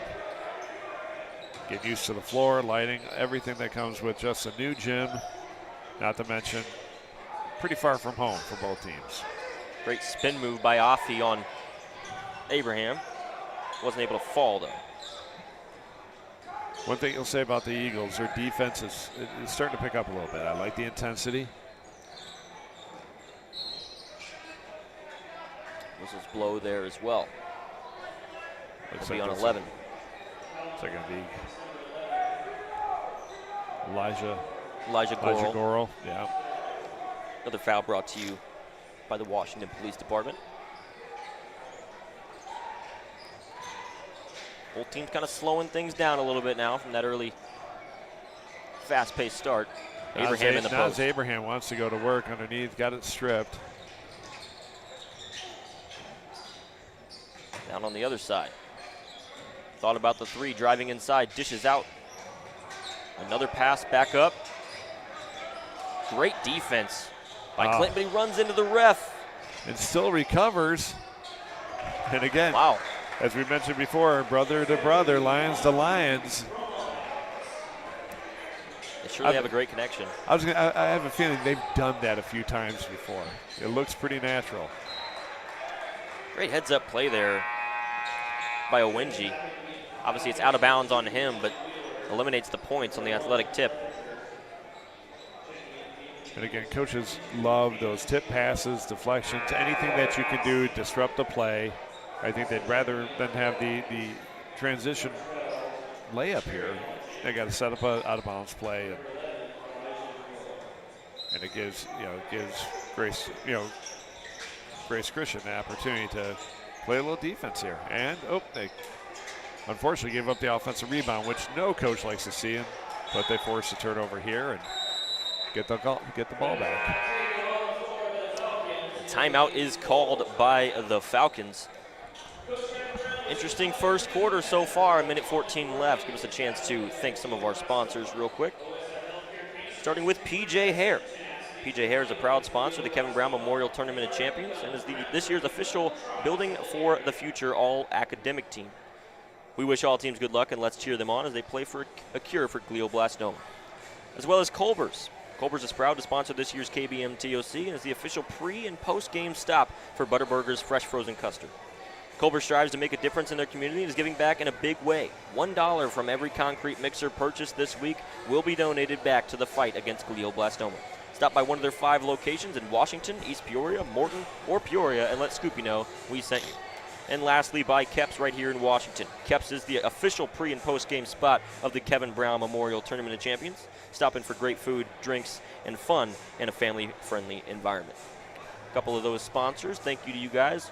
Really what helps this tournament go around, as well as the volunteers all week. And kudos to the town of Washington.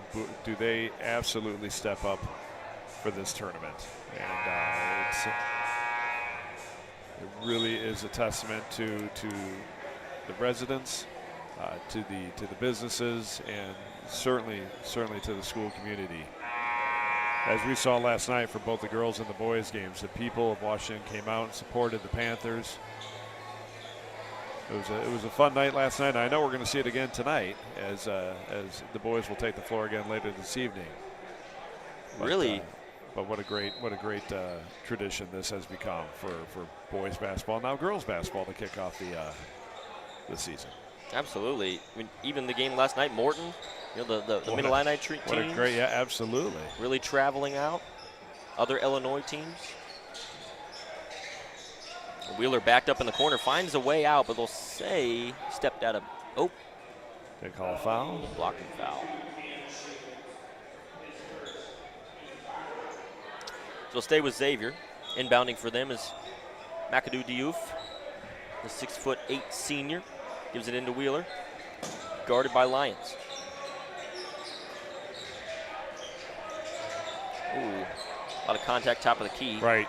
And again, we've seen that all tournament. They are really letting them play a physical style basketball. Nice shot there.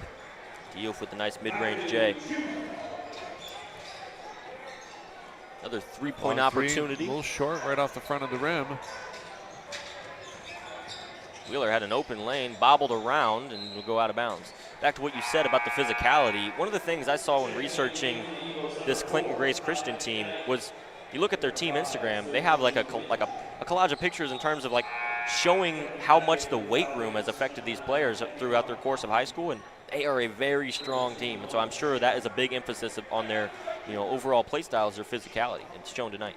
It absolutely is showing tonight, Teddy, and I think that has become such a prevalent part of high school basketball, both for boys and girls. The team, the more successful teams are hitting the weight room, and they're hitting it earlier. Great lob and finish. I think he slammed that home. If that's the case, that's a Martin Tech slam. Yeah. We'll give it to him regardless. Yeah, we will. But Afi with that great finish right before the come back the other end and miss the buzzer beater. Great first quarter. Both teams feeling each other out in this one. Pretty close. 12-9 as Xavier leads Clinton Grace through one. Take this time to thank a couple more of our sponsors, including the City of Washington. City of Washington welcomes you to the 20th annual Kevin Brown Memorial Tournament of Champions. Washington is a growing city and known for its strong quality of life and a diverse mixture of businesses and restaurants. We invite you to check out all that Washington has to offer in your visit to the city. As well as Titan Industries. Titan Industries is honored to sponsor the Kevin Brown Memorial Tournament of Champions, honoring Kevin Brown's legacy, celebrating our community, and standing united in the fight against glioblastoma. Best luck to every team in this year's tournament. Play hard, have fun, and enjoy every second. Also, Updring.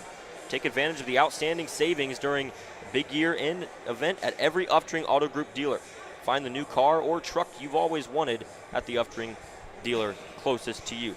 In Peoria, East Peoria, Washington, or North Pekin, as well as online, UpdringAutoGroup.com.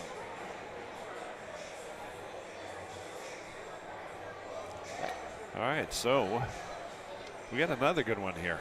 Yeah, we do. It's, a good back and forth. Two exceedingly athletic teams, which we knew what we'd signed up for, and what I love about the TOC is whether it's Tuesday night, Wednesday, all day, and I know the Thanksgiving lineup is fantastic as well. But we know we're going to be treated to great teams, and as you mentioned earlier, Teddy, great teams typically end up giving you great games. Yeah.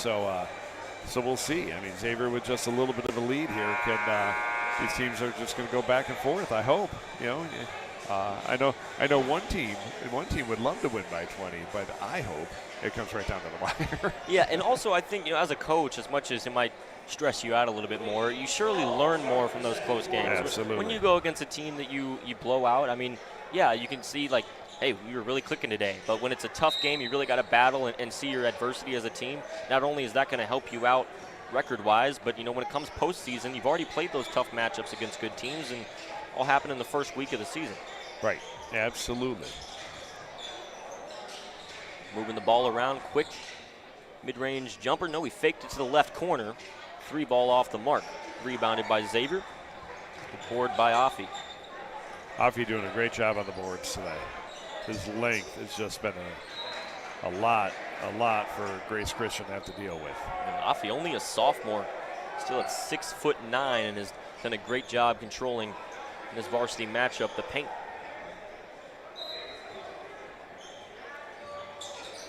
Wheeler in the corner, battles through a little bit, gets doubled, gets the ball back, finds an open man down low, bounce pass, and whistles blow.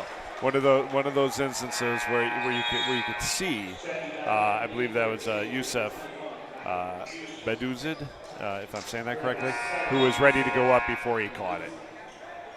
And that'll happen, It's just the excitement of the 2OC. You get your first pass in the game, run under the basket, and you're sometimes shooting before the ball lands in your hands. But that was a great pass by Afi underneath.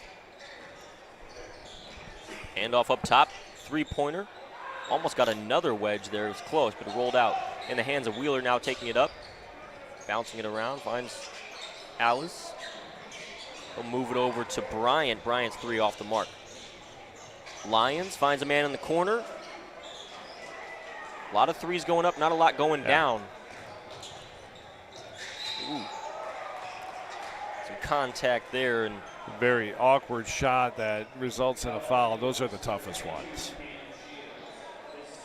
Shields picks up a foul on a very awkward-footed shot from Afi there. And not much you can do there, but just take the punishment and try to wall up a little better next time around. Kind of just in the wrong place at the wrong time. Exactly. First one won't go for Afi. Chance to drain the second one. As you look at this, you look at the Xavier team. There's certainly some seniors, but a lot of the guys who are on the floor are younger.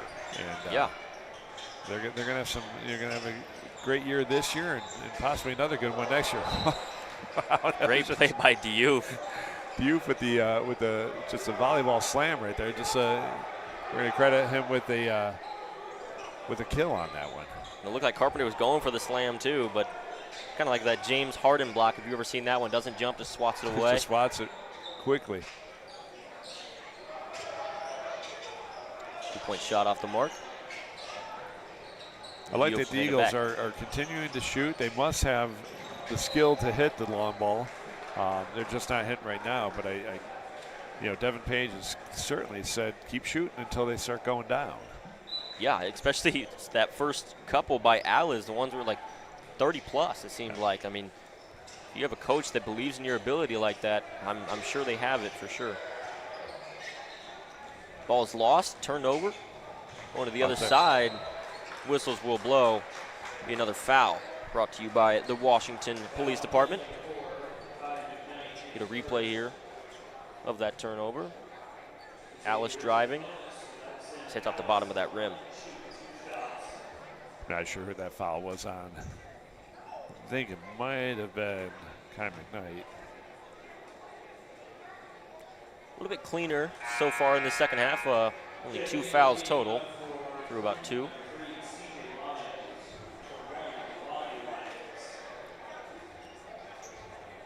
And as we start to ease into the afternoon hours, gym's starting to fill up a little bit more. Second one won't fall. Checking in now for Xavier. Back in, Jakendrick Clevenger. Yeah, I was going to say that I think we had a lane violation on that second free throw. A nice fake. Open man in the corner. Mid-range dribble pull-up. I'm telling you, the Eagles are just struggling to get some of these shots to fall. I know it's not going to last for long, but they're certainly just – they're taking good shots. Open shots are just not knocking down. Yeah, they're creating good ones for sure. Swinging to the right side, driving inside, a lot of contact. Great defense, just great wall up. Going back to a pump fake. Just Afi with a great fake, got his defender up, passed, and finished there for the layup. Great move by Afi. Way to bounce back from the miss on the previous play. I think we have, do they call over and back?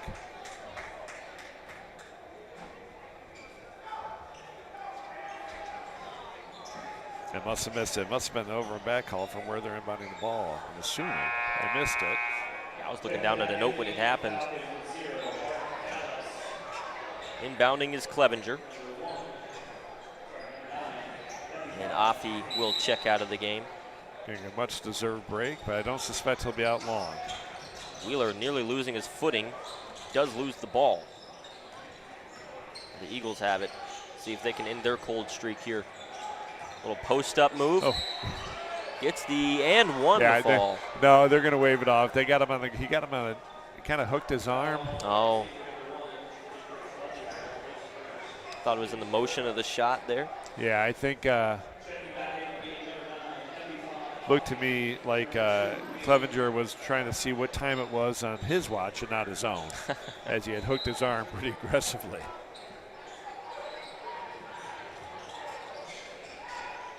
Nearly bobbled, but recovered. Lions has it up top. Better by Alice. Ooh. A tough shot. A lot of people on him. Luckily get the offensive rebound. Second chance opportunity won't go. Like we said, Afi's already back in the game. Yeah. Not much of a break for him. Carpenter in transition. Yeah, I'd love to see that one again because again, it looked to me that Carpenter stayed pretty straight up and just used his body well. But they're saying he must have dipped that shoulder enough to get the offensive charge there. And I'll tell you right now, the ref had a much better view from where we are here. But because of that, Carpenter will take a break on the bench. On the other side, Xavier bobbles around, turned over again.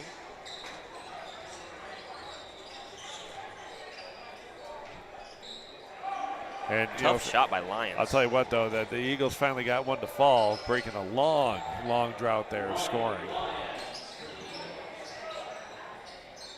They really needed that. Second chance up by Xavier, won't go. The cold streak kind of shifting a little bit. Intercepted by Alice. Oh, Alice from deep again. That one does not fall. Continuing to shoot with that confidence. Driving inside, trying to draw a charge. But Amir Bryant. Oh, they're calling a flop here on number 4. Oh, wow. We had a warning call for one of those on the early morning games today. And maybe this is just a warning. Yeah, it's just a warning, but they're saying Kai McKnight.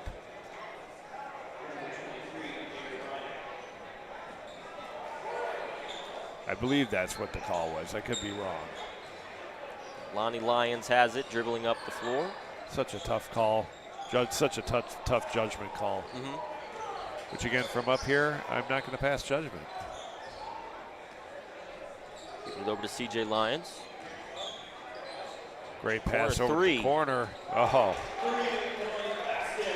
Like you said, Jim, just a matter of time before those hit. Yeah, and oh, nice finish there. Push, put back slam there. Brought to you by Martin Tech. Offie.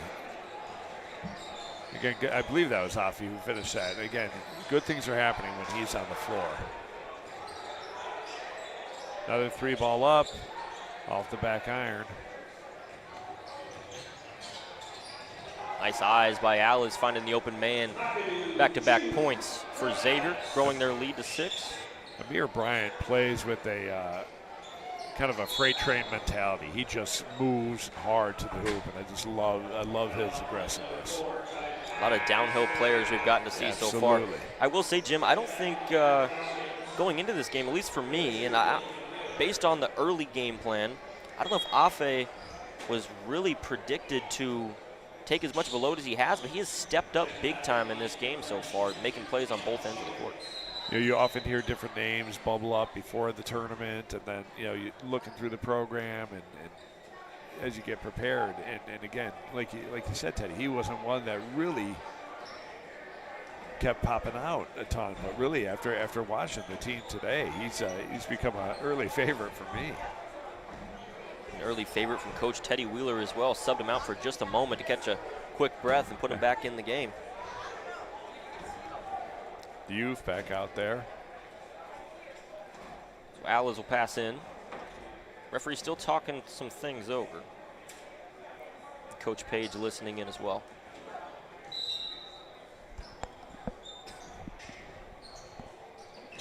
Finds Carpenter, or sorry, Goral. Back to Alice, has an open lane. Mid-range J, contested. That's a nice rebound. It was an excellent job there. I believe that's number 22, Shields, holding off the defender on the box out. The ball goes out of bounds. Stay with Xavier. Sorry, go with Xavier. See a little bit more pressure here now from the Eagles. Definitely a different defensive look. Back to Wheeler. Back and forth game between Clevenger and Wheeler, pushing the ball up court. Mid-range J right at the free throw line off the left side of the backboard. Rebounded by Owinji. In transition is Lyons. Second chance opportunity by Owinji. Owinji with a great finish there. Lyons has really struggled to get going here, Lonnie Lyons, in the first half. I don't think that'll continue. I think that he's one player that we're going to hear from plenty before the night's done. We had the lob from the Lyons brothers early on, but other than that, like you said, it's been pretty quiet. This was blow there. That foul will be on. I think that was McKnight, number 4. Yeah, Kai McKnight. And again, not a bad foul. If McKnight doesn't foul there, there's probably going to be an easy putback underneath for Afi. And that foul brought to you by the Washington Police Department. So either you get Afi the easy putback or you put him at the line shooting 2. Again, Afi, another opportunity to add some more statistics onto this game. First one won't fall. Unfortunately, that's not the statistic he wanted. Yeah. Overall, still phenomenal game. Still a great game for the sophomore. How about the shoes? Probably the most vibrant on the court. You know what? I couldn't pull him off, but he does quite well. Lions, great nice bounce pass. Oh, boy. And guess who? Yeah. There he is again. Afi making a name for himself here. You get the replay of that block. Bounce pass inside, looking like a good drive, and all over it. Back here in action, rebound by Alice. Over to Wheeler.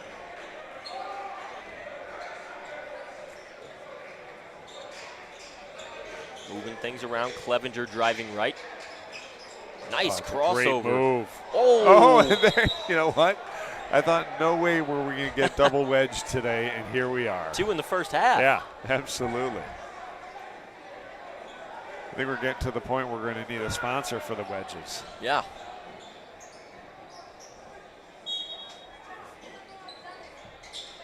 Clevenger inbounding. Looking for Bryant. Finds Wheeler just a little too high. And it'll go. I think it scraped. Maybe it went right over both of them. I thought it hit one of the Grace Christian players, and then maybe scraped Wheeler as well before it popped out. Cam Shields now in the game for Grace Christian, 6'8" sophomore. Heard from Shields earlier tonight. He's a nice player. And again, it's just a plethora of great talent on both these teams. Handoff on the left side, 3-point shot off the mark. Nice pass by Wheeler, just looks like it was a little out of reach for McKnight. Another 3 ball off the front iron, offensive rebound. And that one will fall. Big 3, number 22 out there. Cam Shields, I believe, correct? Yep, Cam Shields getting his first buckets of the night. Newell by Anderson 3. And look, there's Afi again. Yeah, he is just having himself a game. Just getting narrow in this second quarter. Now only a 3-point Xavier lead. Nice move by Lions on the step back. Had Alice shaking a little bit, but the 3-point shot won't fall. Tipped and kept in bounds. There by Lions. A little bit of body, couldn't quite get it in. CJ Lyons with that one.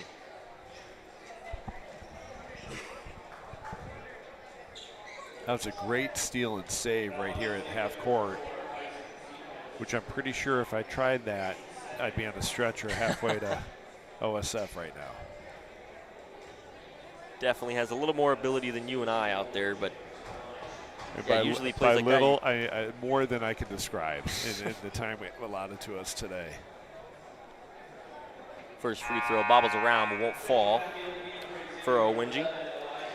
Now CJ Lyons, we talked about Lonnie Lyons, and he's a junior. CJ Lyons, a senior, and he's already committed. He's going to Old Dominion to play basketball. So both players, Division I in their future. I'll say as we see Owinji getting ready to put a second free throw up, we've seen a few missed free throws and knocks down the second one, but in a 2-point game right now, you begin to wonder how many of these missed free throws here in the first half will rear their ugly heads in the second half late in the game. We saw some of that last night in those close games, that how many of those missed free throws show up again later. Yeah, West Hancock in the really close game against Washington, who kind of had that as a point of emphasis, just the missed free throws. If they could have hit a couple more. Down low in the paint, Afi tries one, covered by Bryant. Still fighting for it, and whistles blow. Yeah, I will say, they didn't come out victorious today, but West Hancock shot very well from the line today. So definitely in terms of that first game to build off of, free throws were absolutely something they did. And that's a team. When you look at teams that come to the TOC to improve and get better, West Hancock is going to walk out of Torrey Gym and just get significantly better. They're a talented, great team, but boy, are they gonna improve walking out of, going home from Washington after this week. Surely. We get a timeout called here. It's an Intercon Power timeout. 5 seconds left in this quarter. We'll talk about Intercon real quick. Intercon Power. This Power Up timeout is brought to you by Intercon Engineering, celebrating 50 years of keeping communities powered. Intercon delivers cutting-edge industrial control panels, low and medium voltage switchgear, and genset packaging. Ready to power up your career? Visit interconpower.com and engineer your future with us.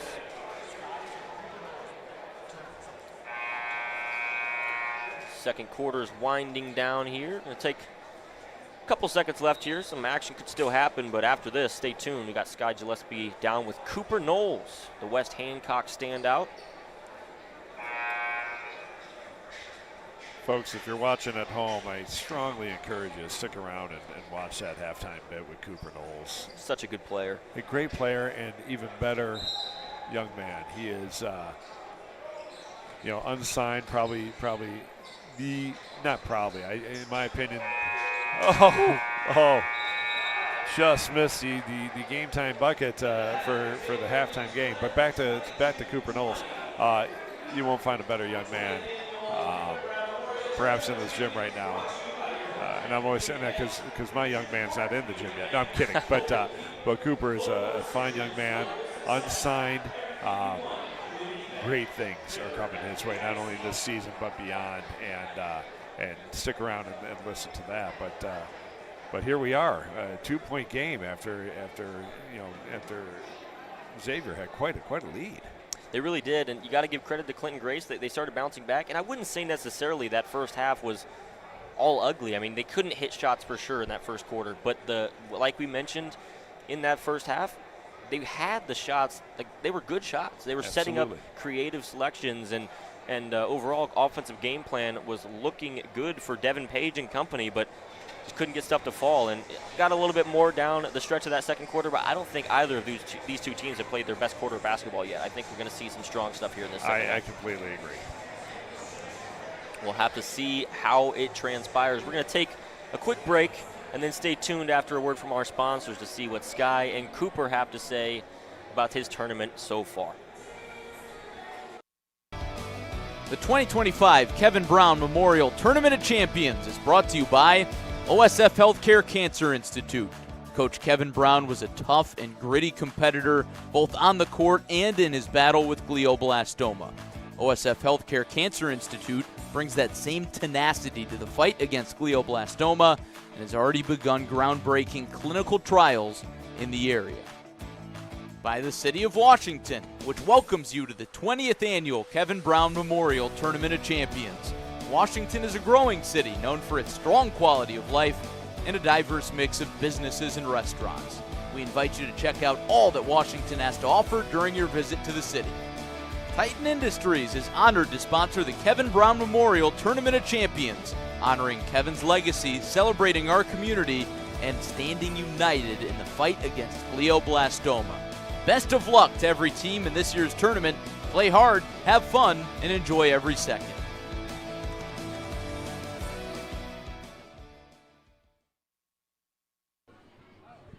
Great first half of action there. I'm here with Cooper Knowles. I'm Sky Gillespie here in the studio, Tournament Central.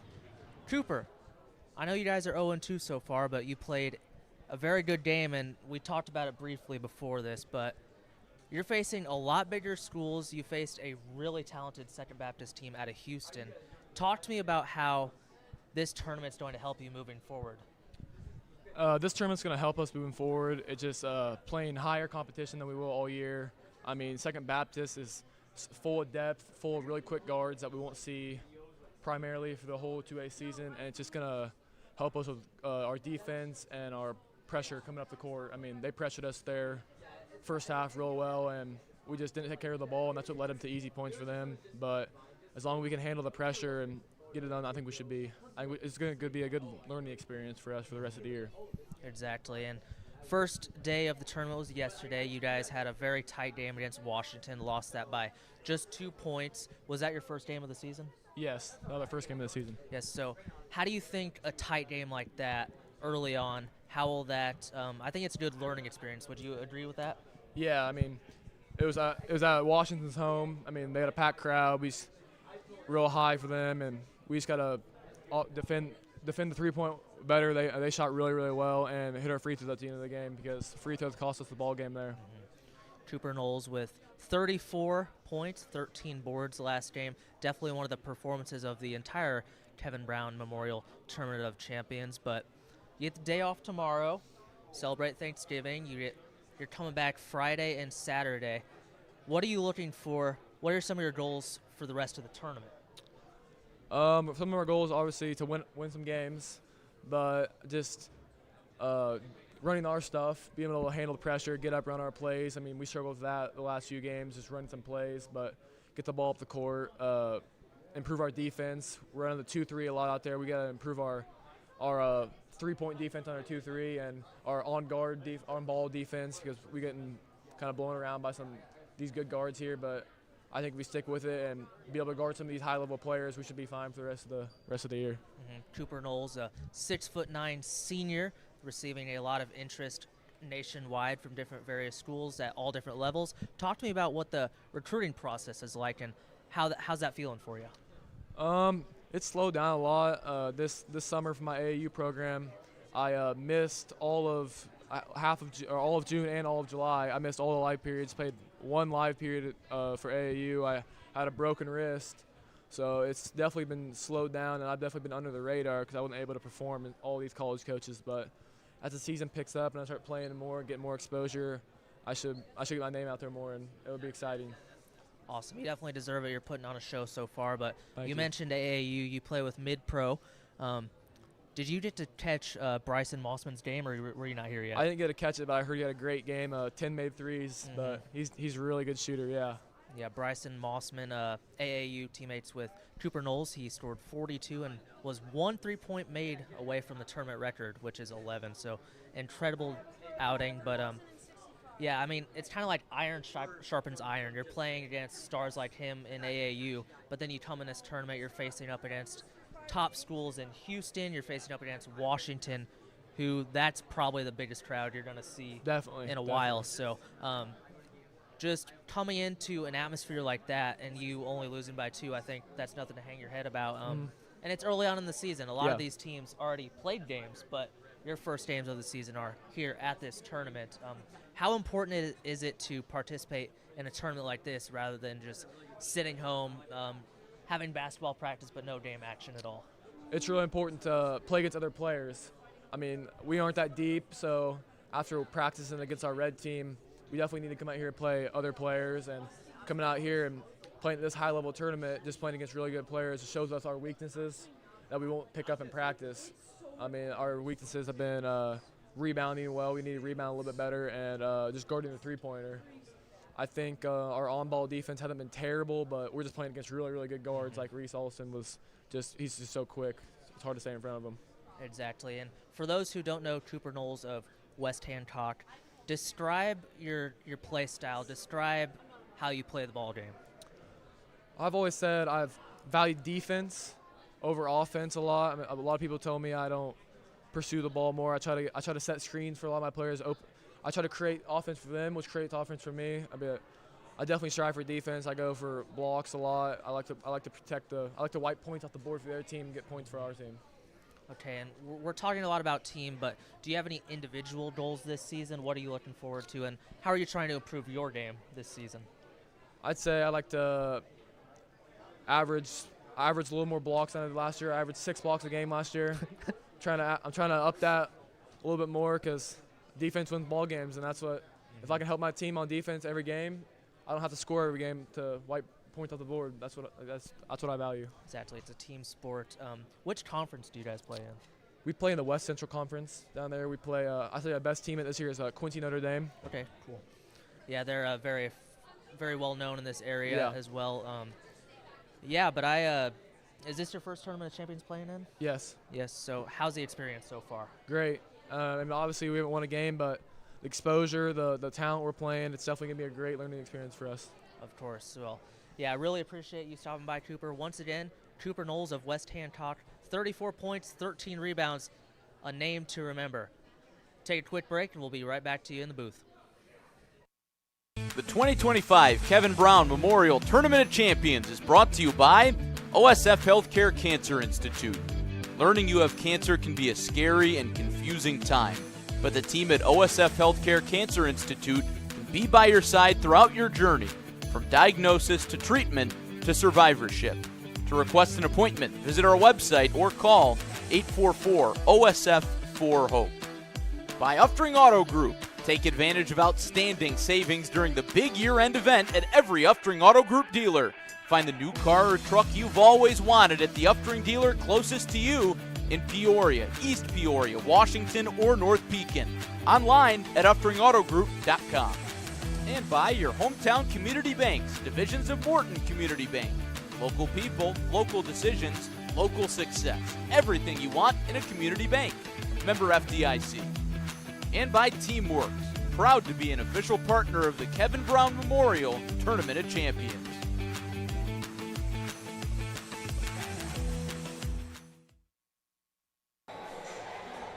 And welcome back to Torrey Gymnasium. I'm Teddy Ball alongside Jim Lynch. Jim, we have a really, really close game going into the third quarter, and kind of slow burn, I'd say. The first quarter definitely was slower, picked things up in the second, but we both were talking over the break. We think this second half of action is going to be a lot more. I think the two teams have figured each other out, at least in terms of style of play.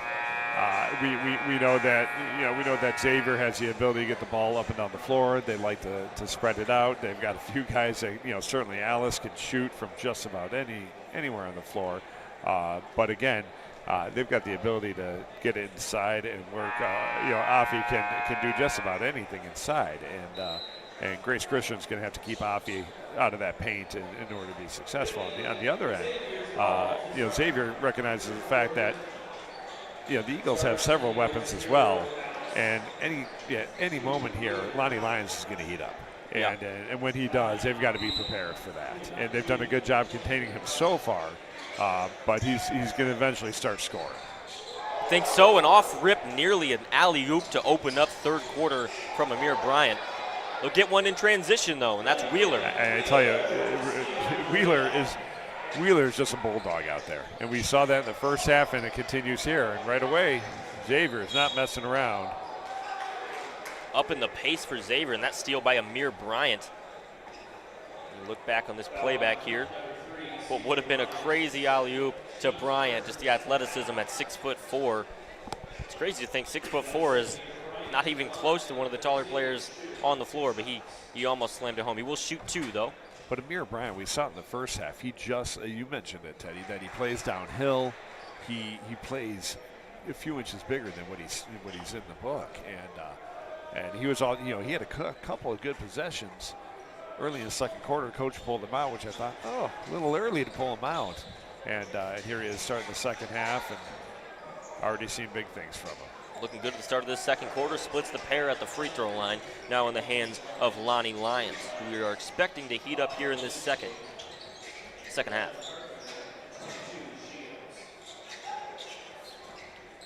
Takes the screen going inside. Spin move back over to his brother CJ. Dishing it left. Bounce pass down low to the sophomore. That's Cam Shields. Shields, who had a nice first half as well, had a tough time kind of getting going, but certainly settled in a little bit there in the second quarter. And starts off this one well. Driving inside is Afi, and whistles blow. It'll stay with them. It'll be a foul on Grace Christian, brought to you by the Washington Police Department. Corner three, off the mark, rebounded by Amir Bryant. Such a strong start to this third quarter for him. He's been everywhere. Timeout will be called. And that was a Xavier timeout. I wonder if they're going to get right into a press right away. We'll have to see what they're looking to do here. Yeah, they've been changing up the defensive strategy a little bit to start this off. That timeout brought to you by Intercon Power. Intercon Power. This Power Up timeout is brought to you by Intercon Engineering, celebrating 50 years of keeping communities powered. Intercon Engineering delivers cutting-edge industrial control panels, low and medium voltage switchgear, and genset packaging. Ready to power up your career? Visit interconpower.com and engineer your future with us. Yeah, strong start by the Xavier team, and they're getting their lead back up to what it was at the half, or right before the half. Clinton did cut it down to 2 points, and we're sure they're going to keep it close. Xavier's trying everything they can to limit that right now. Jim, if we talked about, eventually seeing Lonnie Lyons and CJ Lyons both respectively heating up, what could this Eagles team do to get those guys going? I mean, having the ball in their hands and given an opportunity to create here. I will say this much, that Wheeler's doing an excellent job on Lyons. It appears they've mixed it up here, but again, the more, and again, there he is just creating, getting the ball in the hands right there of Wingy. But again, the more the ball is in Lonnie's hands, the better off the Eagles are going to be. Positive possession on him on that time. Bryant driving inside, stripped. It'll stay with them. Again, a strong drive by Bryant. He has the hot hand right now for the Falcons. Wheeler to inbound. Deep three by Alice. And again, we know we've seen him knock down at least one, if not two, from. Great touch around the rim by Lyons, and there it is on cue. Yep. Won't be the last time we'll see that from Lonnie Lyons. We're seeing a little uptick here in intensity from the defense from the Eagles. Wheeler driving inside, trying to switch to the other hand. And they're going to call that on the ground. I thought if they called that in the shot, I'd be surprised because that looked pretty clean. But I think they got him. I think they got Fields before. I'm sorry, they got Wheeler before he got to the basket. Wheeler out there now. Clevenger checks out. In comes Diouf. 3 ball by Alice, and that one hits. So both teams getting it to the guys that we know they can do something with the ball, and it's got to heat up. Alice hits a shot. Lyons on the other side on the drive. CJ on Wheeler. Drive of his own. They move and play so similarly. And their ability to create. Oh, boy. Again. And timeout called there. A second 3. That is now back-to-back for him, and I'm going to think Renewal by Anderson sponsoring all those threes. And Alice just put on a show in the second half. And again, it's you could see almost immediately Devin Page go right to the bench, and he's getting ready to send in Kai McKnight, I assume, to tighten down that defense a little bit against Alice, because again, just leaving him open is going to be a mistake, and we've seen it very quickly, back-to-back threes. Yeah, I think both teams are wanting to, from the beginning, they wanted to open up offensively from beyond the arc, and it just hasn't really been the case in this game. Xavier definitely did a better job, despite it being a close game, of altering their game plan and adjusting to not hitting those shots. And now we see as Clinton Grace Christian starts to heat up with the Lyons brothers in the second quarter, but still 5-point lead for Xavier. They increase it up after that 3 by Alice. These teams really figuring each other out at this point in the game.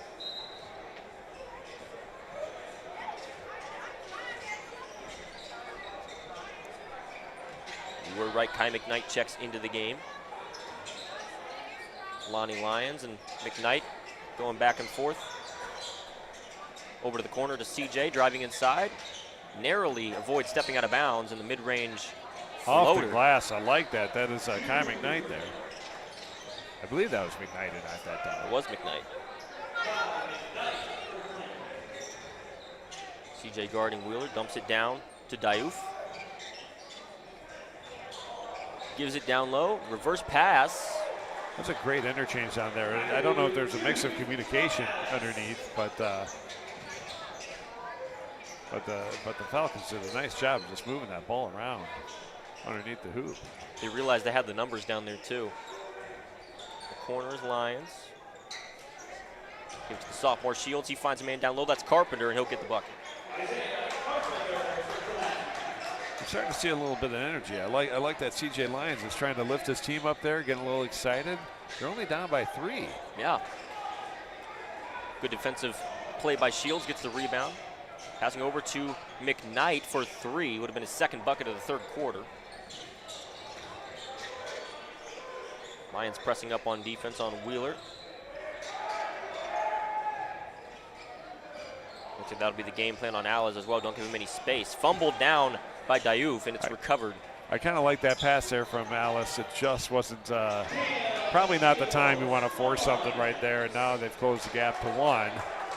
And again, C.J. Lyons trying to pick his team up here with each basket. Facilitating well. Had eyes on the back of his head to see Shields. Shields gets his second of the quarter.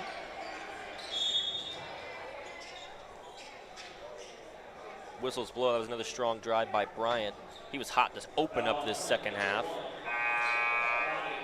One thing we've seen out of the last 2 possessions out of Grace Christian is a little bit more physicality. Yeah. And the physicality that they kind of lacked the first half. I mean, it's certainly tough defense, but again, I think they're mixing it up a little bit more and letting them know, hey, we're willing to follow you. We've given up 3 fouls here. There's 3:22 left to go in the quarter, 3:24. They have no problem, making the threat of putting you at the line. And that foul was brought to you by the Washington Police Department. But yeah, I mean, we talked about that being the physicality kind of aspect of it with their emphasis on getting the gains in the gym. And you don't just go, especially for a program that you're trying to win games in preseason, you're not going to spend so much time in the weight room if you're not going to use it. So absolutely, that should be kind of a thing to show these teams they're going to be playing against. They're going to be physical. They're going to be fast. Shields for 3 in the corner. Rebound by Carpenter. Big rebound by Carpenter. Second chance opportunity was McKnight. Just about 3 minutes to go here, and it's a 1-point game. I mean, it's Bryant down low with the slam. The reverse Bryant. one hand. Wow. The athleticism of 6'4" Amira Bryant's fantastic. And gets the block on the other end. Just comes back the other way, gets the block, and forces it back to Xavier's ball. I mean, just right there, Amir Bryant, this second half is really keeping his team in the action along with Alice's threes. A play like that gets the energy going as well, and that was a Martin Tech dunk from Bryant. At 6'4" to have a vertical like that and just jump without even really running up is crazy. Deep 3 by Wheeler. Big hit for Wheeler. Now you can feel it a little bit from Xavier as they increase their lead up to 6. We got to have an answer back from Clinton Grace. In the hands of C.J. Lyons, the Old Dominion recruit, passes behind his back. Carpenter nearly had a slam of his own, but it falls in. Yeah, I think you realize halfway up, maybe just get the bucket. It's the slam is great, but if you don't get the 2 points, coach is going to let you know about it all the way back to the hotel.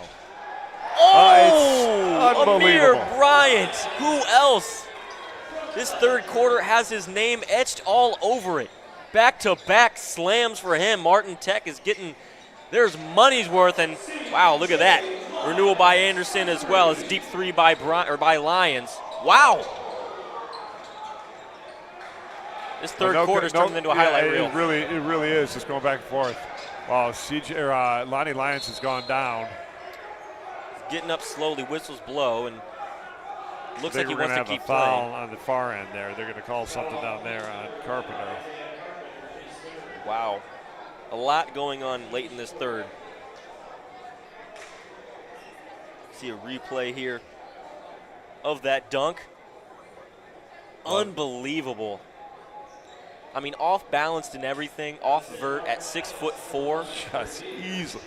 There's no question he knew when he got that ball he was going to put that down. He really does play like a true. I mean, he has the ability and the athleticism to play like a wing, as he will.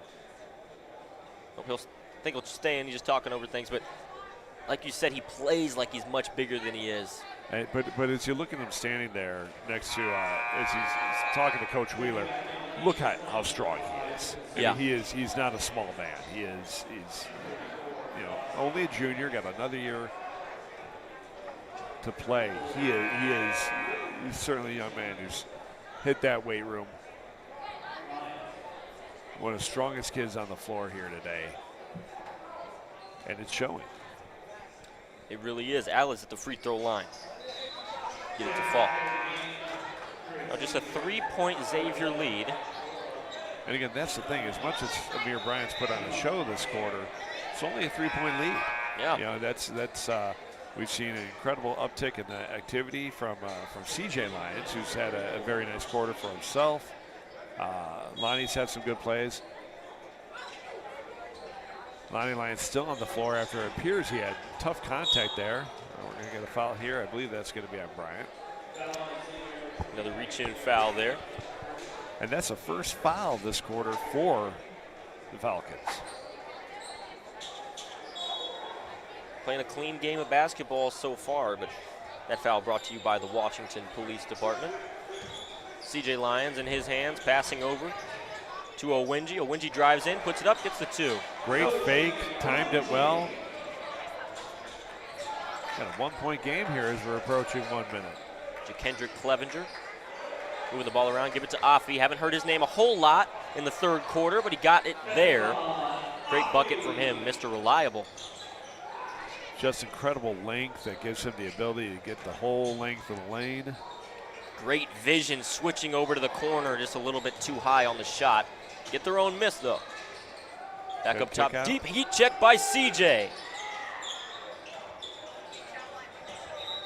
Wow.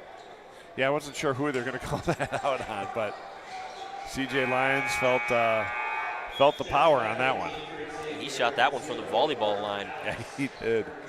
Which, as of so far tonight, really has been reserved for Alice.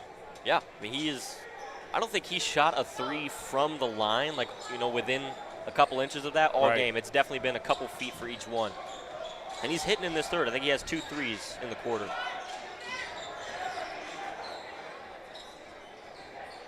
Risky pass there. Alice able to keep it. Wouldn't be surprised to be pulled up right now. I don't know if they're going to give him any room. Intercepted by Lyons. Nice little pass in between the legs. I don't know if he did that intentionally, but almost recovered, but it'll go out of bounds.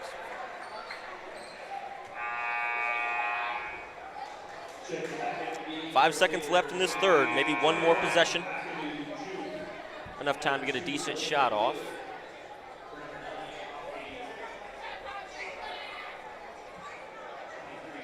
And then probably going to be in tune for what is going to be another action-packed fourth quarter, so stay around. Wheeler driving in. And that's going to put him at the line. Wow. Just not what you want with under 5 seconds to go. You're down by 3. You could put yourself down by 5 going into the fourth quarter. All you got to do, keep your hands off there. Just force a tough shot. Every shot's going to be a tough shot with the time against you like that, so no reason for extracurriculars. Regardless, Wheeler will shoot 2 with 2 seconds left on the clock.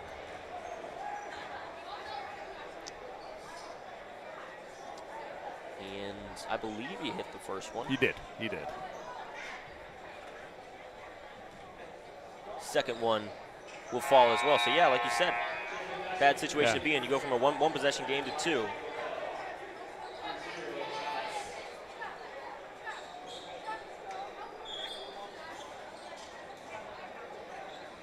Gotta get a shot off, and smart foul. Absolutely smart foul. Cuts the time in half.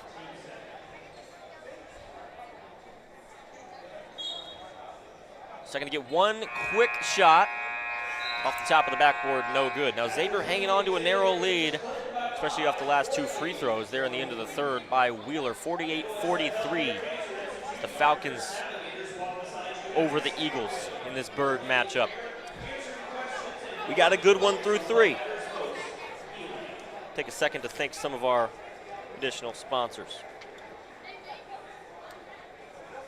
The City of Washington welcomes you to the 20th annual Kevin Brown Memorial Tournament of Champions. Washington is a growing city known for its strong quality of life and diverse mix of business and restaurants. We invite you to check out all that Washington has to offer during your visit to the city. Titan Industries is honored to sponsor the Kevin Brown Memorial Tournament of Champions, honoring Kevin's legacy, celebrating our community, and standing united in the fight against glioblastoma. Best of luck to every team in this year's tournament. Play hard, have fun, and enjoy every second. Uftring, take advantage of the outstanding savings during this big end of year event at every Uftring Auto Group dealer. Find the new car or truck you've always wanted at the Uftring dealer closest to you. in Peoria, East Peoria, Washington, or North Pekin, and online at upstringautogroup.com. Finally, by Washington Community Bank. Brought to you by your hometown community banks, division of Morton Community Bank.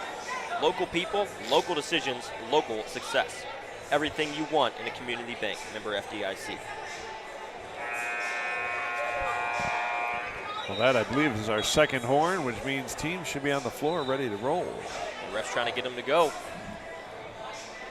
These two coaches just want to talk things over just a little bit. Yeah, more. it's a 5-point game, which in a close game is a lot, but at the same time with the prevalence of the 3-ball, great athleticism. I think we've seen two very skilled teams out here. And for two teams to travel from as far as Houston, Texas, Clinton, Maryland, to come into Washington, that's not an easy journey. No, not at all. To be ready to play this level of basketball is impressive. And not to say the teams around locally don't want to win, but when you travel that far, it's kind of like an extra. If you go that far to lose, it's going to burn just as bad. Shot there to open up by Lonnie Lyons. And again, we've said it from the start of the game. Lonnie Lyons needs to continue to do that kind of thing to elevate his team. Driving inside, dishing outside is Wheeler to Alice. Alice, a deep three is hit. And again, Alice doing what Alice does in terms of hitting that shot from deep, deep, deep.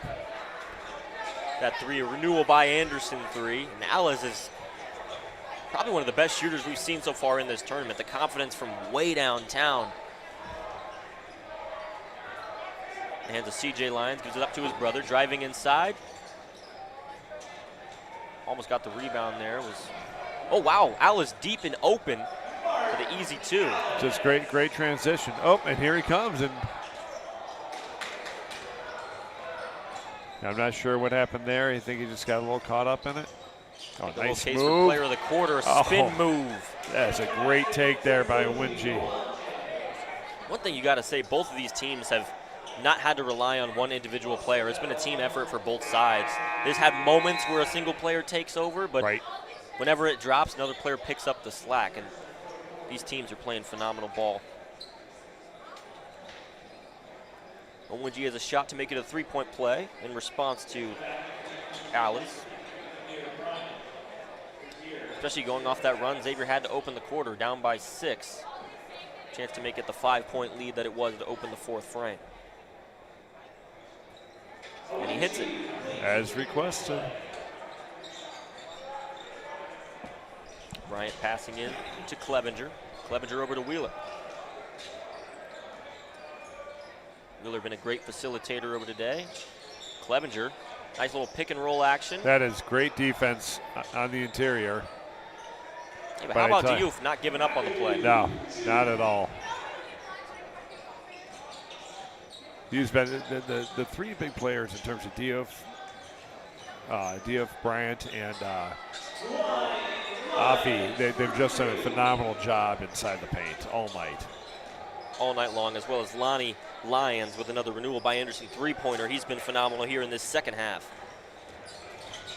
In the hands of him again, driving inside, tucking the ball under, fighting for the ball afterwards. Almost gets a silly foul there.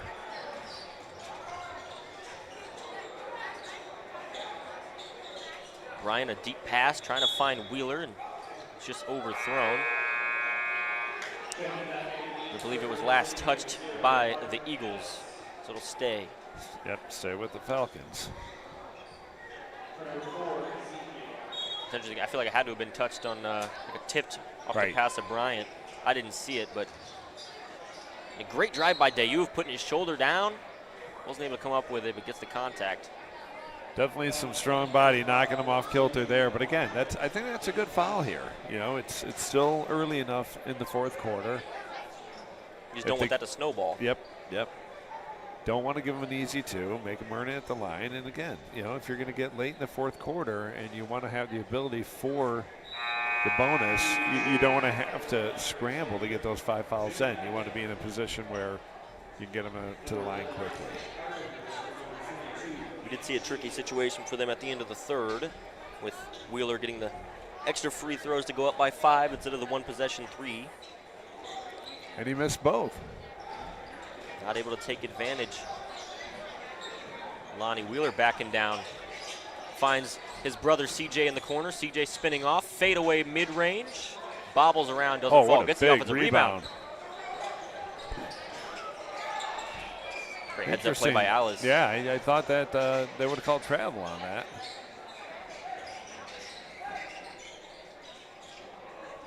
Right, bobbles it around, gets his own second chance. Third chance will fall. If you're going to give him 3 chances, he deserves it.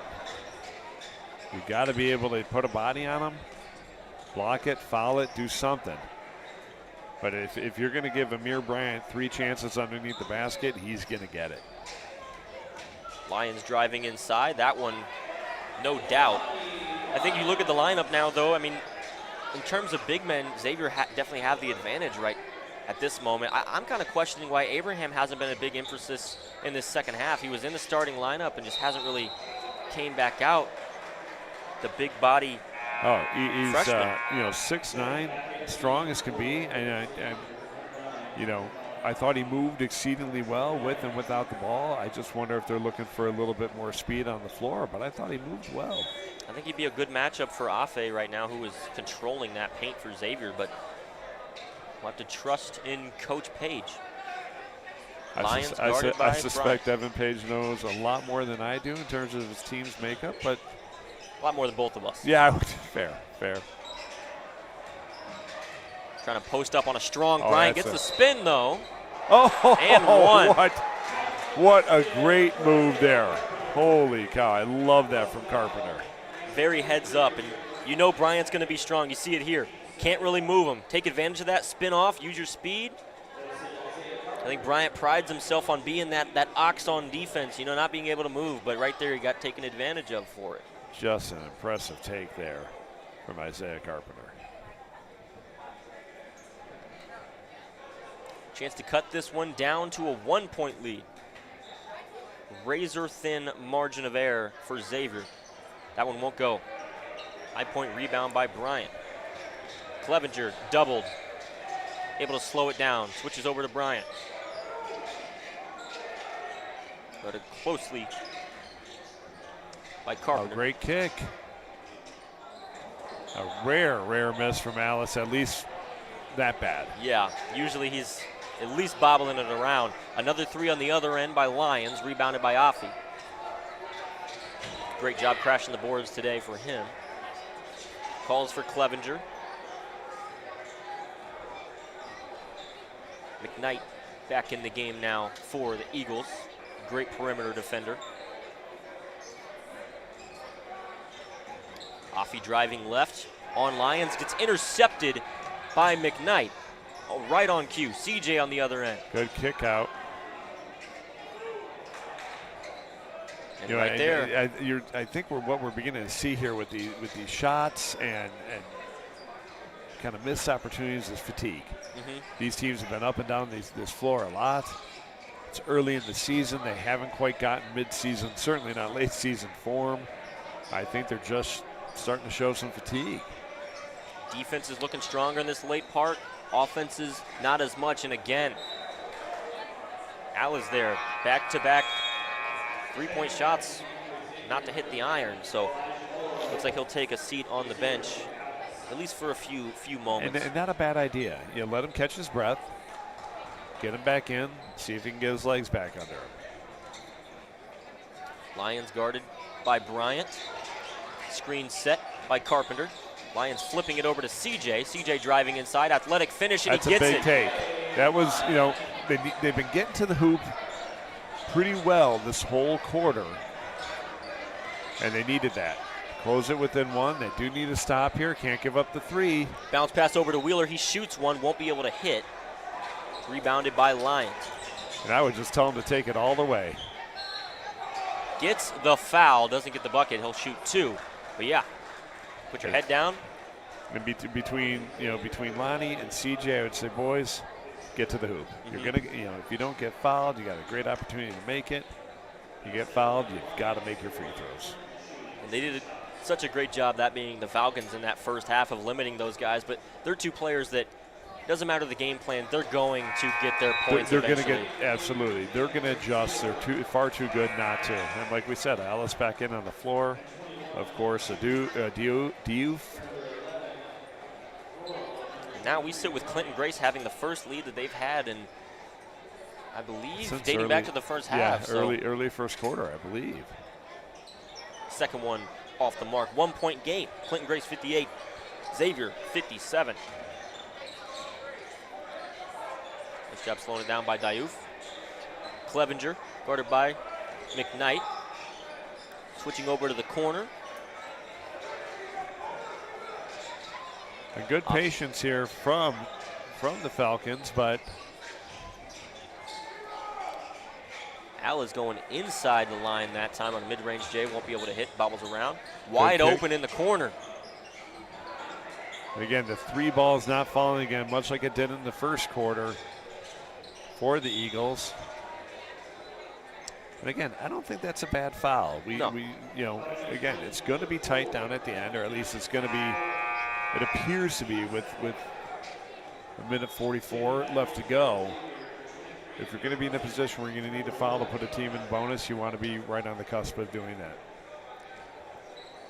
Foul Xavier have 3. Clinton Grace with their second. Wheeler try for the no-looker, gets intercepted. Just again, not probably not what's in the playbook right now. Lions over in the corner, guarded by Wheeler, Nice spins spin off. move. Athletic finish, not able to get it. Carpenter gets the board. And again, a couple of tough finishes, and just out of the reach there of number 5. That is Owinji. Yep, it sure is. He got caught by his bench there trying to dive out. Yeah, I think they were looking to save him. Not too worried about the ball at that point.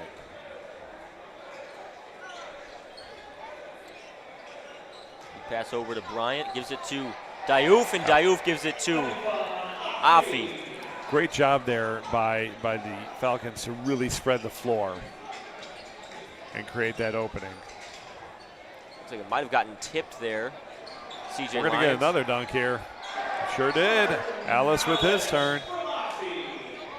Now under a minute left in this game, 61-58. I think we got a delay of game call here. Is that? I think Alice might have gotten called with a touch on the ball before he was able to get all the way through the rim, or before it hit the ground in an offensive delay game. As long as they don't touch the ball once it's gone through the hoop, they'll be fine. On the other side, nice little double spin by Lonnie Lyons. Gives it to Owinji. Mid-range spin around. Nice shot. Nice shot. It's a tough bucket right there. And a timeout is called. 30 seconds left. This game is flying by. It's seems like another one's going to come down to the wire. It really is, and here we go again, and that's what we're here for. This timeout brought to you by Intercom Power. Yeah, 31 seconds to go. We've had, I think, 4 games so far this tournament decided by either 1 point, or maybe it's 3 games that have been decided by at least 3 that have been decided by 1 point. Or 1 possession for sure. And again, coming up next, we welcome one of our furthest traveling teams, Pasadena. Yeah. Who will play the Redbirds of Metamora. That should be a fun game. Pasadena, I believe, has another one of the few 7-footers in this tournament. And Jim, we can start to see the crowd of the Metamora fans coming in. Not the home gym for them, but considering it's a national tournament, might as well be with how close they are. It's certainly not a far drive for the Metamora fans. A little bit more distance for Pasadena. Just a little bit, Yeah, a couple miles. Yeah, I mean, if they're driving. Yeah.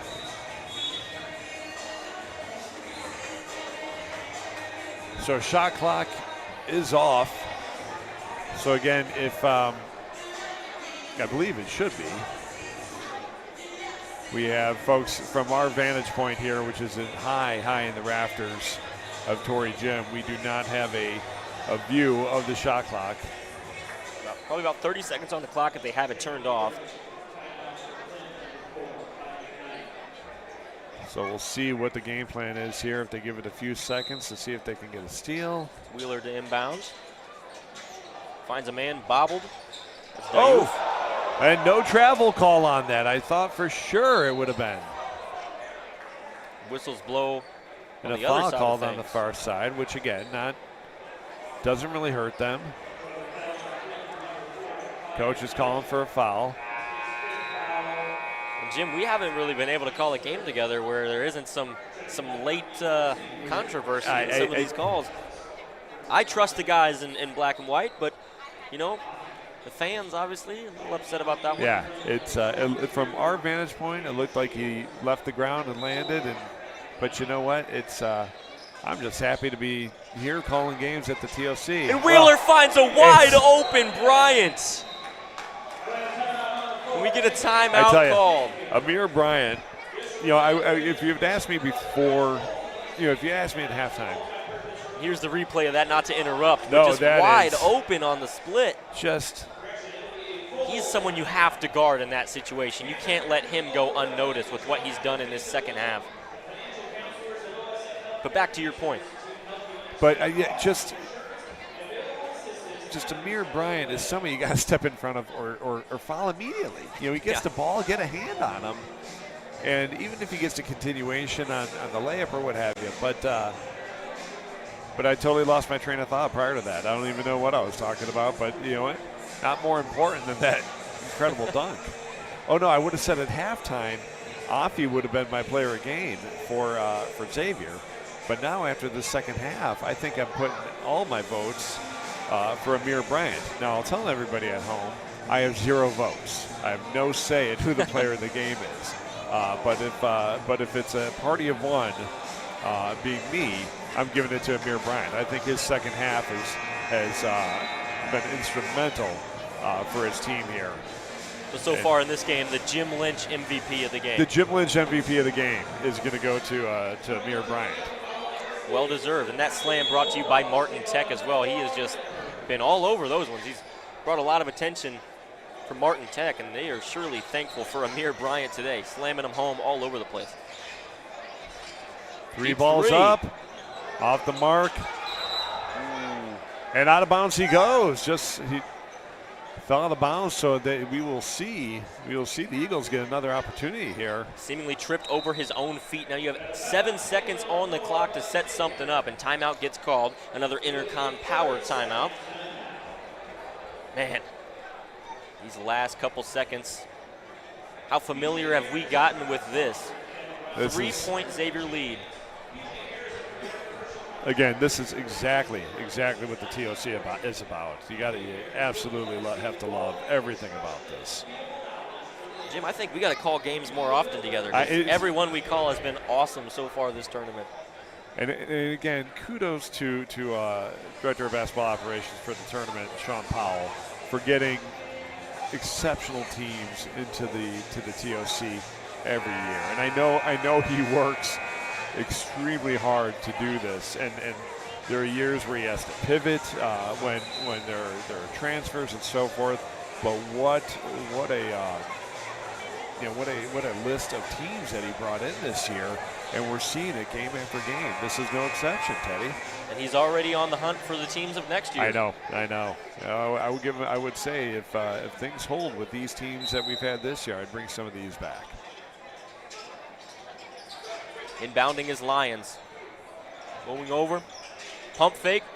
3 on the move. Won't go. Tipped, bobbled, and that might just do it. Yeah, 1 second left. 1 second to left. Under a second. I think that's going to just about do it. But I will tell you this. Both teams absolutely should celebrate a fantastic game. This is a TOC classic regardless.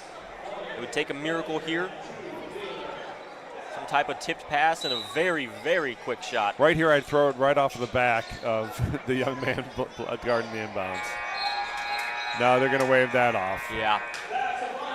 And that's the final here in Torrey Gymnasium. 63-60 as the Xavier Academy Falcons get the edge over the Clinton Grace Christian Eagles. Unbelievable game in game number 5 of the day got quite a few more. And this has just been TOC basketball. Yeah, it's been an absolute great run of games. The slate of games, teams, unbelievable. And I know coming up next is no exception with Pasadena and Metamora getting ready to gear up to give us another one, I hope. No doubt that we're just going to continue to see great game after great game. Now, am I understanding that this is your last one of the tournament, or do you have a few more here? So I'm done for the rest of today, and I won't be here Thanksgiving, but I will be back on Friday and Saturday because I can't miss those final tournament games. But yeah, this is my last game of the day. I will be watching virtually. But yeah, we see Metamora coming up, like you mentioned, in their signature pinstripe pants. Yeah, I'm done for the day. Unfortunately, I can't get to see this. I also wanted to see Pike play later on. Which I'll be back on the microphone. I'm going to take a break here because, as you can see, I'm going to be sporting. I'm sporting a little Metamora red, black, and white here. But yeah, I'm going to take a break here to watch the next game, and then I'll be back on the microphone for the next couple. Well, I hope those games are as entertaining as this one was with you, Jim. And we are going to take a break from this stream. If you're watching this stream, make sure to tune back in. We can't have entirely 12-hour-long broadcasts as much as it would be more convenient. YouTube doesn't allow it. So if this one ends, make sure you refresh on our YouTube page, Clutch Sports IL. And we'll be right back for the second section of Day 2 Kevin Brown Memorial Tournament of Champions. As always, I'm Teddy Ball alongside Jim Lynch and the rest of our crew for this first part of Day 2. Thank you all for tuning in, and come back for the second. Thank you, folks.